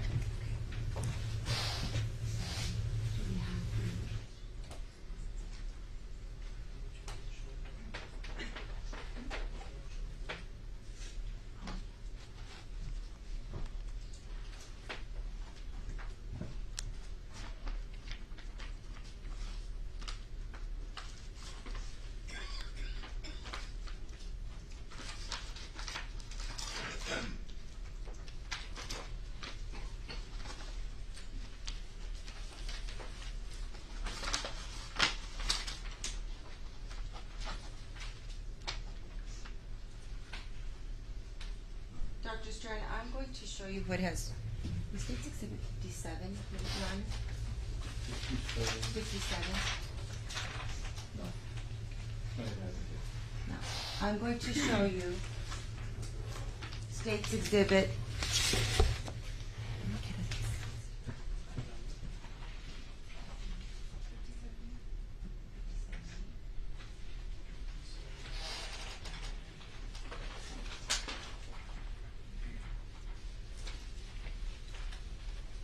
States 57 and States 57A.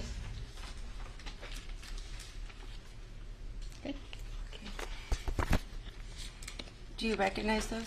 Yes. So 57A is my coin envelope that I placed the large caliber copper jacketed deformed bullet that I recovered from the basilar skull. And in States 57 is the actual bullet. And how is it that you know that this was the bullet that was in that envelope? Because there's an evidence receipt and the numbers match. And was that evidence receipt by you or by another agency? This is by another agency. But they do match. Yes, ma'am.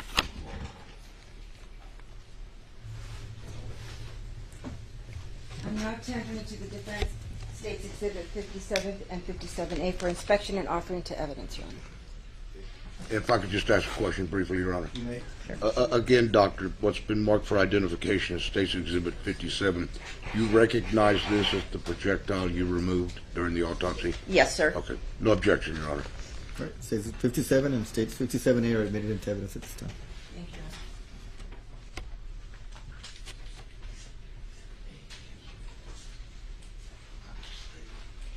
Now I'm going to show you States Exhibit 57A, which is the envelope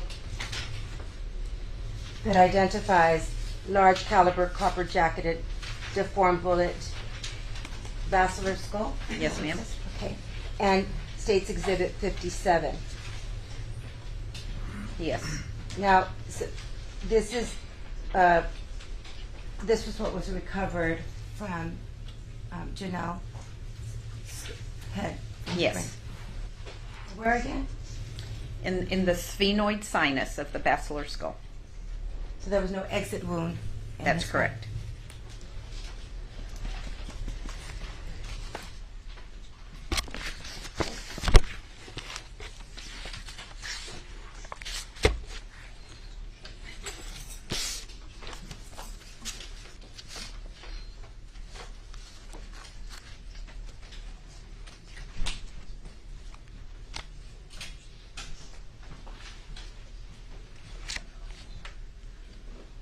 Madam, may I approach?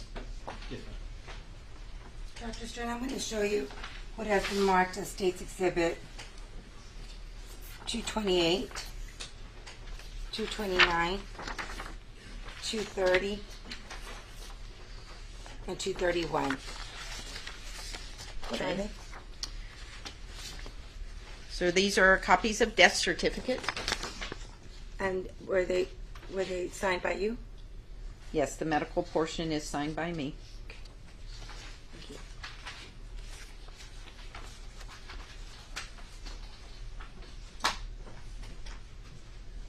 I am now tendering State's Exhibit 228, 229, 230, and 231 to the defense for inspection and offering to evidence, Your Honor.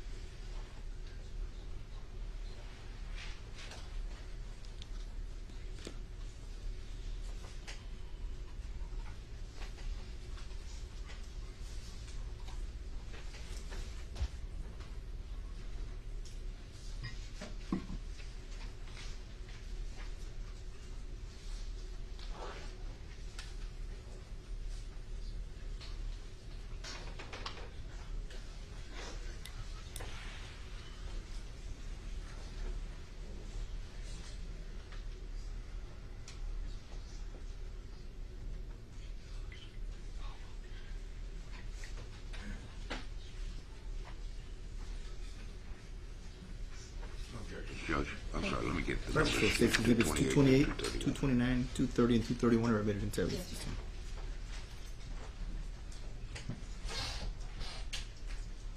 Now, Dr. Stern, with regards to all four autopsies, were there any similarities as to their injuries? Well, they all had gunshot wounds, and all the gunshot wounds were neck and head. What about the projectiles that were recovered? All the projectiles that were recovered were large caliber copper jacketed bullets. Okay. And the toxicology results, was there any consistency with them? Yes, all four of them had positive toxicology, a combination of cocaine and or heroin and Xanax. You and I passed the witness.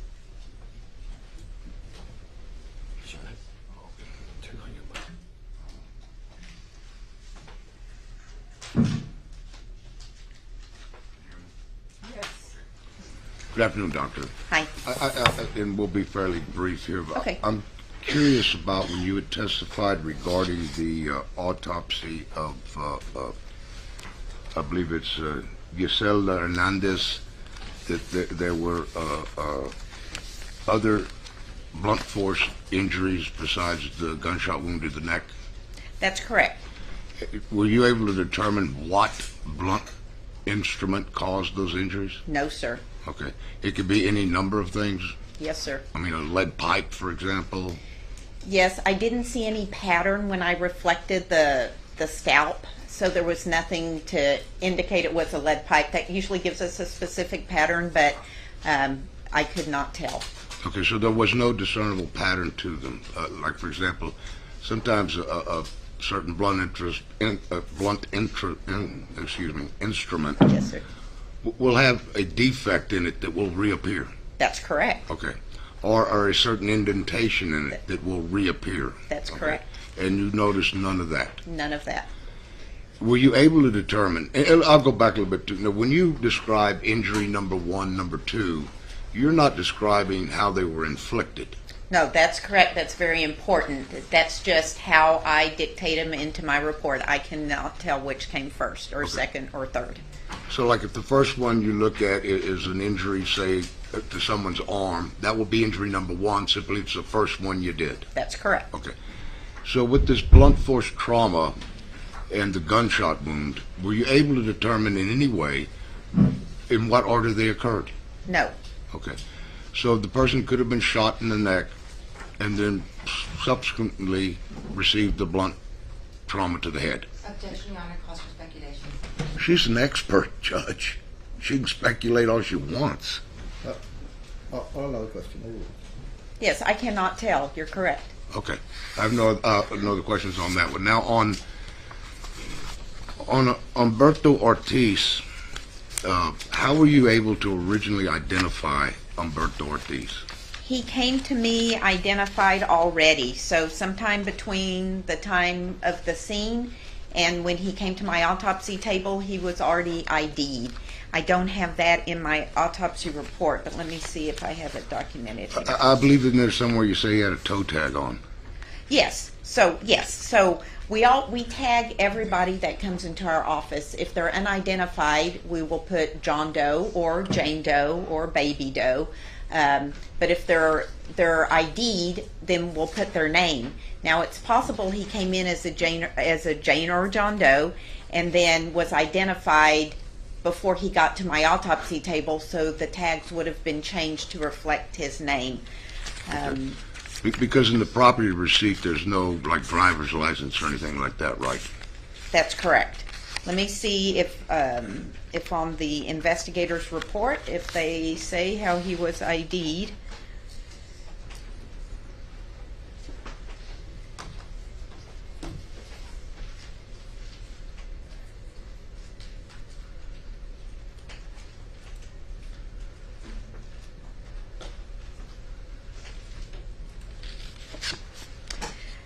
It's not documented how he was ID'd. It's possible he was ID'd at the scene. Sometimes law enforcement will take fingerprints at the scene. We'll allow them once we take photographs of the hand. But all I can tell you is once he got to my autopsy table, he had been ID'd. Okay. Well, with Melissa Ramirez and Giselle Hernandez, you said they'd been ID'd by fingerprint. Yes, Melissa Ramirez was ID'd via fingerprints. And Claudine Luera was identified through tattoos. Right, and then the Ms. Hernandez was done by fingerprint as well. That's correct. Okay, and the tattoos, how did that go about identifying someone?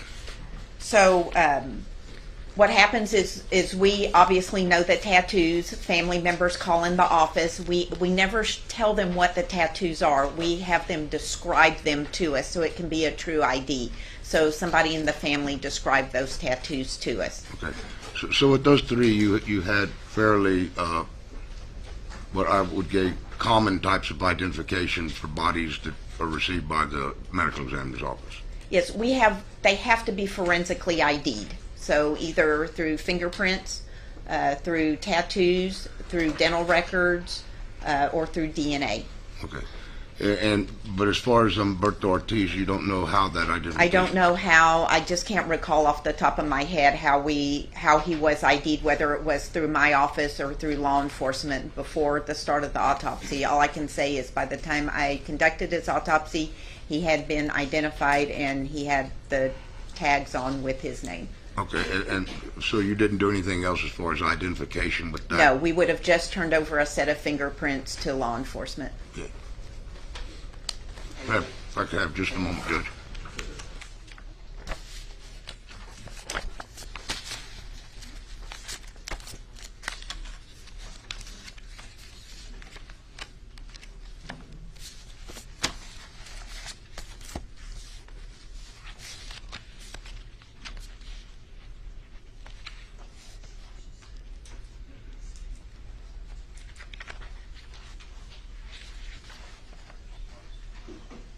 Thank you, Doctor. I have no other questions, Judge. Any further regret? No, Your Honor. You're excused. You may step down. Thank you. Oh, thank you, Judge.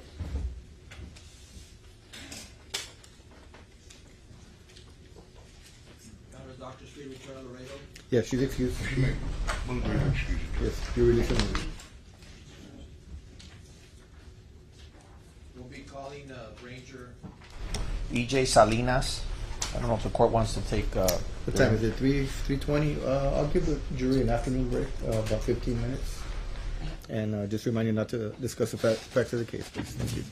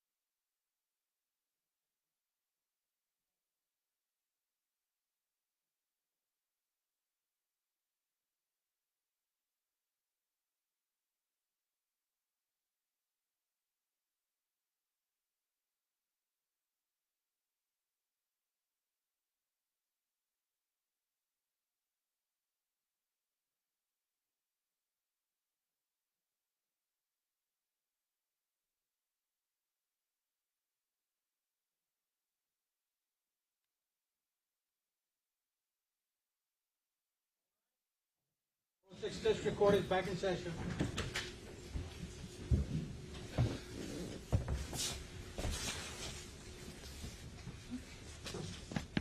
Are you going to wait for Mr. Alanis, or are you sitting there? I'm still waiting for Mr. Alanis. I'm just setting this up.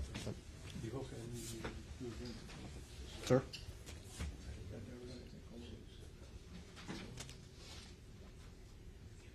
Well, I don't want to start if he's planning on being there, because I don't want there to be an issue. If he's planning on being there, we'll wait a minute.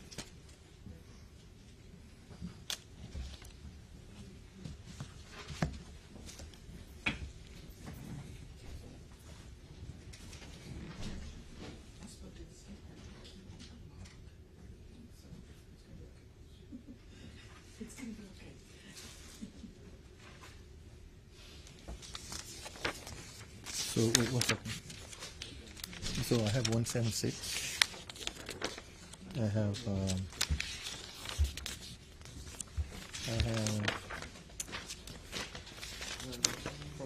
40, 40, and 40. 1 second. What do you mean, 152, 153, or 152 and 153 are not in?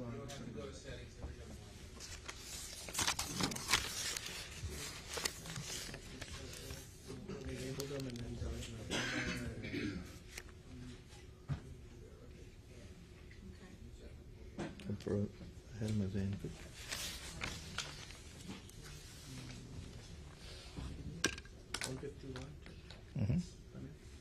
but confirm it. 152, 153, I have them as in. But you can confirm that. Okay, we're ready. Bring the jury in, please. All rise for the jury. Now, Mr. Perez stepped up.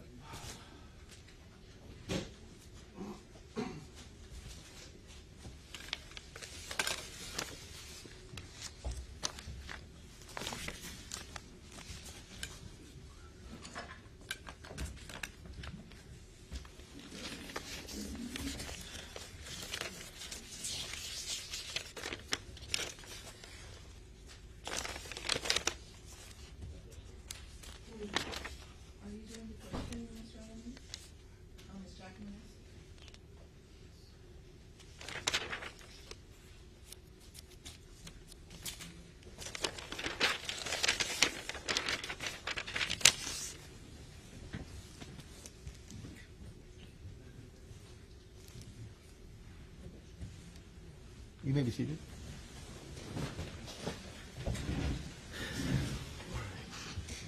And you want to call your next witness, sir? Ma'am? Your Honor, the state calls Ranger E.J. Salinas.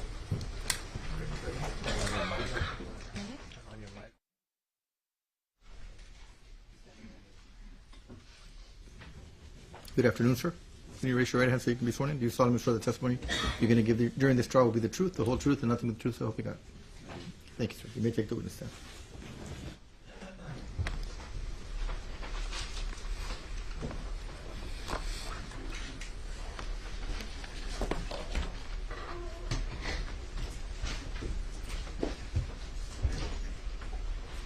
Good afternoon. For the record, my name is Marisela Salinas Jackman. Will you please state your full name for the record? Yes, I'm Ernesto Javier Salinas. Everybody knows me as EJ. And are you a peace officer? Yes, For how long have you been a peace officer? going on 29 years. Are you employed by a law enforcement agency? Yes, I'm Which one? employed by the Texas Department of Public Safety under the Texas Ranger Division.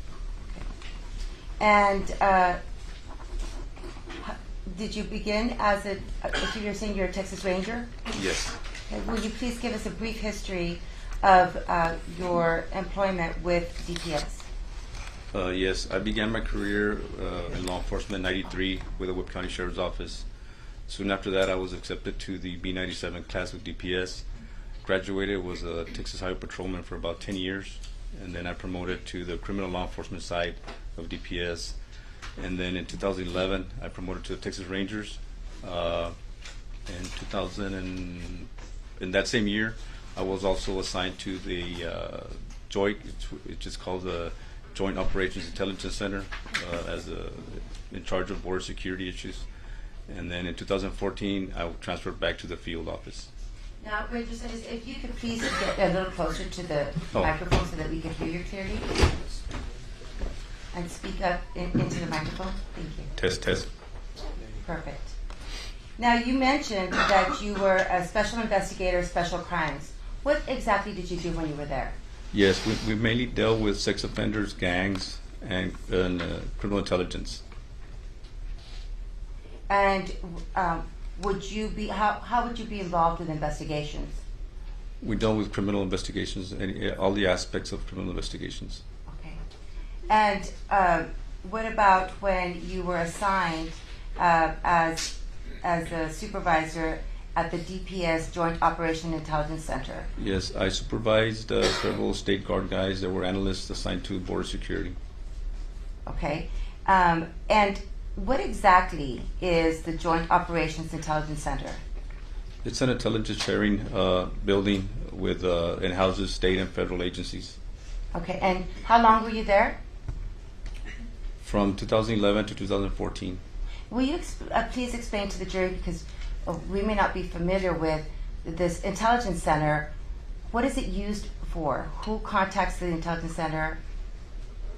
Yes, every time I would conduct a criminal investigation, I usually contact them for support, analytical support. By analytical support, what do you mean? I would run names, date of birth, license plate numbers, telephone numbers, see if I can get more information. Okay. And are you the only person who can contact the intelligence center, or does any law enforcement agency have the ability? Any law enforcement agency has the ability to contact them. So it's a resource for law enforcement. Correct. Okay. And you mentioned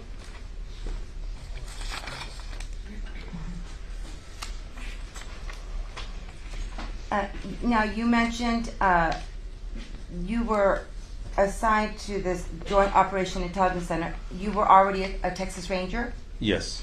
What were the requirements for you to become a Texas Ranger as opposed to the Special Investigator in Special Crimes? To be a Texas Ranger, you have to have at least 8 years full-time, being a full-time law enforcement officer, at least 4 with DPS. Okay. And then you said thereafter, I guess, what year did you move or did you transfer from the Joint Operation Intelligence Center as a supervisor to Company D Texas Ranger? 2014. Okay.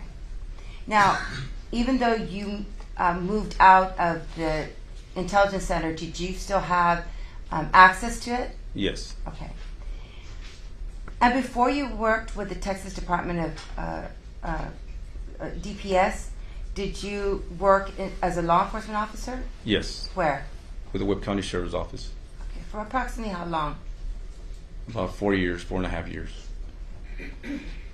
Now, will you explain to the ladies and gentlemen of the jury the type of training that you have to have in every year or that you've had? Yes, we obtain 40 hours of TCO training annually. Additionally, the rangers send you to an additional training of officer involved shooting, crime scenes, amendment law, Texas Penal Code law, etc. Okay. And you said that the Texas Rangers had additional training in addition to the 40 hours? Yes. Okay. Now, as a Texas Ranger, how many investigations have you conducted? Numerous investigations. Can you give a ballpark number? Probably over 500. Now, what were your duties back in September of 2018? I was assigned to the Texas Ranger Division in charge of the major crimes. And when you say you were in charge of major crimes, what were your tasks at that time? Criminal investigations, assisting other agencies, other state, local, and federal agencies with their criminal investigations as well. Now, I want to talk to you about Juan David Ortiz. Do you recognize the name? Yes. Okay. And if he was in the courtroom, would you recognize him? Yes. Is he in the courtroom today? Yes. Will you please point out an article of clothing that he's wearing? Yes, he's wearing a dark sports coat with and wearing glasses. Your Honor, may the record reflect that Agent Salinas has identified the defendant as Juan David Ortiz. Did you arrest him? Yes. Okay. What was that for? The aggravated assault, unlawful restraint, and the murders. Okay. What was the aggravated assault on? Erica. Do you recall her last name? I don't recall her last name. It was Erica Peña. What about the murders? Do you recall who the victims of the murders were? Yes, Melissa Ramirez, Claudine Loera, Griselda, I remember her last name, and Janelle Ortiz.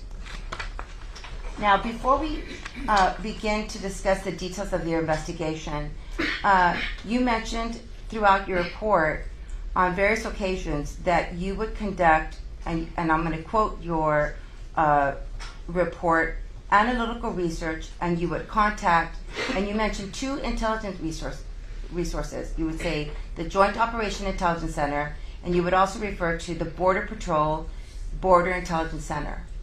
Yes.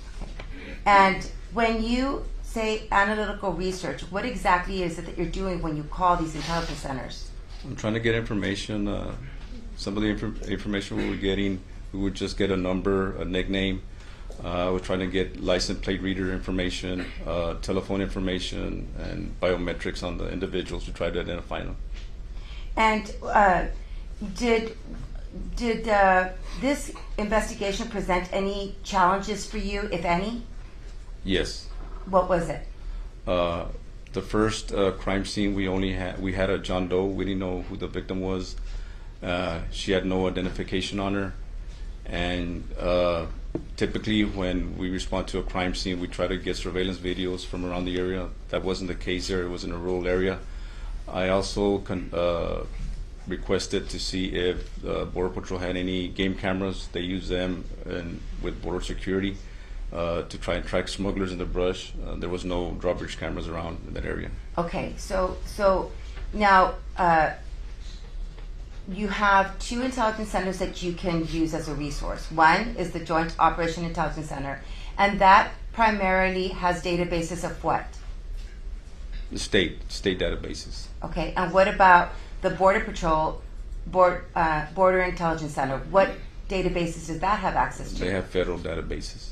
Okay. Now, when you said, what did you call those cameras that are out in the rural areas? Drawbridge cameras. And those are placed by who? They're state-issued equipment, but monitored by Border Patrol and put out by Border Patrol. Okay. Did you inquire as to, because the first crime scene was in a rural area, did you inquire to see if there were any drawbridge cameras? Yes.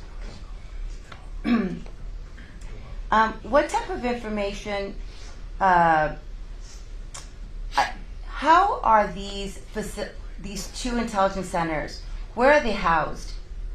They're housed in one building upstairs. Okay, but is it in one room?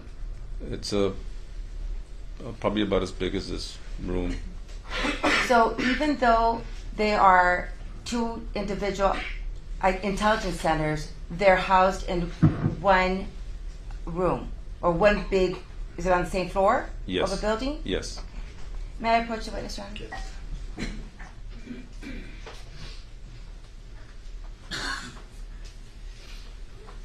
I'm showing you State's Exhibit 232 and 233 and ask you if you recognize the images that are depicted in there. Yes. And do they fairly and accurately represent, what is it a picture of? This is a picture of the JOIC and the Laredo Big Intelligence Center. Okay. This one's more accurate than this one. This one. You're saying 232? Yes. Is this not this? Well, actually, this was the first, picture that they thought it was going to be like this, but it ended up like this. Okay, so then this is the correct one. Yes. I retract 233, Your Honor. And 232 accurately and fairly depicts the big center or the intelligence centers as you know it to exist. Correct. Okay. State's Exhibit 232 for inspection by the defense and offering into evidence.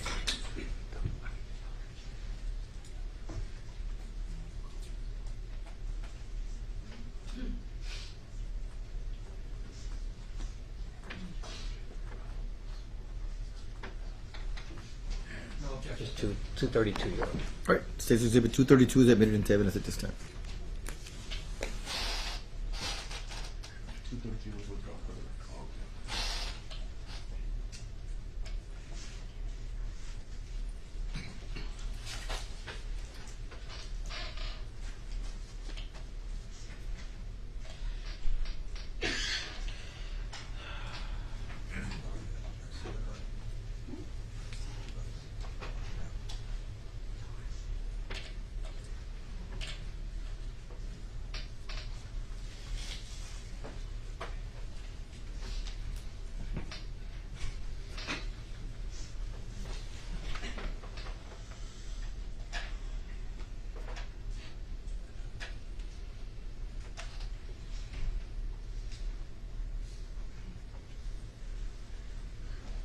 Now, you're saying that the two intelligence centers are housed in the same floor. Is that correct? Correct. And will you describe the setup for, I guess, the seating arrangements for those agents? How can I point?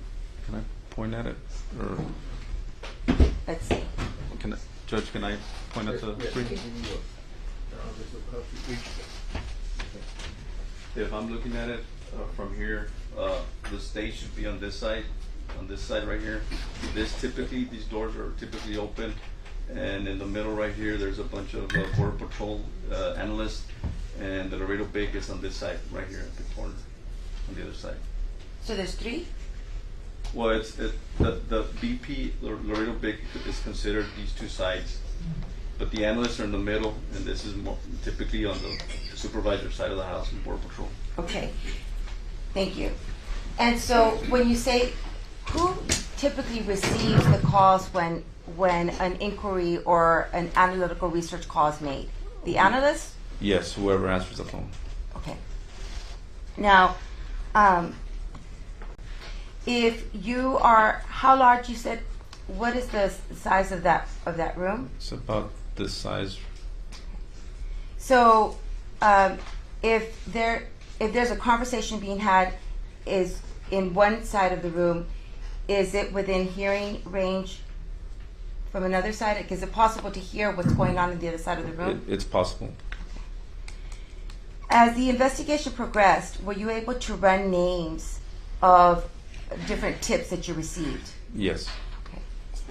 And would you document this in your report? Yes. About how many times would you call the intelligence centers to find out information, whether it was about a name, an address, or anything? About how many times did you use that resource? On a daily basis, I estimate I ran about 60 individuals. Now, is the Border Patrol Border Intelligence Center the same agency that Juan David Ortiz works at? Yes. Where he was a supervisor? Correct. Do you recall him mentioning in his confession or in his statement that he received a inquiry about a black truck that was believed to be, that the driver was believed to be related to the first murder scene, which was Melissa Ramirez's, where they found Melissa Ramirez's body? Do you recall that? I vaguely recall him mentioning it. Your Honor,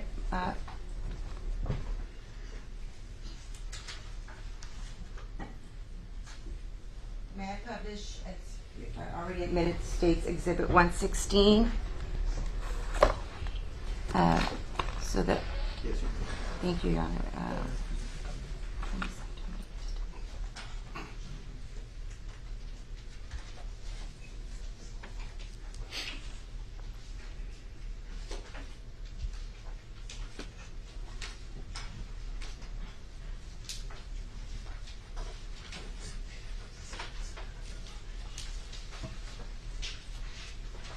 This is State's Exhibit 116. Your Honor, may I publish? Yes, you can. Can you read that from there? Glasses.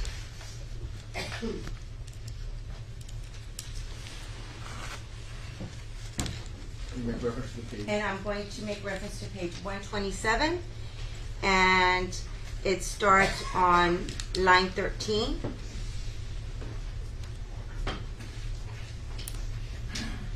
You want me to read from 8? Yes. It's he's discussing. Calderon is speaking to him, and he's discussing. And it actually starts on number 9, and he says, starts with answer. I shaved and everything and went to work, and then the fucked up firefighters, they came out there as far as the Vic. And will you continue? And I think it's a cop that you guys found the plates to see if it's run through the checkpoint. But the cameras were down, and of all of the people that are there, I'm the only one that has that like in Kuwait, right? And then continue. So it's like, I continue? Yes, please. So it's like, hey JD, can you check in? Like no, for what, bro? Like nothing. And then like, check it, JD. And I told him, bro, but for what, dude? And it continues on page 28 for the record, Your Honor. Who gives a fuck, man? And I'm trying my best, and they keep calling in. Does anyone have access to it? Right. So I logged in like, I thought that I had checked that car. The last time it went to the checkpoint is over a month ago, and that's it. That's all I did. Okay. And he's referring to the database access that he had as part of his job when he's talking about. Yes, the big has access to the license plate readers. Okay.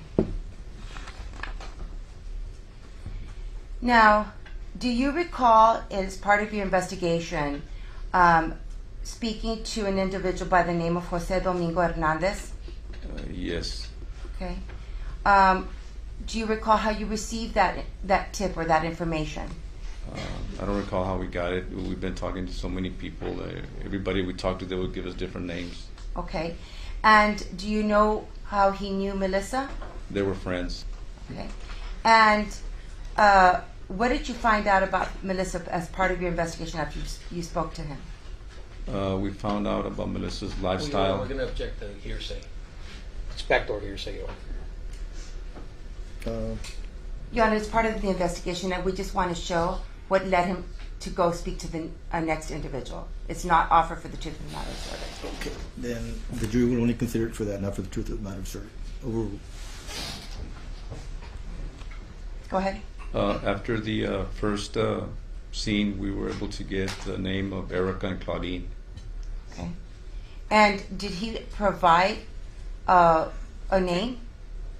Yes, but I'm not sure if it was Claudine or Erica, the name he provided. Okay. And do you want to refresh your memory and look at your report? Yes. Okay. Do you have your report with you? Yes. Yes. Please refresh your memory to find out whose name Jose Dominguez Hernandez led you to.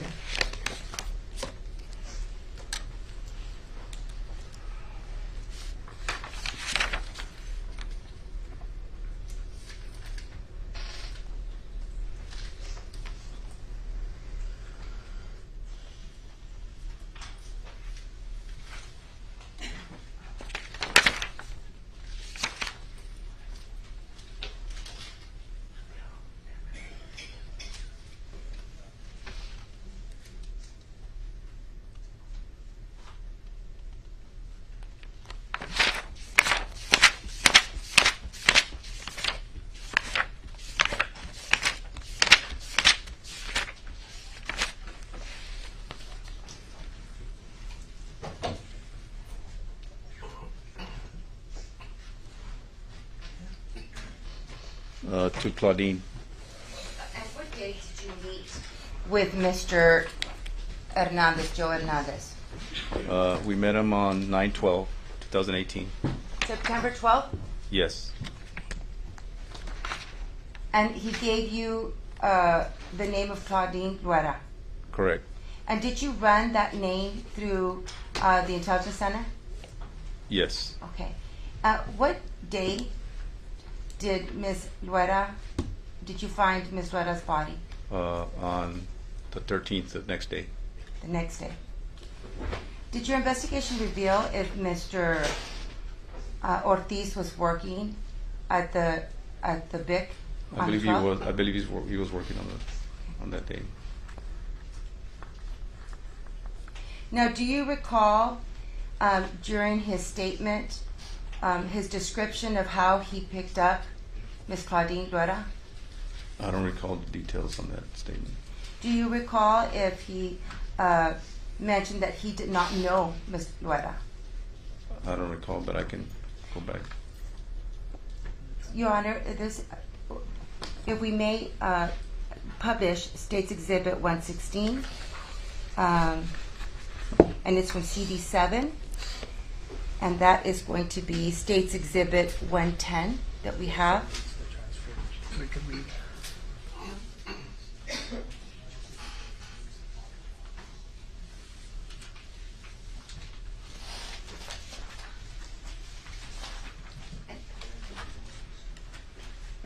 It's CD7.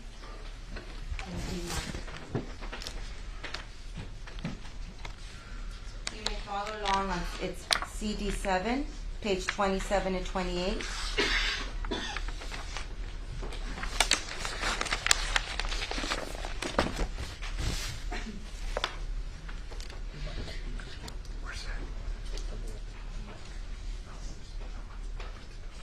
Now, just as a point of reference, this is when he's discussing the way how he obtained or picked up as the Miss Rueda, and this is on what's the timestamp? 11:36. For the record, it's 11:36:40. And it will end at 11:40:35, Your Honor. What we want to publish. What page are you on? What page? We are on page 27 and 28. Oh no, page 30, line 14 to page 35, line 4. Did you find it? Yes, I'm on it. Okay. You got it? Yes.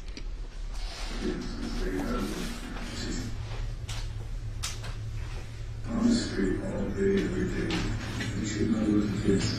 Be really careful. That's how we got him. They know he's gonna feel sorry for her. And that's how I was trying to convince myself. And then I just played it cool and wrote out. And then I was continuing driving on Sunbed. And then this is where a monster came out. And I was driving. I was like, people, they what kind of jobs? They're all looking. Yeah, that's and this guy, like when he started to go videos and like walk out like straight on, like constituting on the street. And I know, not doing anything now these bitches, like now he's such a cops. So then I was all like, where I go home? Yeah, I go home. And then one of those nights, we had this that I had no idea what the fuck she did. Now, Ranger Salinas, what is he saying at this moment? What is he saying at this moment when he's saying he was driving back and forth? Will you read that from State's Exhibit 116?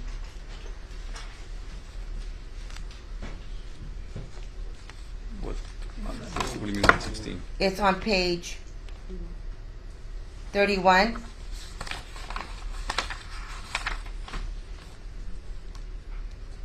It starts on line 11. You want me to read that? Yes, please. I go home and then I went cruising, and then I go home and I would cruise and I'd go home. And then on one of those nights I picked up that other guy's bitch that I have no idea who the fuck she is. I didn't even know her name. You all already know. The first one was not planned. Right. Like doing it was, and then after that I saw it like this is going to sound stupid, but like I wanted to like clean up the streets, right? And nobody's going to fucking do it. Okay. Now, let me go ahead and continue playing this. Thank you.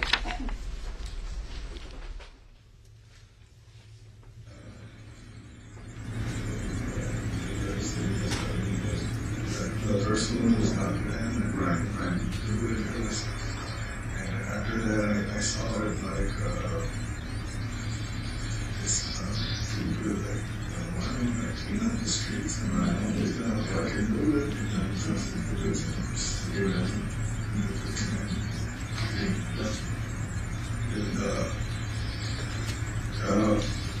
so I was like, these people, they're good people. So I convinced myself of that. And very good once.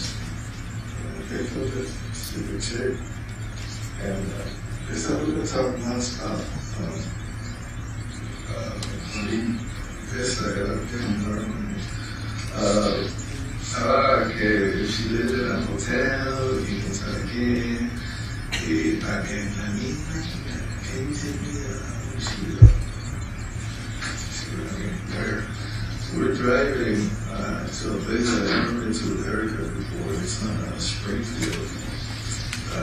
You know Springfield,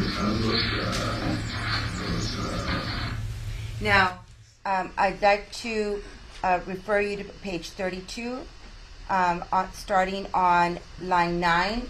And if you could read clearly and close to your microphone so that the jury can hear what he said, and starts on line 9 of page 32. So convinced myself of that, and I grabbed it by the horns. I picked up that stupid chick and talked nonstop. Claudine, that one, Claudine. I don't know her name. That she lived in a hotel. She was saying that she lived in a hotel and who knows what. And she said the same fucking bullshit. Can you take me to shoot up? So what I mean, where? So we're driving to a place where I had run into Erica before. It's on Springfield. Okay, we can stop there. Thank you. I'm going to resume the playing of the video. Thank you. Roger, you leave a left. It'll be the first right. Make another right. Springfield. Okay. And you say, where do you go? Hit that house. So she bought her heroin, whatever. And then, they got very bad. And she brings some baby. I tell you, no attack.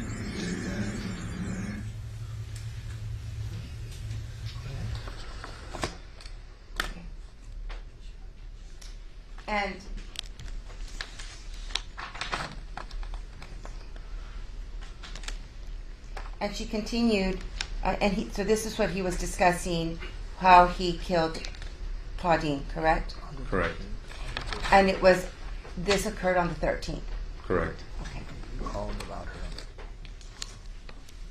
And the inquiry was made on the 12th? Correct.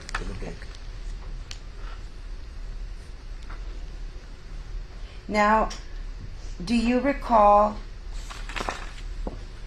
speaking to an individual by the name of Emilio Varela?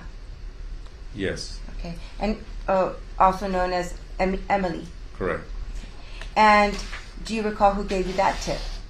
That was Melissa's mother. Okay. And did you speak to Emilio? Yes. What, if anything, what tips did he give you? He was forthwith about Melissa's lifestyle and gave us some more names so we could follow up on. Okay. And what was one of the names he gave you? I think one of the names he gave us was Erica. Okay. And did you call and run that name into the BIC? Yes. Okay. And that would have been on what day did you interview Mr. Varela? I think that was on right after we found out who Melissa was, which might have been on the 4th. Okay. And do you recall that Juan David Ortiz mentioned in his statement that he knew that Erica had last seen him with Melissa? Yes. Okay. And he actually mentioned that he had seen Melissa, or he and Melissa had seen Erica at the drug house. Correct. Do you recall that? Okay.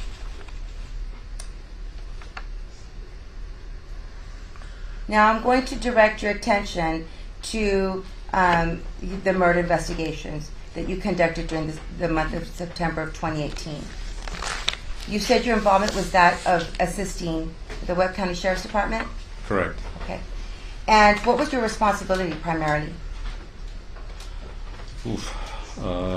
Identifying witnesses, following leads, assisting with the crime scene, collecting evidence. And approximately how many field interviews did you conduct in this investigation? Field and formal interviews, approximately over 60. And this is in a time span of, I guess, 11 days or 12 days? Correct. Okay. And did you also conduct searches of homes? Yes. Businesses. Of witnesses? Businesses. Businesses. Did you have any investigative leads? Yes. Okay. And did you follow up on those? Yes. Okay. Did you have to obtain any search warrants to get any of this, to search any of these homes? No. Okay. Why was that? Because they gave us consent to search. And what about, did you also search telephones? Yes.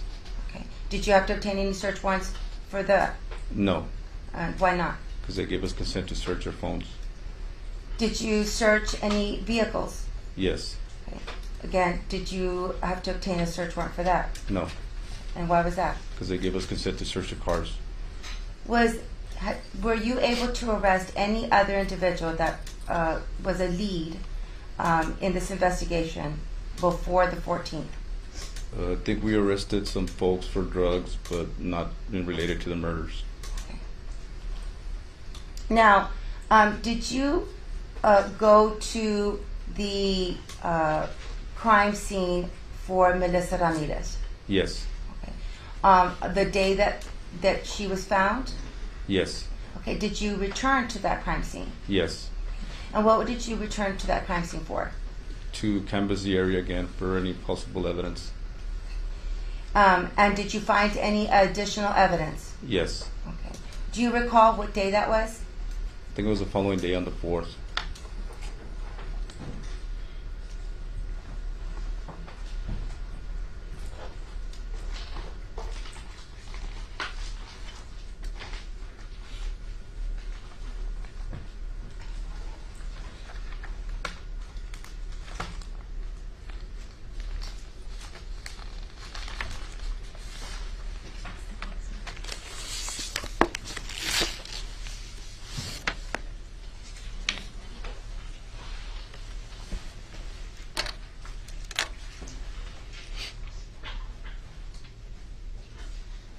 Your Honor. Ranger Salinas, I'm handing you what has been marked as State's Exhibit 40 and State's Exhibit 175 that have previously been admitted. May I confirm that, Your Honor? Oh, no, maybe not 40.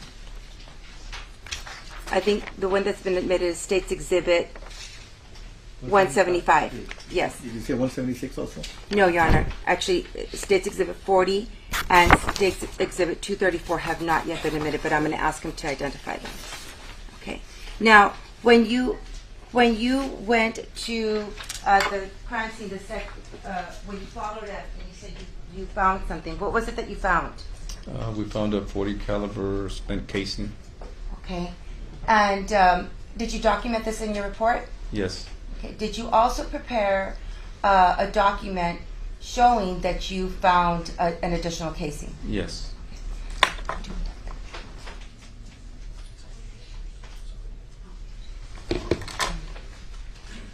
And how is it that you? What did you do with that casing that you located that day? I collected it and subsequently turned it over there to the Webb County Sheriff's Office, the evidence collection team. Now, I will ask you: do you recognize any writings, or do you recognize this envelope? Are you familiar with it? Yes, it has my date and time right here, and where we collected it. And you did this to document that you picked this up? Correct. Okay. And what is State's Exhibit 234? That's my evidence collection log, where it has a location, date, the case number, and what I collected.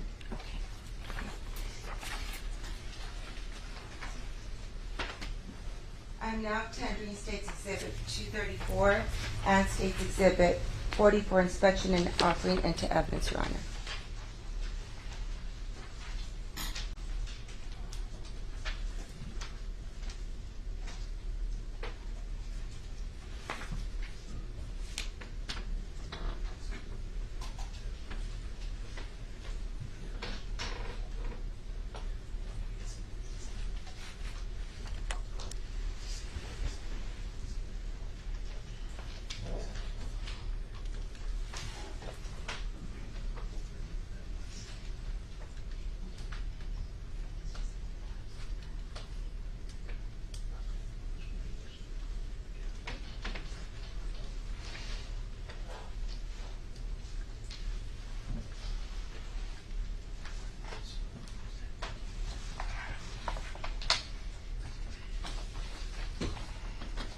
No objections to 234 and 40, Your Honor.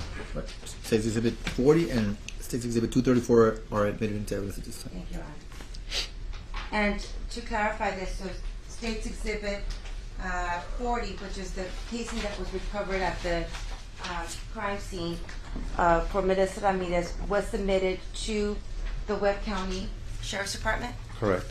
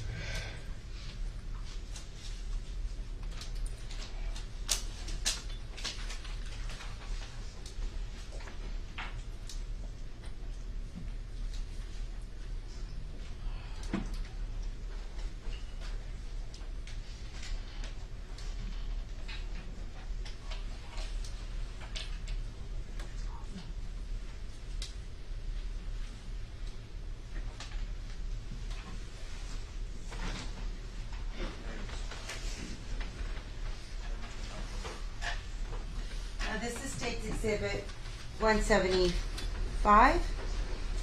And is that your signature on the Webb County Sheriff's Office evidence property release form? Yes. And what was this form used to document? The transfer of the evidence to the Webb County Sheriff's Office. And that evidence was the casing that you retrieved and placed in an envelope, which is marked State's Exhibit 40? Correct. Did you also, as part of your report on State's Exhibit 234, document in this collection log that you retrieved this casing at this crime scene? Yes. Okay. And this is also part of your report? Yes.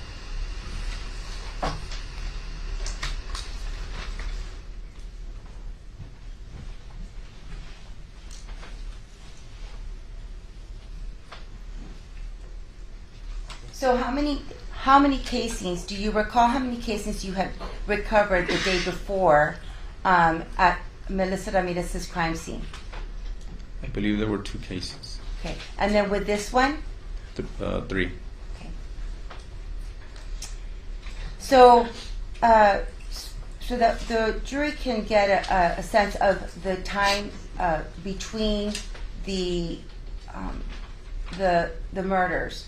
We had one which was on the 3rd, and that, what do you remember what day that fell on? What holiday? Memorial Day, I was off. Okay. Memorial Day? I think so. Or Labor Day? Or Labor Day. It was a holiday. And then about how many days after, do you recall, did you get the call regarding Claudine Rueda? I think it was on the 13th. Okay. So you had 10 days of investigating that you had? Correct. And then thereafter, what happened on the 15th, on the 14th and 15th? We were conducting interviews at the Webb County Sheriff's Office substation when I was informed by Trooper Hernandez that he had located a female that was possibly assaulted and possibly being kidnapped, and he had already had knowledge of what kind of investigations we were working, and he alerted me, and I told him to bring her to the substation for a detailed interview.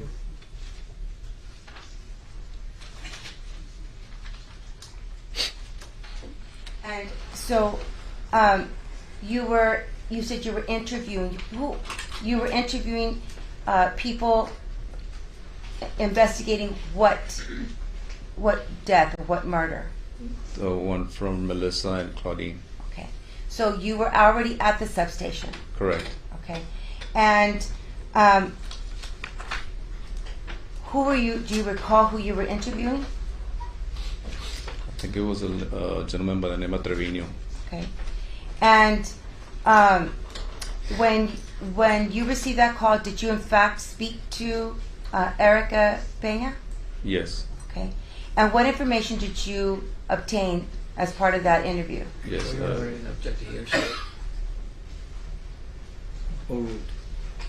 She provided a description of her assailant. She went with us to find the residence, and she provided a description of the vehicle he was in. And what can you describe the vehicle that she told you? White Dodge pickup. And how does she describe her assailant? Clean cut. She had told us originally that he was worked in the oil fields. Okay. And how does what was she complaining of? What type of assault was it? With what? A weapon. She also said that he had a weapon. Okay. And as part of the interview, were you able to get details from her describing the facts and circumstances surrounding the aggravated assault? Yes. Okay. What were some of the details that you learned from that interview? Judge, we'll object to hearsay, repetitive and cumulative.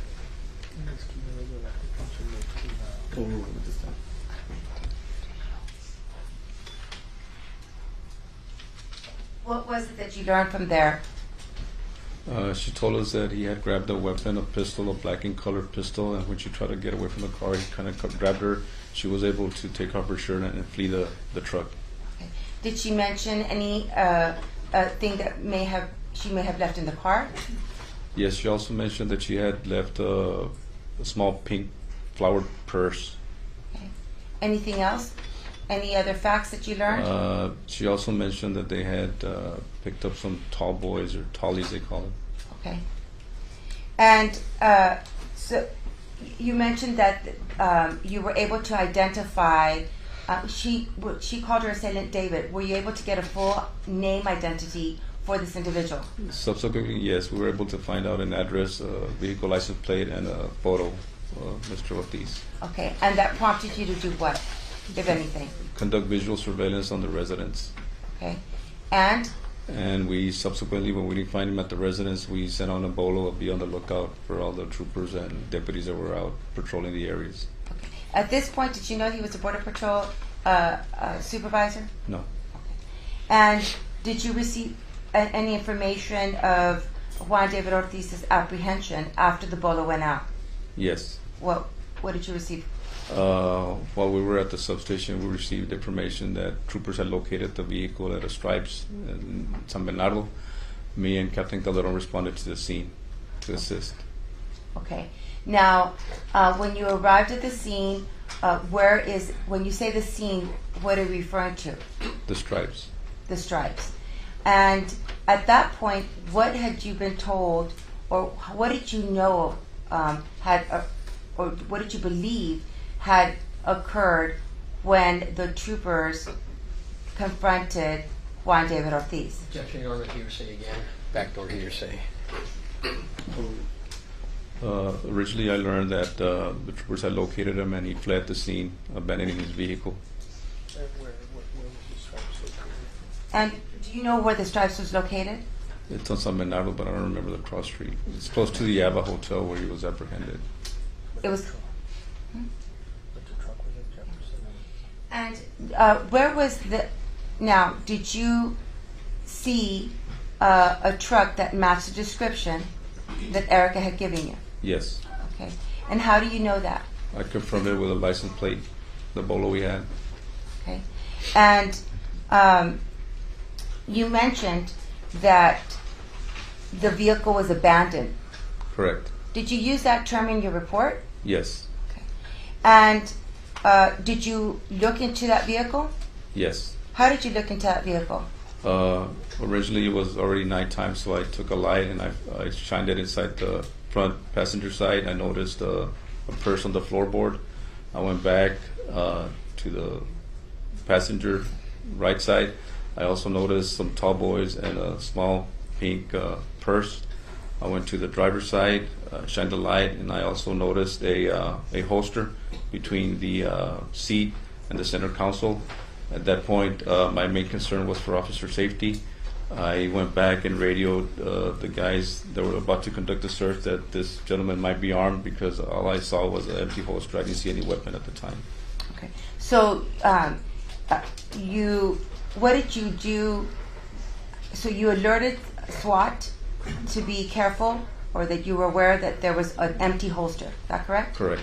And did you search the vehicle at the Stripes? No. Okay. Why not?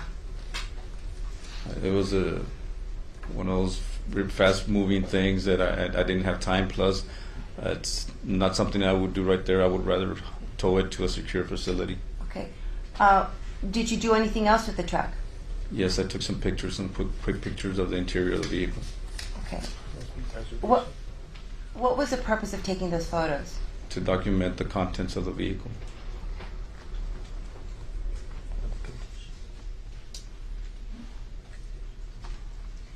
And let me show you. Did you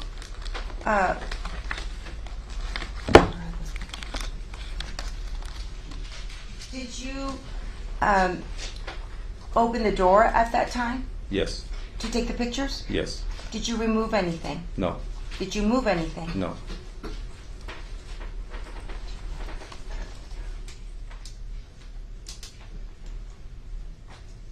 Can I approach the evidence? I would like the defense exhibits. It should all be there.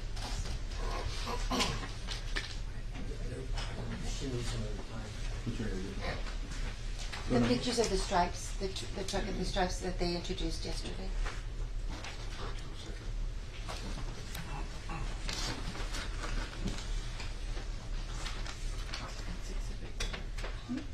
Defense exhibits. 4 through 7. They're in an envelope like this, by themselves, together. You'll see it, it's marked.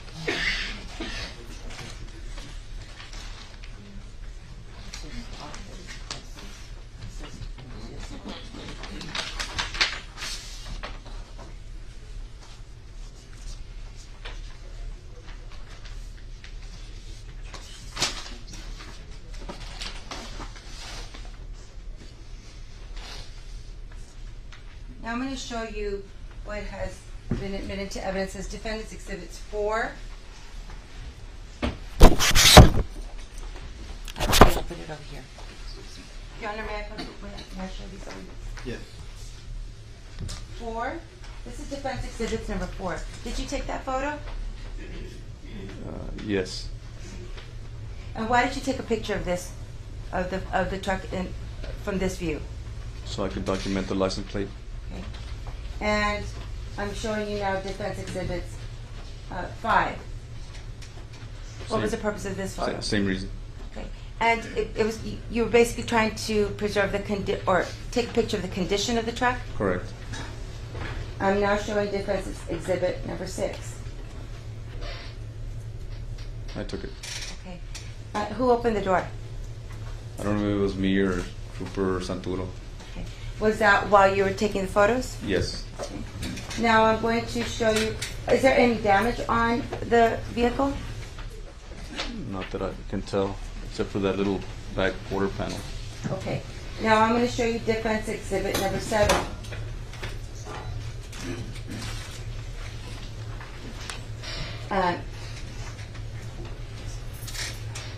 What is this depicting? The driver's side of the truck. Okay. And are you able to see the empty holster from here?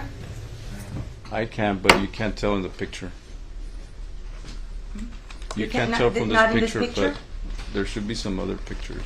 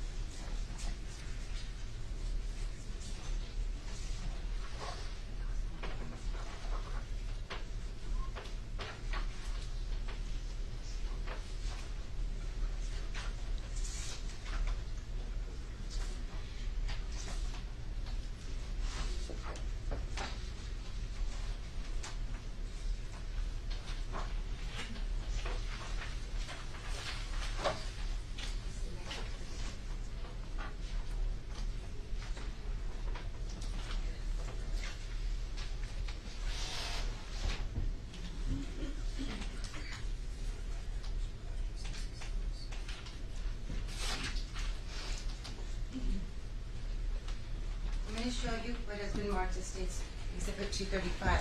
Did you take this photograph? Yes. Okay. And does it accurately and fairly depict the truck and its contents as you saw them that night at the Stripes? Yes. Okay. Intending State's Exhibit 235 to the defense and offering it to evidence, Your Honor.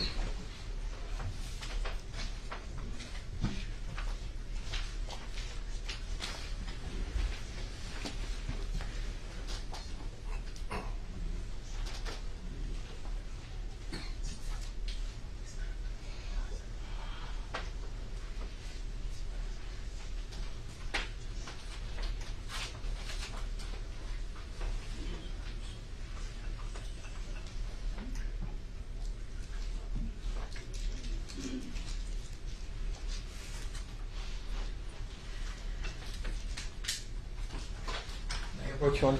Yes.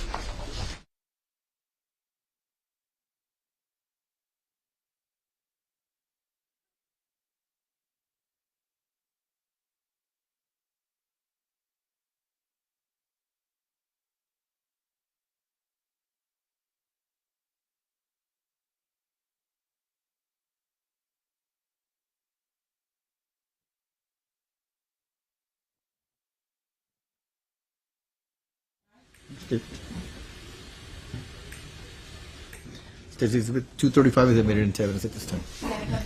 Yes.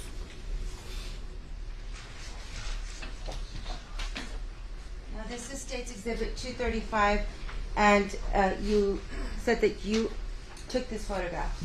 Correct. And when you said that you viewed the holster and that it was empty, that prompted you to alert SWAT that he may have the weapon, whereabouts did you see that? Now- It's right. Where? Judge, can I point again? I don't know.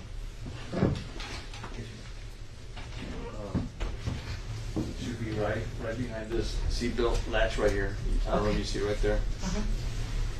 And that's when you saw the empty holster. Yes. Now,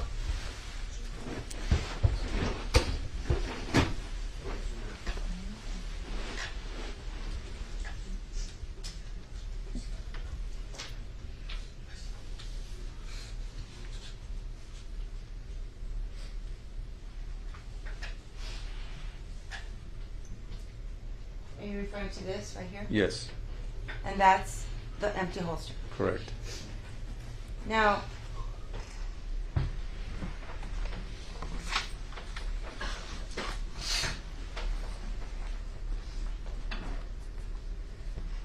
the purpose of you documenting these pictures again was for how long did it take for you to take these photos? 15, 20 minutes. About how many did you take? About 15. And then what did you do after you took these photographs? I went back to assist the search team with locating Mr. Ortiz. And so you left the area. Correct. What did you do about the vehicle? I instructed Sergeant Santoro to stay with the vehicle and follow it back to the Webb County substation. Okay. Now I'm going to refer you to Defendant's Exhibit 1.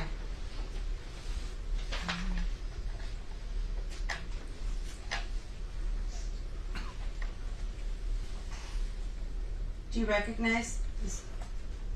This Yes. document? What is it? It's it should be an HQ 109 form. We use it for inventory and impound purposes. Okay. Now, on the top, or the title on the top of this document, it says property inventory. When does that typically use this document? When anybody in DPS inventories a vehicle. Okay. Are you able, as a trooper or an agent, are you able to edit that title? No. That is already as part of the form. Correct. So even though it says property inventory, I'm going to check the leading, Your Honor.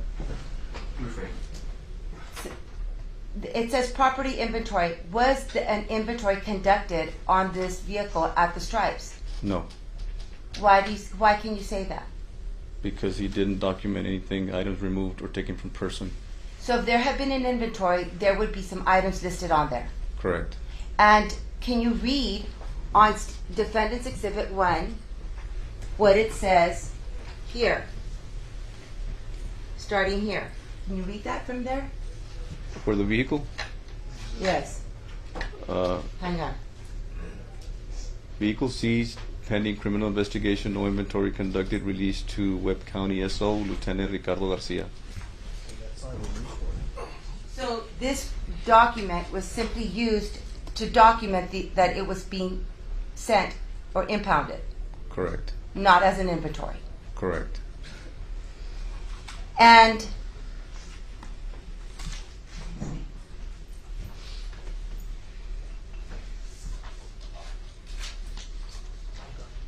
I'm going to show you Defendant's Exhibit number 7. And I'm going to direct your attention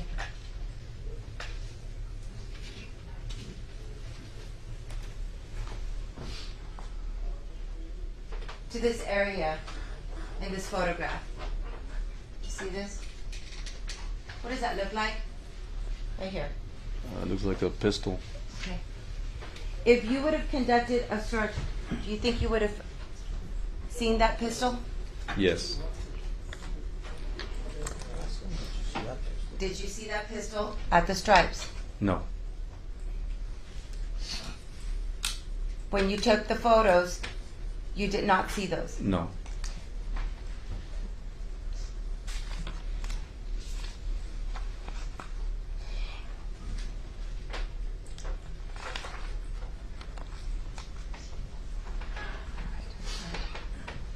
Now, once you left the Stripes store, where did you go from there? We went back to the substation, the Webb County Sheriff's substation. Okay. And was Juan David Ortiz apprehended? Yes. Where? At the, he was in back of a pickup truck in the Ava Hotel parking lot.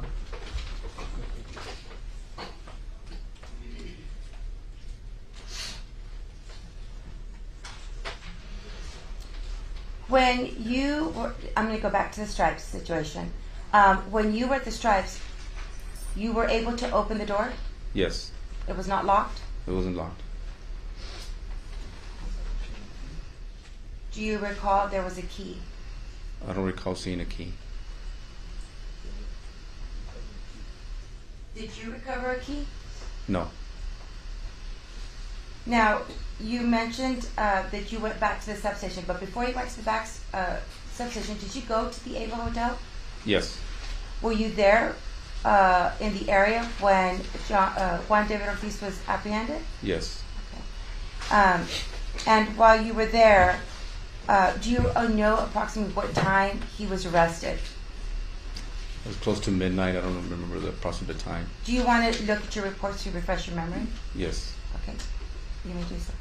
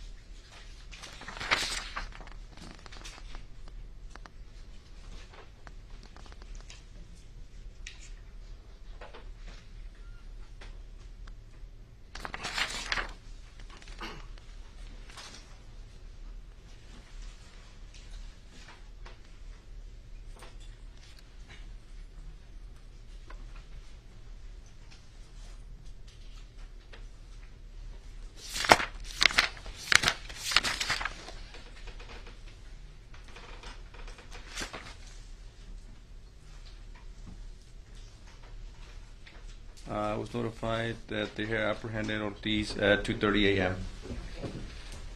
And this was at the Ava Hotel. Correct. And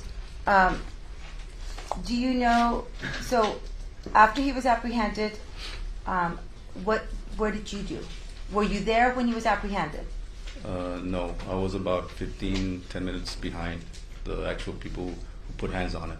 Okay. But did you leave that area? Where did you go? To the substation.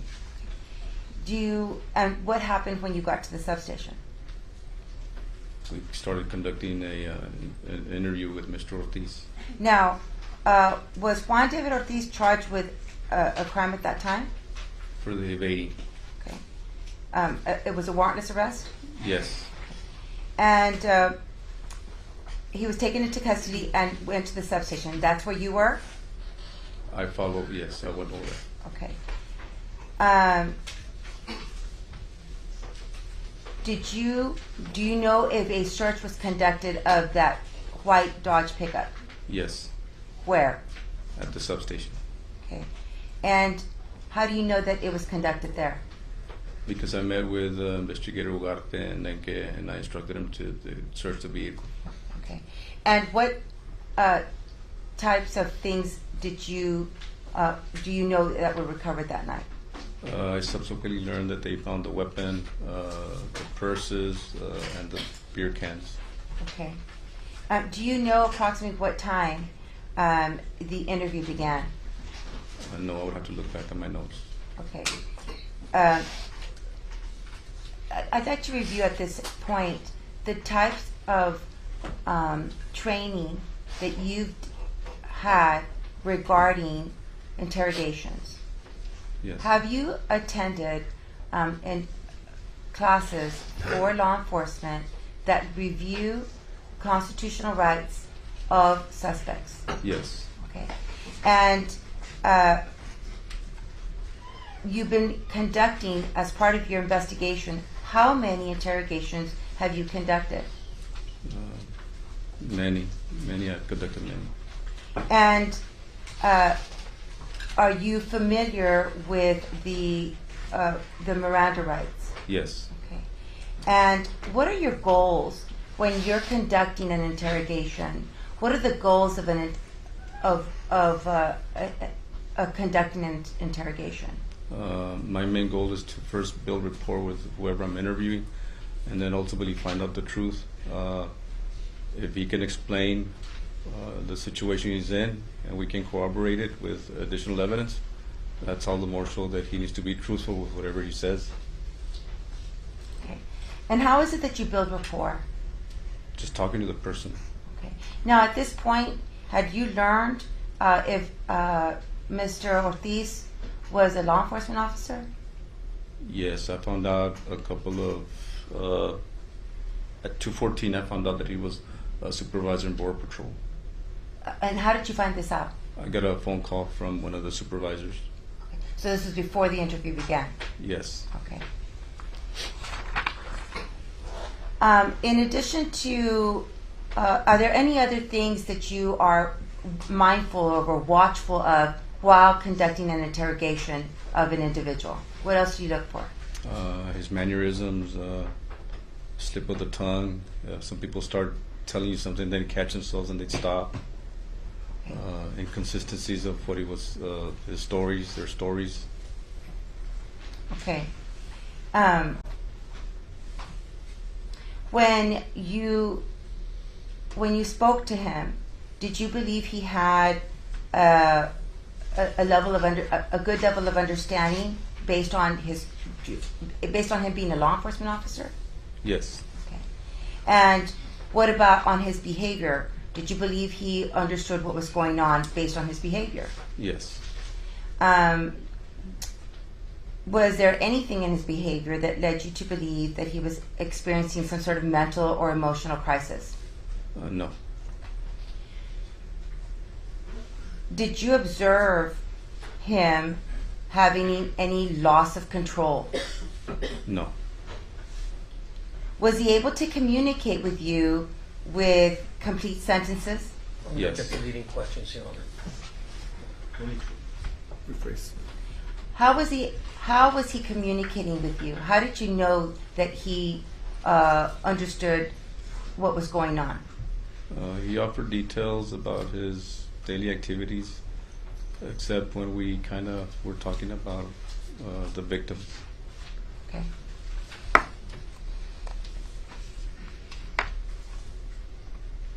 Now, did you advise him of his constitutional rights? Yes.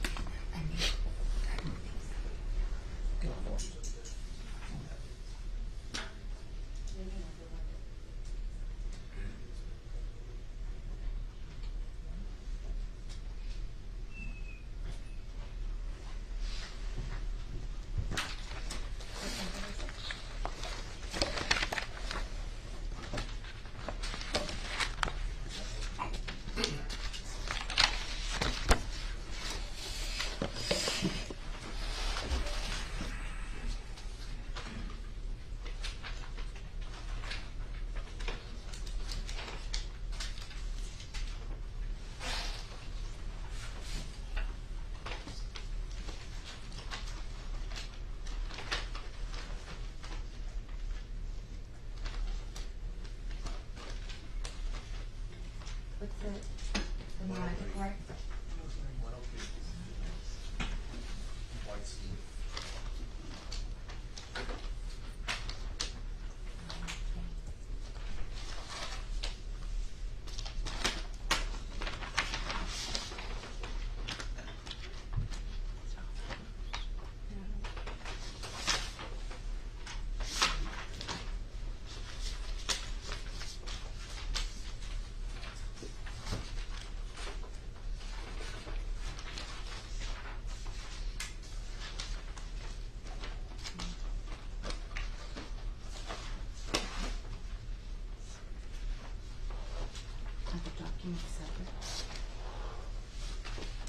Yes, photos are together, documents are separate with me.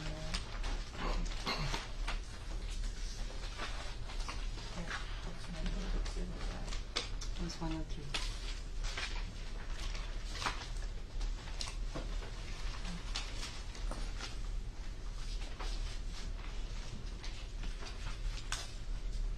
I don't know what to tell you.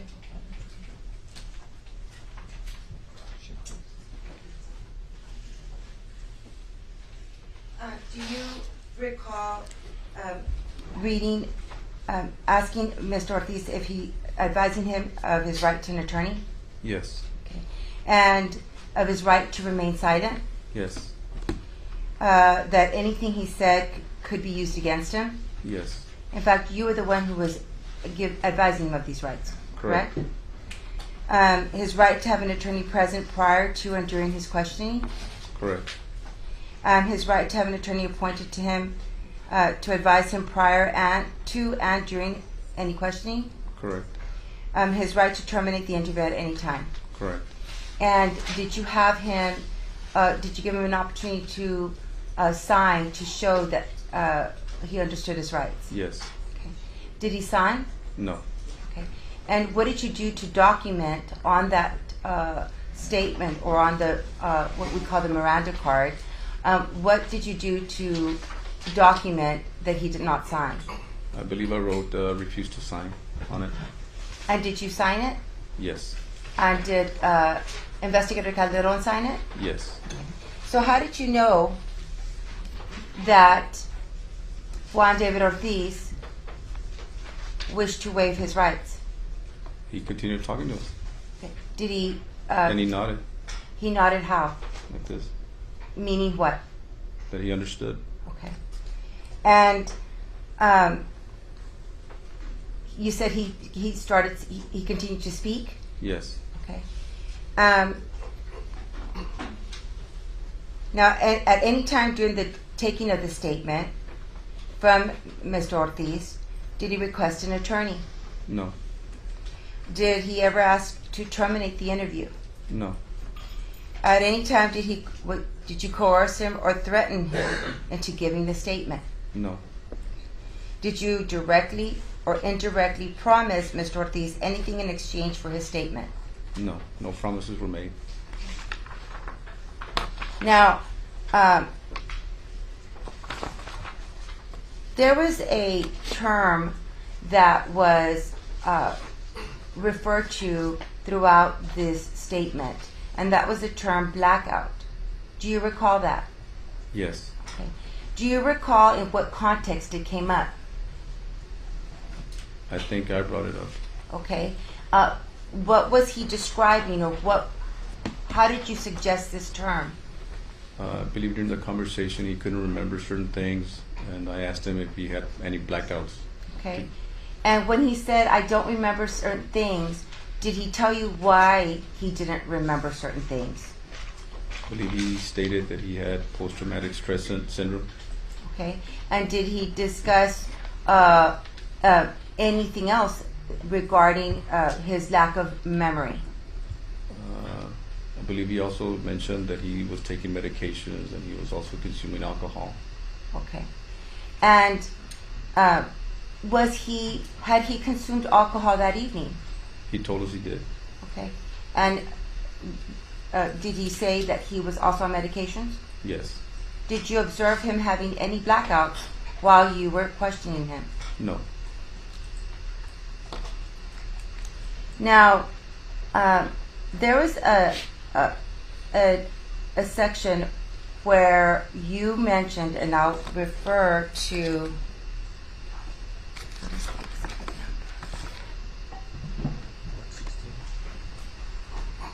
you have your document? Right here. Look this up.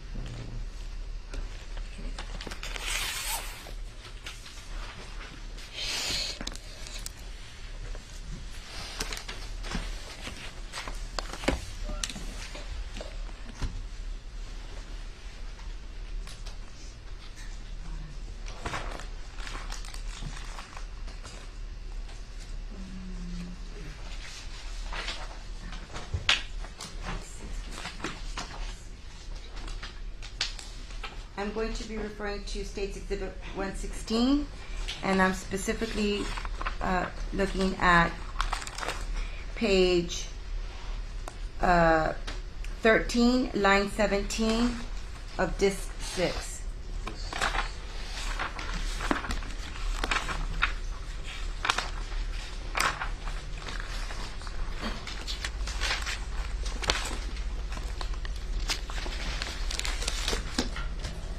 And again, for the record, this is State's Exhibit 116.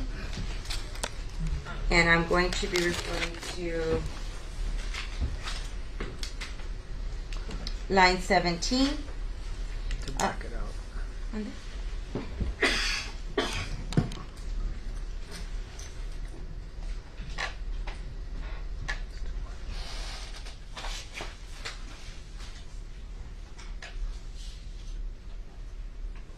Do you see where you're speaking, Agent Salinas, you're starting on 14, and you're talking to Ms. Ortiz. Can you read that? JD, right, yes, look, partner.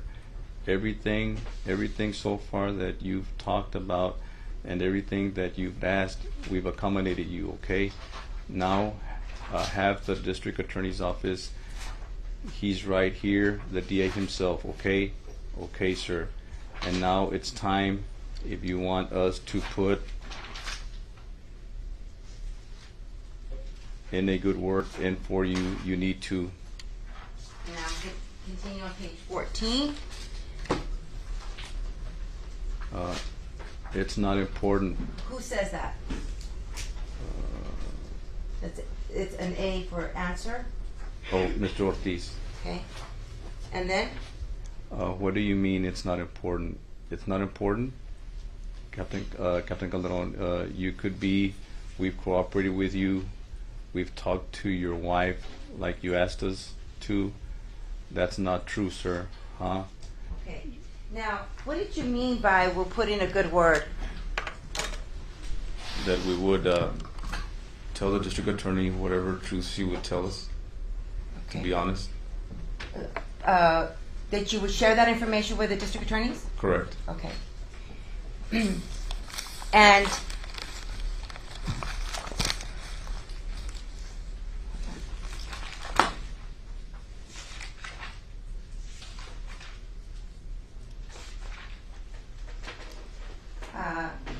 when you said you gave him, you accommodated him, what were you referring to? You gave him, like, what kind of accommodations was he asking for? Mr. Ortiz wanted us to stop his wife from driving from San Antonio to Laredo. Captain Calderon was trying to get some units to kind of stop her. He also asked for a picture. Okay, stop right there. So it was Mr. Ortiz who brought up the idea of talking to his wife to stop her from coming to Laredo. Correct. Okay. And now you said, what was the next thing that? The pictures. He wanted some pictures of his families. And who asked for the pictures of his family? Mr. Ortiz. Okay. Was that something that you or Investigator Calderon brought up? No. Okay. In fact, how did you gain access to these photos? He gave us his PIN code for his phone. So he asked you to accommodate him, and he made it accessible for you. Correct. Okay. There was also some discussion about a pension. Do you recall who started or who began that conversation? I don't recall the conversation about the pension. So.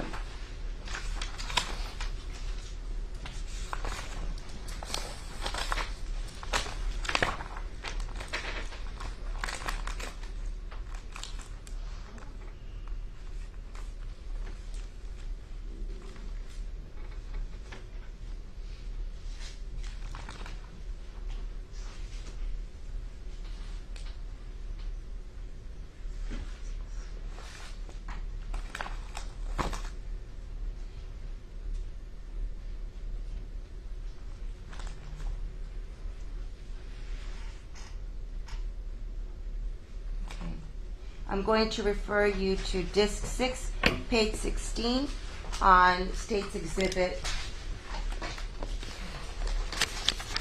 116.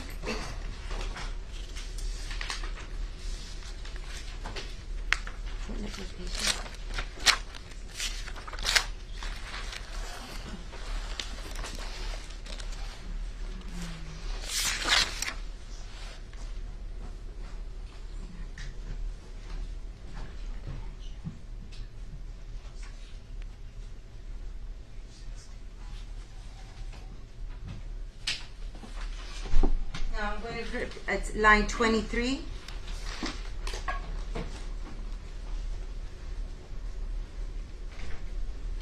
Can you see that? Yes. Now, can you read, I think this is right after he's asking for the picture from his phone, and then line 23, his answer. Can you please read that? Yes. There's no way to tell my wife she can keep retirement money. There's no way to tell her they can keep that. Okay. And she's referring to, he's referring to her pension? Correct. And so who brought that up? Mr. Ortiz.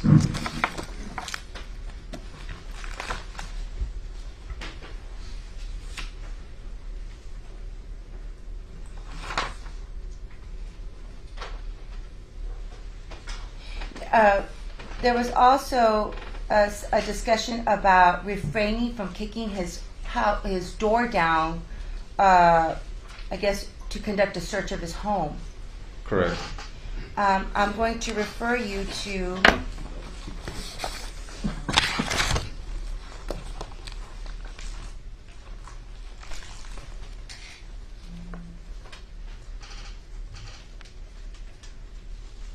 page 14 of Disc 1.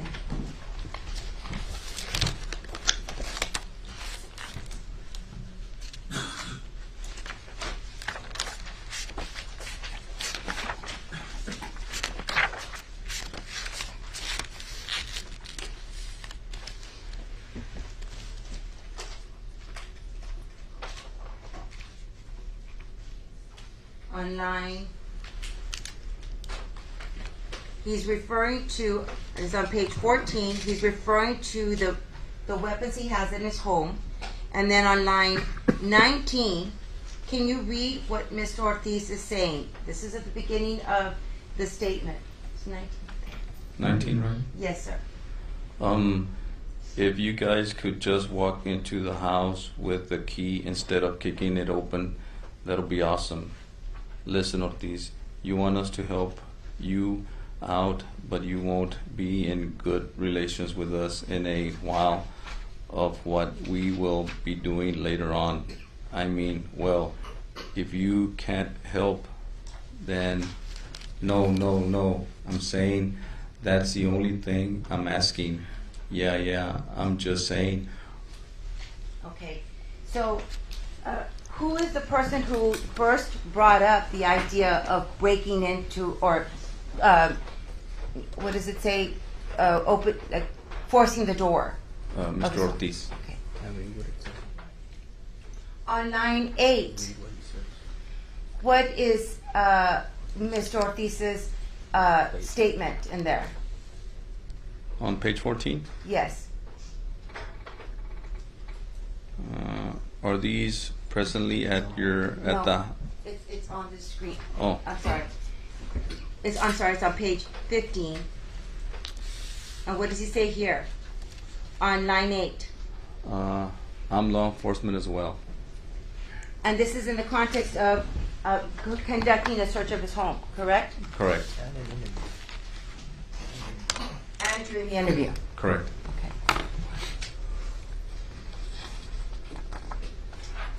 And you're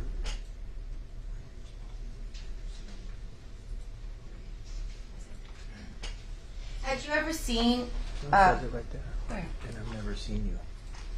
Oh. If you continue on page 15, did he ask you, or did he believe that you knew him? Yes. Had you ever seen him before? No. And I'm going to refer you to line. He says, "I am law enforcement as well," and then your answer was on 15, line 9. I have never seen you. You want me to continue read? Yes, please. Yeah, I mean, okay, so yeah, but I had never seen you. That's what I'm saying. And neither have I, right? Okay.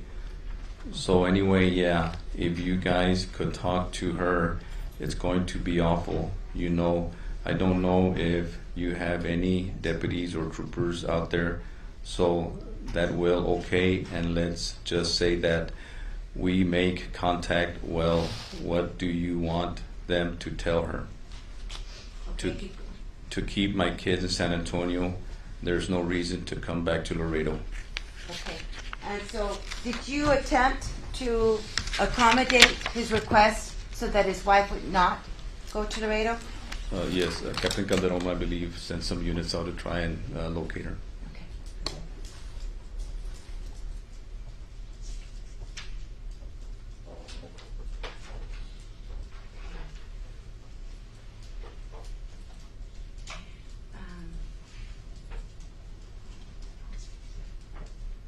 While he was there, did you ensure that he had access to water?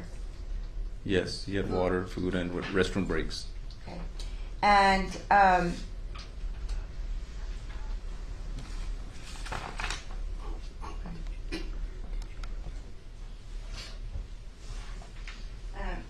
did you ever threaten No. Mr. Ortiz? No. Did you ever coerce him into speaking? No. Did you ever intimidate Mr. Ortiz into speaking? No. Now, he actually gave you the password so that he could receive the photograph of his family. Is that correct? Correct. Were you able to get a DNA sample from him that evening? I think the sheriff's office was able to get a consent to search get his DNA. And did he consent to search? Yes. To give a DNA sample? Yes. Okay. And did he also consent and tell you that he would give you the keys to the house so that you could go search his house? Yes. Now, did you use that authority under consent to go into his house, or did you get a search warrant? No, I got a search warrant. And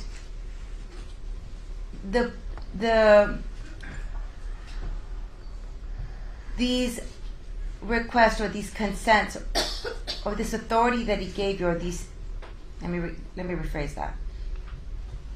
He was cooperating and discussing with you on giving you the password, consenting to DNA, and telling you that you could use the keys to his home. Is that consistent with him waiving his rights to speak? I'm going to object, No. Your Honor. Relevance, lack of personal knowledge, speculation. Based on your experience, do you believe he waived his rights? Yes.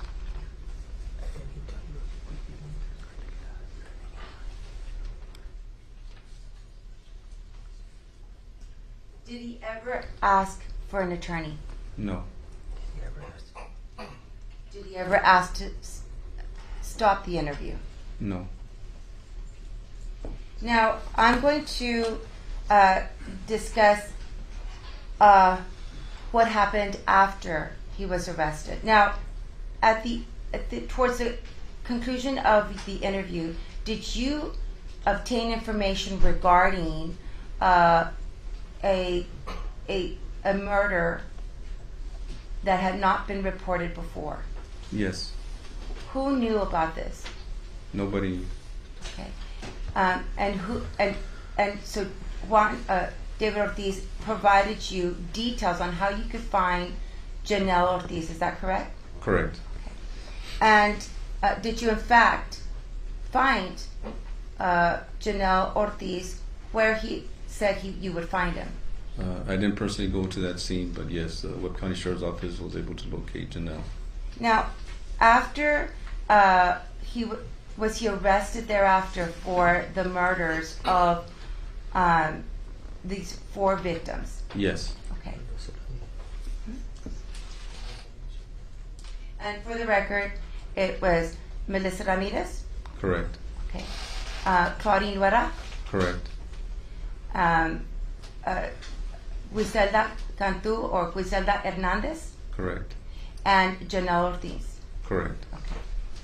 Now, when you were, when thereafter, did you stop with your investigation, or did you continue with your investigation after the arrest of Juan David Ortiz? I still continue with my investigation. Now, I'm going to.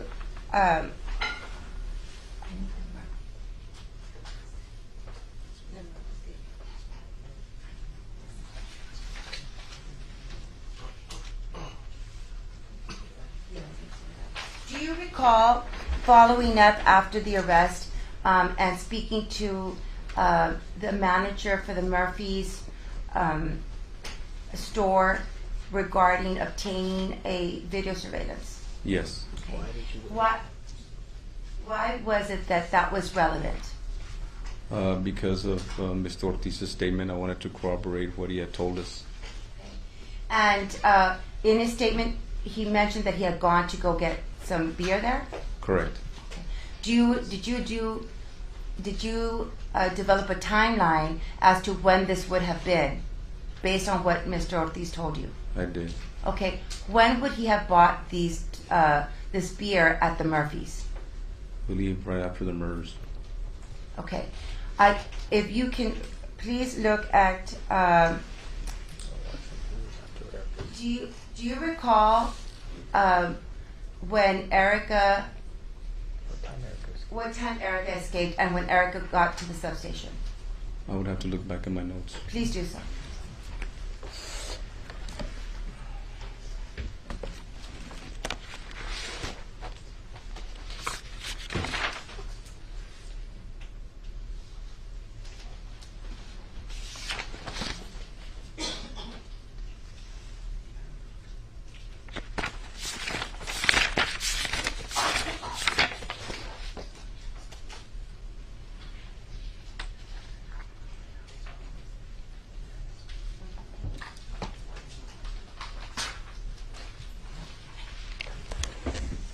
I received the information from Trooper Hernandez at 9:23 p.m. on the 14th.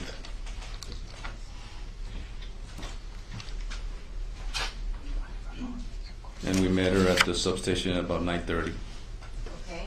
And then you interviewed her, correct? Correct. Okay. But I'm referring to when Juan David Ortiz was referring during his video statement, he said that he went to go get the beer at the Murphys near his home. Do you remember that? Correct. And was that after Erica's escape? I don't recall. I have to go back to Okay, that. let me.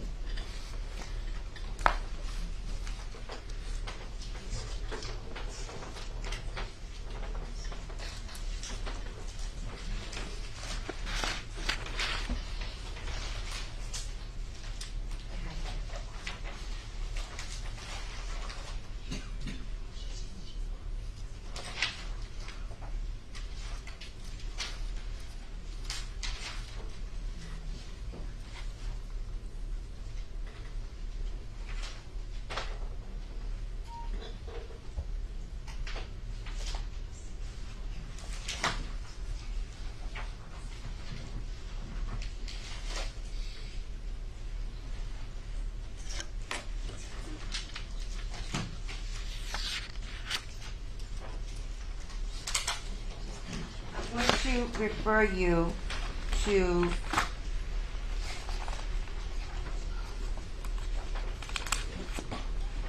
Disc 1, page 52.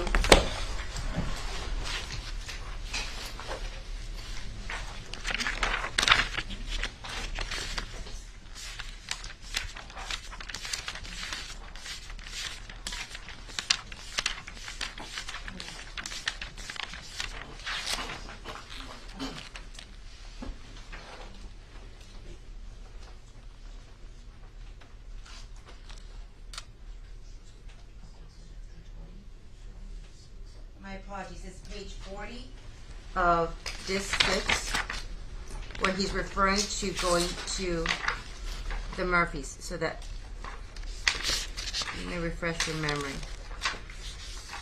Okay. It's Disc 6, page 40.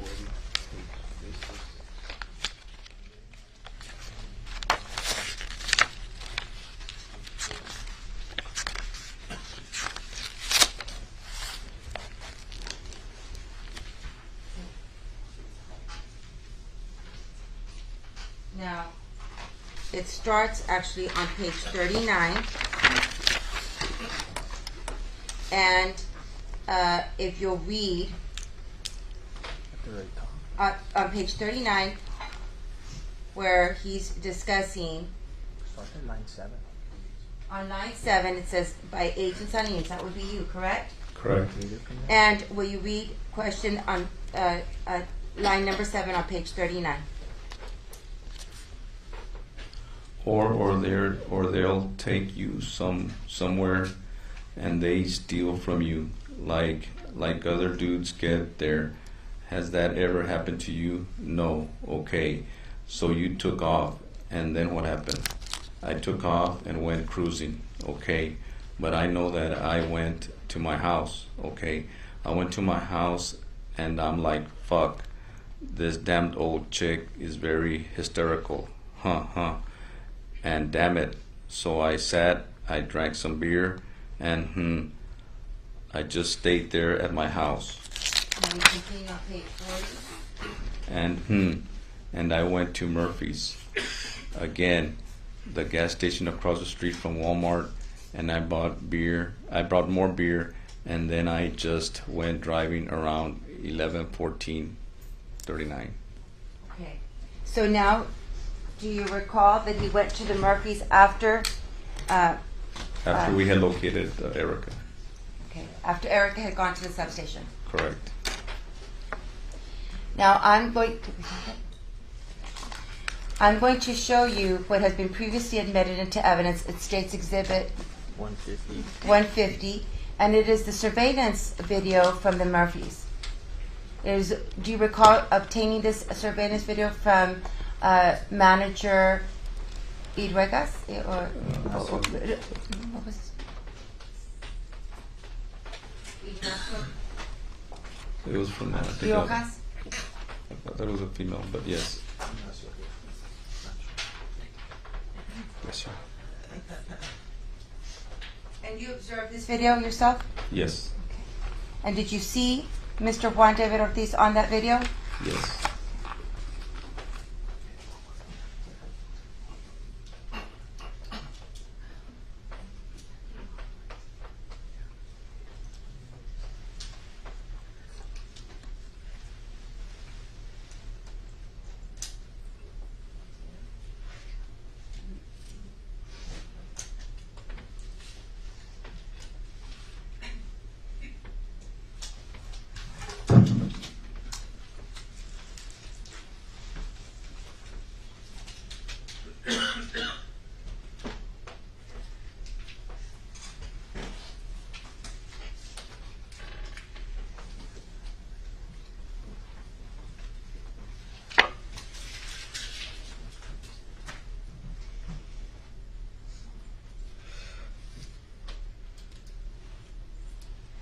Do you recall seeing Juan David Ortiz's white Dodge truck pulled into the Murphys? Yes. And what else did you do? He bought some tollies, some beers. And you observed this? Yes. How many tallies did he buy? I think there were 3.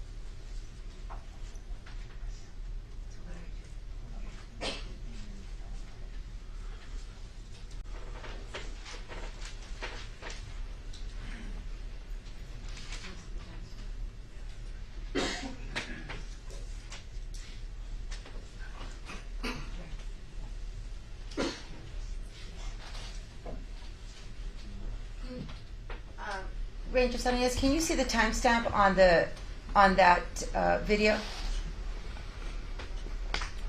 10:51:35 p.m. And the date? 9/14/2018. Okay. Is that the Friday night that Erica came to the substation? Yes. It was after she had escaped? Correct.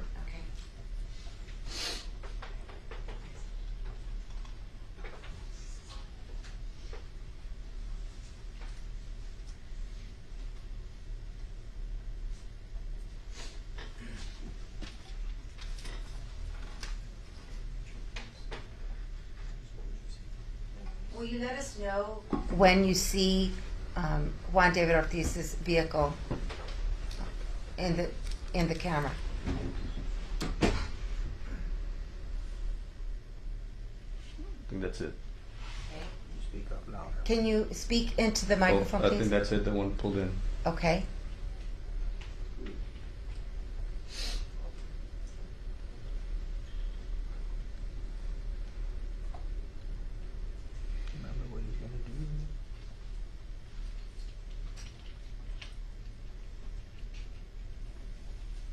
Do you know what he does next? Do you recall? I don't recall. I have to see the video again. Probably goes into the store.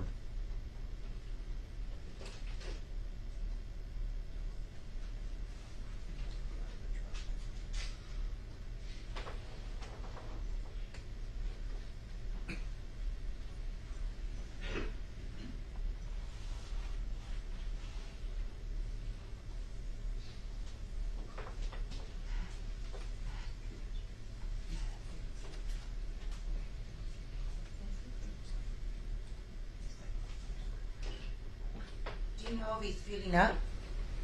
I can't see that from here.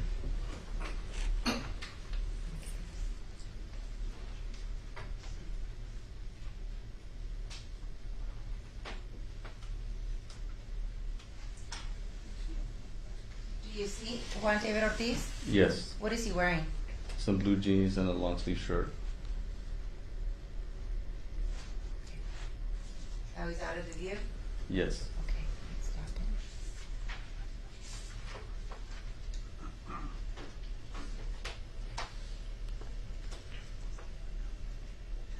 Okay, and this is a view of him walking into the store from a different angle. And for the record, it is what does the timestamp say at the bottom of this? 09/14/2018, 10:53, 43 p.m. And what camera does it say? Left kiosk? Is that what it says? I don't see that. Next to the date. Yes, left kiosk. And that's for the record, Your Honor. Okay. Now he's out of view in this angle, so we're going to go to the left entrance screen. And what do you see there? Mr. Ortiz coming into the store. Okay. And the time? 9/14/2018, 10:53, 46 p.m. Okay. And he's out of view in that screen. So we are now going to go to the corner, the cooler doors. Do you see how it's referenced for this camera? Yes. And what is the timestamp on that? 9/14/2018, 10:53, 48 p.m. And is Mr. Ortiz in that screen? Yes. And what do you see happening? He's walking, opening the freezer door, getting 3 beer cans. Okay. And are they the tallies that he refers to? Yes. Okay, now he's out of that screen, and we will now go to screen left store view, and the timestamp of that screen? 9/14/2018, 10:53, 58 p.m. Okay, and what is he doing here? He's approaching the counter to pay. Okay, and so he's in the he's at the counter, and we're now going to change screen so that you can see what he's doing at the counter, and that would be register view, and please tell me the timestamp of this register view screen. 9/14/2018, 10:54:02 p.m.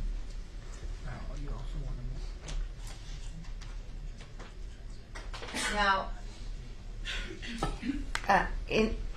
I want you to focus on what he's doing so that you can describe to the jury how his behavior is that in that moment, and the transaction that's about to occur.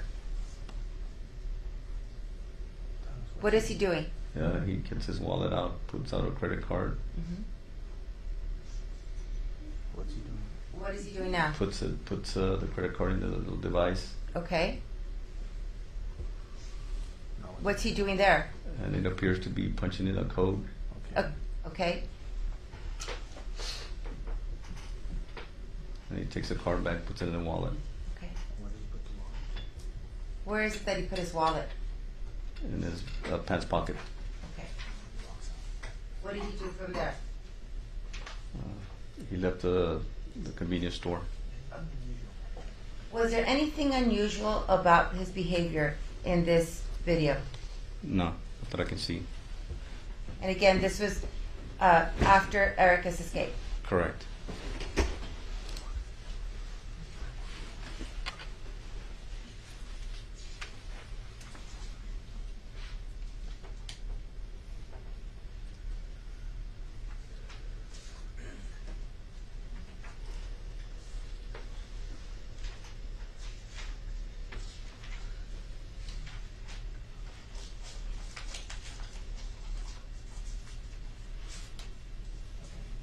is this him leaving the store? Yes. And just for the record, it is the left entrance and the timestamp? 9/14/2018, 10:54:43 p.m.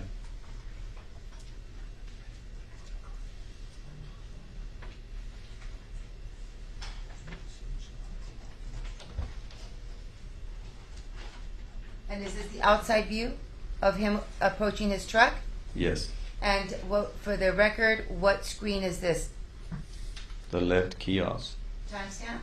9/14/2018, 10:54:43 p.m. Okay.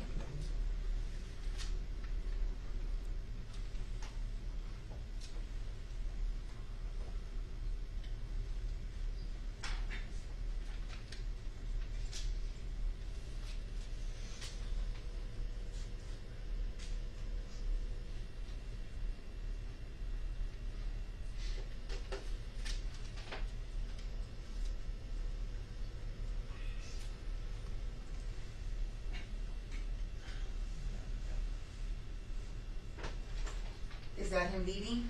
I believe so. Back it up.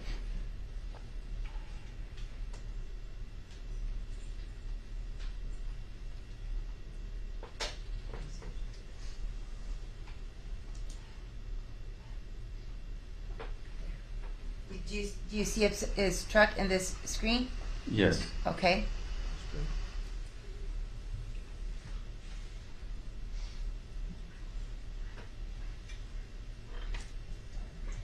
What is the timestamp? What is this view? It says pumps 9-16. And the timestamp? 9/14/2018, 10:54:11 p.m.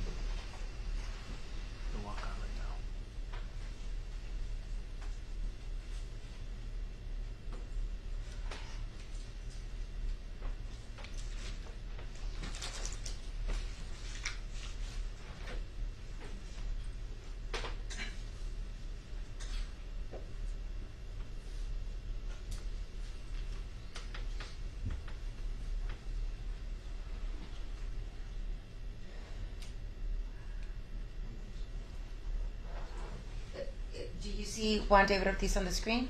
Yes. And he's approaching his truck? Correct. What was he holding in his hands? The beer that he bought.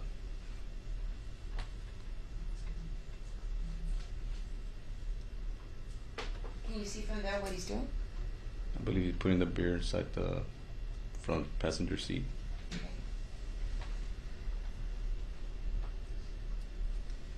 And he's walking around the truck? Correct.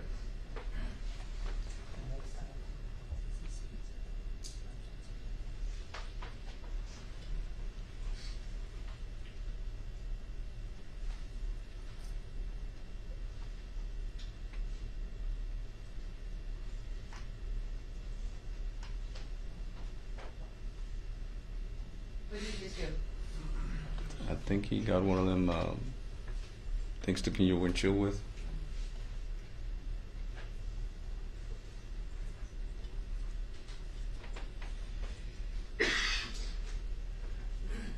And now what is he doing?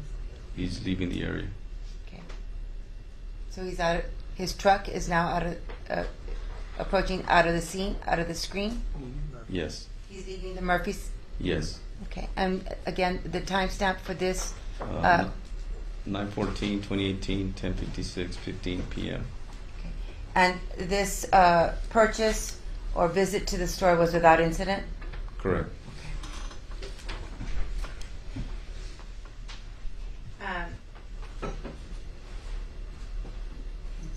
Did you, in addition to the following up after the arrest of Juan David Ortiz, did you conduct other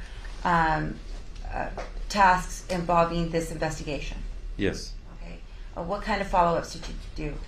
We also conducted a tire impression Okay. of his truck. And it was you with who else? Mr. Ugarte, Okay. And how did you do that? Where did you go? to the Laredo Police Department because they have a canopy that has level cement we used. Okay. So you were present when you did the tire impressions? Correct. Okay. And did you also have follow-up interviews with other individuals? Yes. Okay, who with? I don't remember all the top of my head, but there were a lot. Okay, did you interview coworkers? I didn't personally. My fellow ranger at the time, he did. Now, from your investigation and from learning or speaking to different people, was there anything common from these victims that you learned? Yes, their lifestyle. What was their lifestyle? They were prostitutes. They're into drug habits, and they were homeless for the most part. Okay. And what about the manner of death? Was there anything consistent or familiar with all the victims? Yes, they also sustained gunshot wounds to the head, and 40 caliber spent casings were found in all scenes.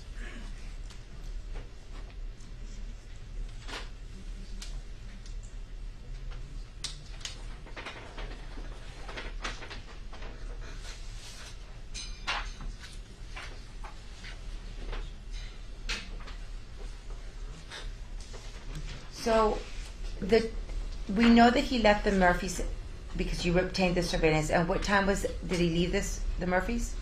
It's at about 10:56. Now, in your report, did you mention when he was spotted after the bolo by the stripes? Yes. On Jefferson and San Bernardo? Yes. What time was that? I would have to look back at my notes. Please do, sir.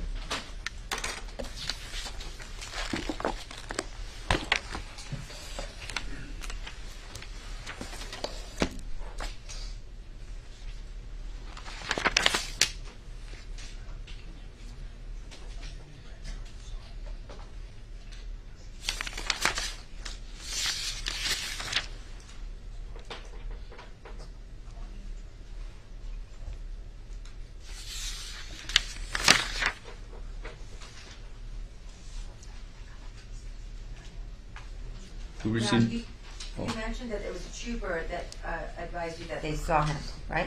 Correct.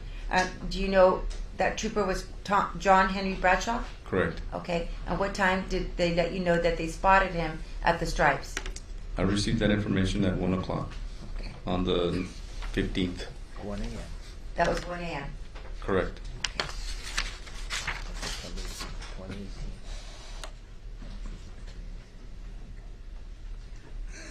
And this was September the 15th because it was right after midnight, so it's 1 a.m.? Correct. Okay. And this was in Laredo County? Yes. Okay. I pass the witness, Your Honor. You want to approach?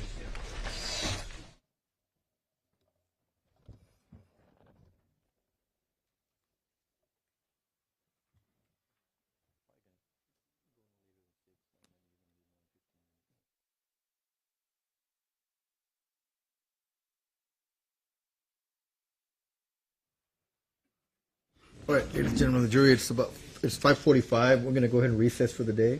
I'm going to instruct you again, not to discuss the facts of the case, not to watch any news accounts, read any articles regarding this case. Thank you. Well, I'll ask you to be here by 8:30 in the morning, please. All right, for the jury.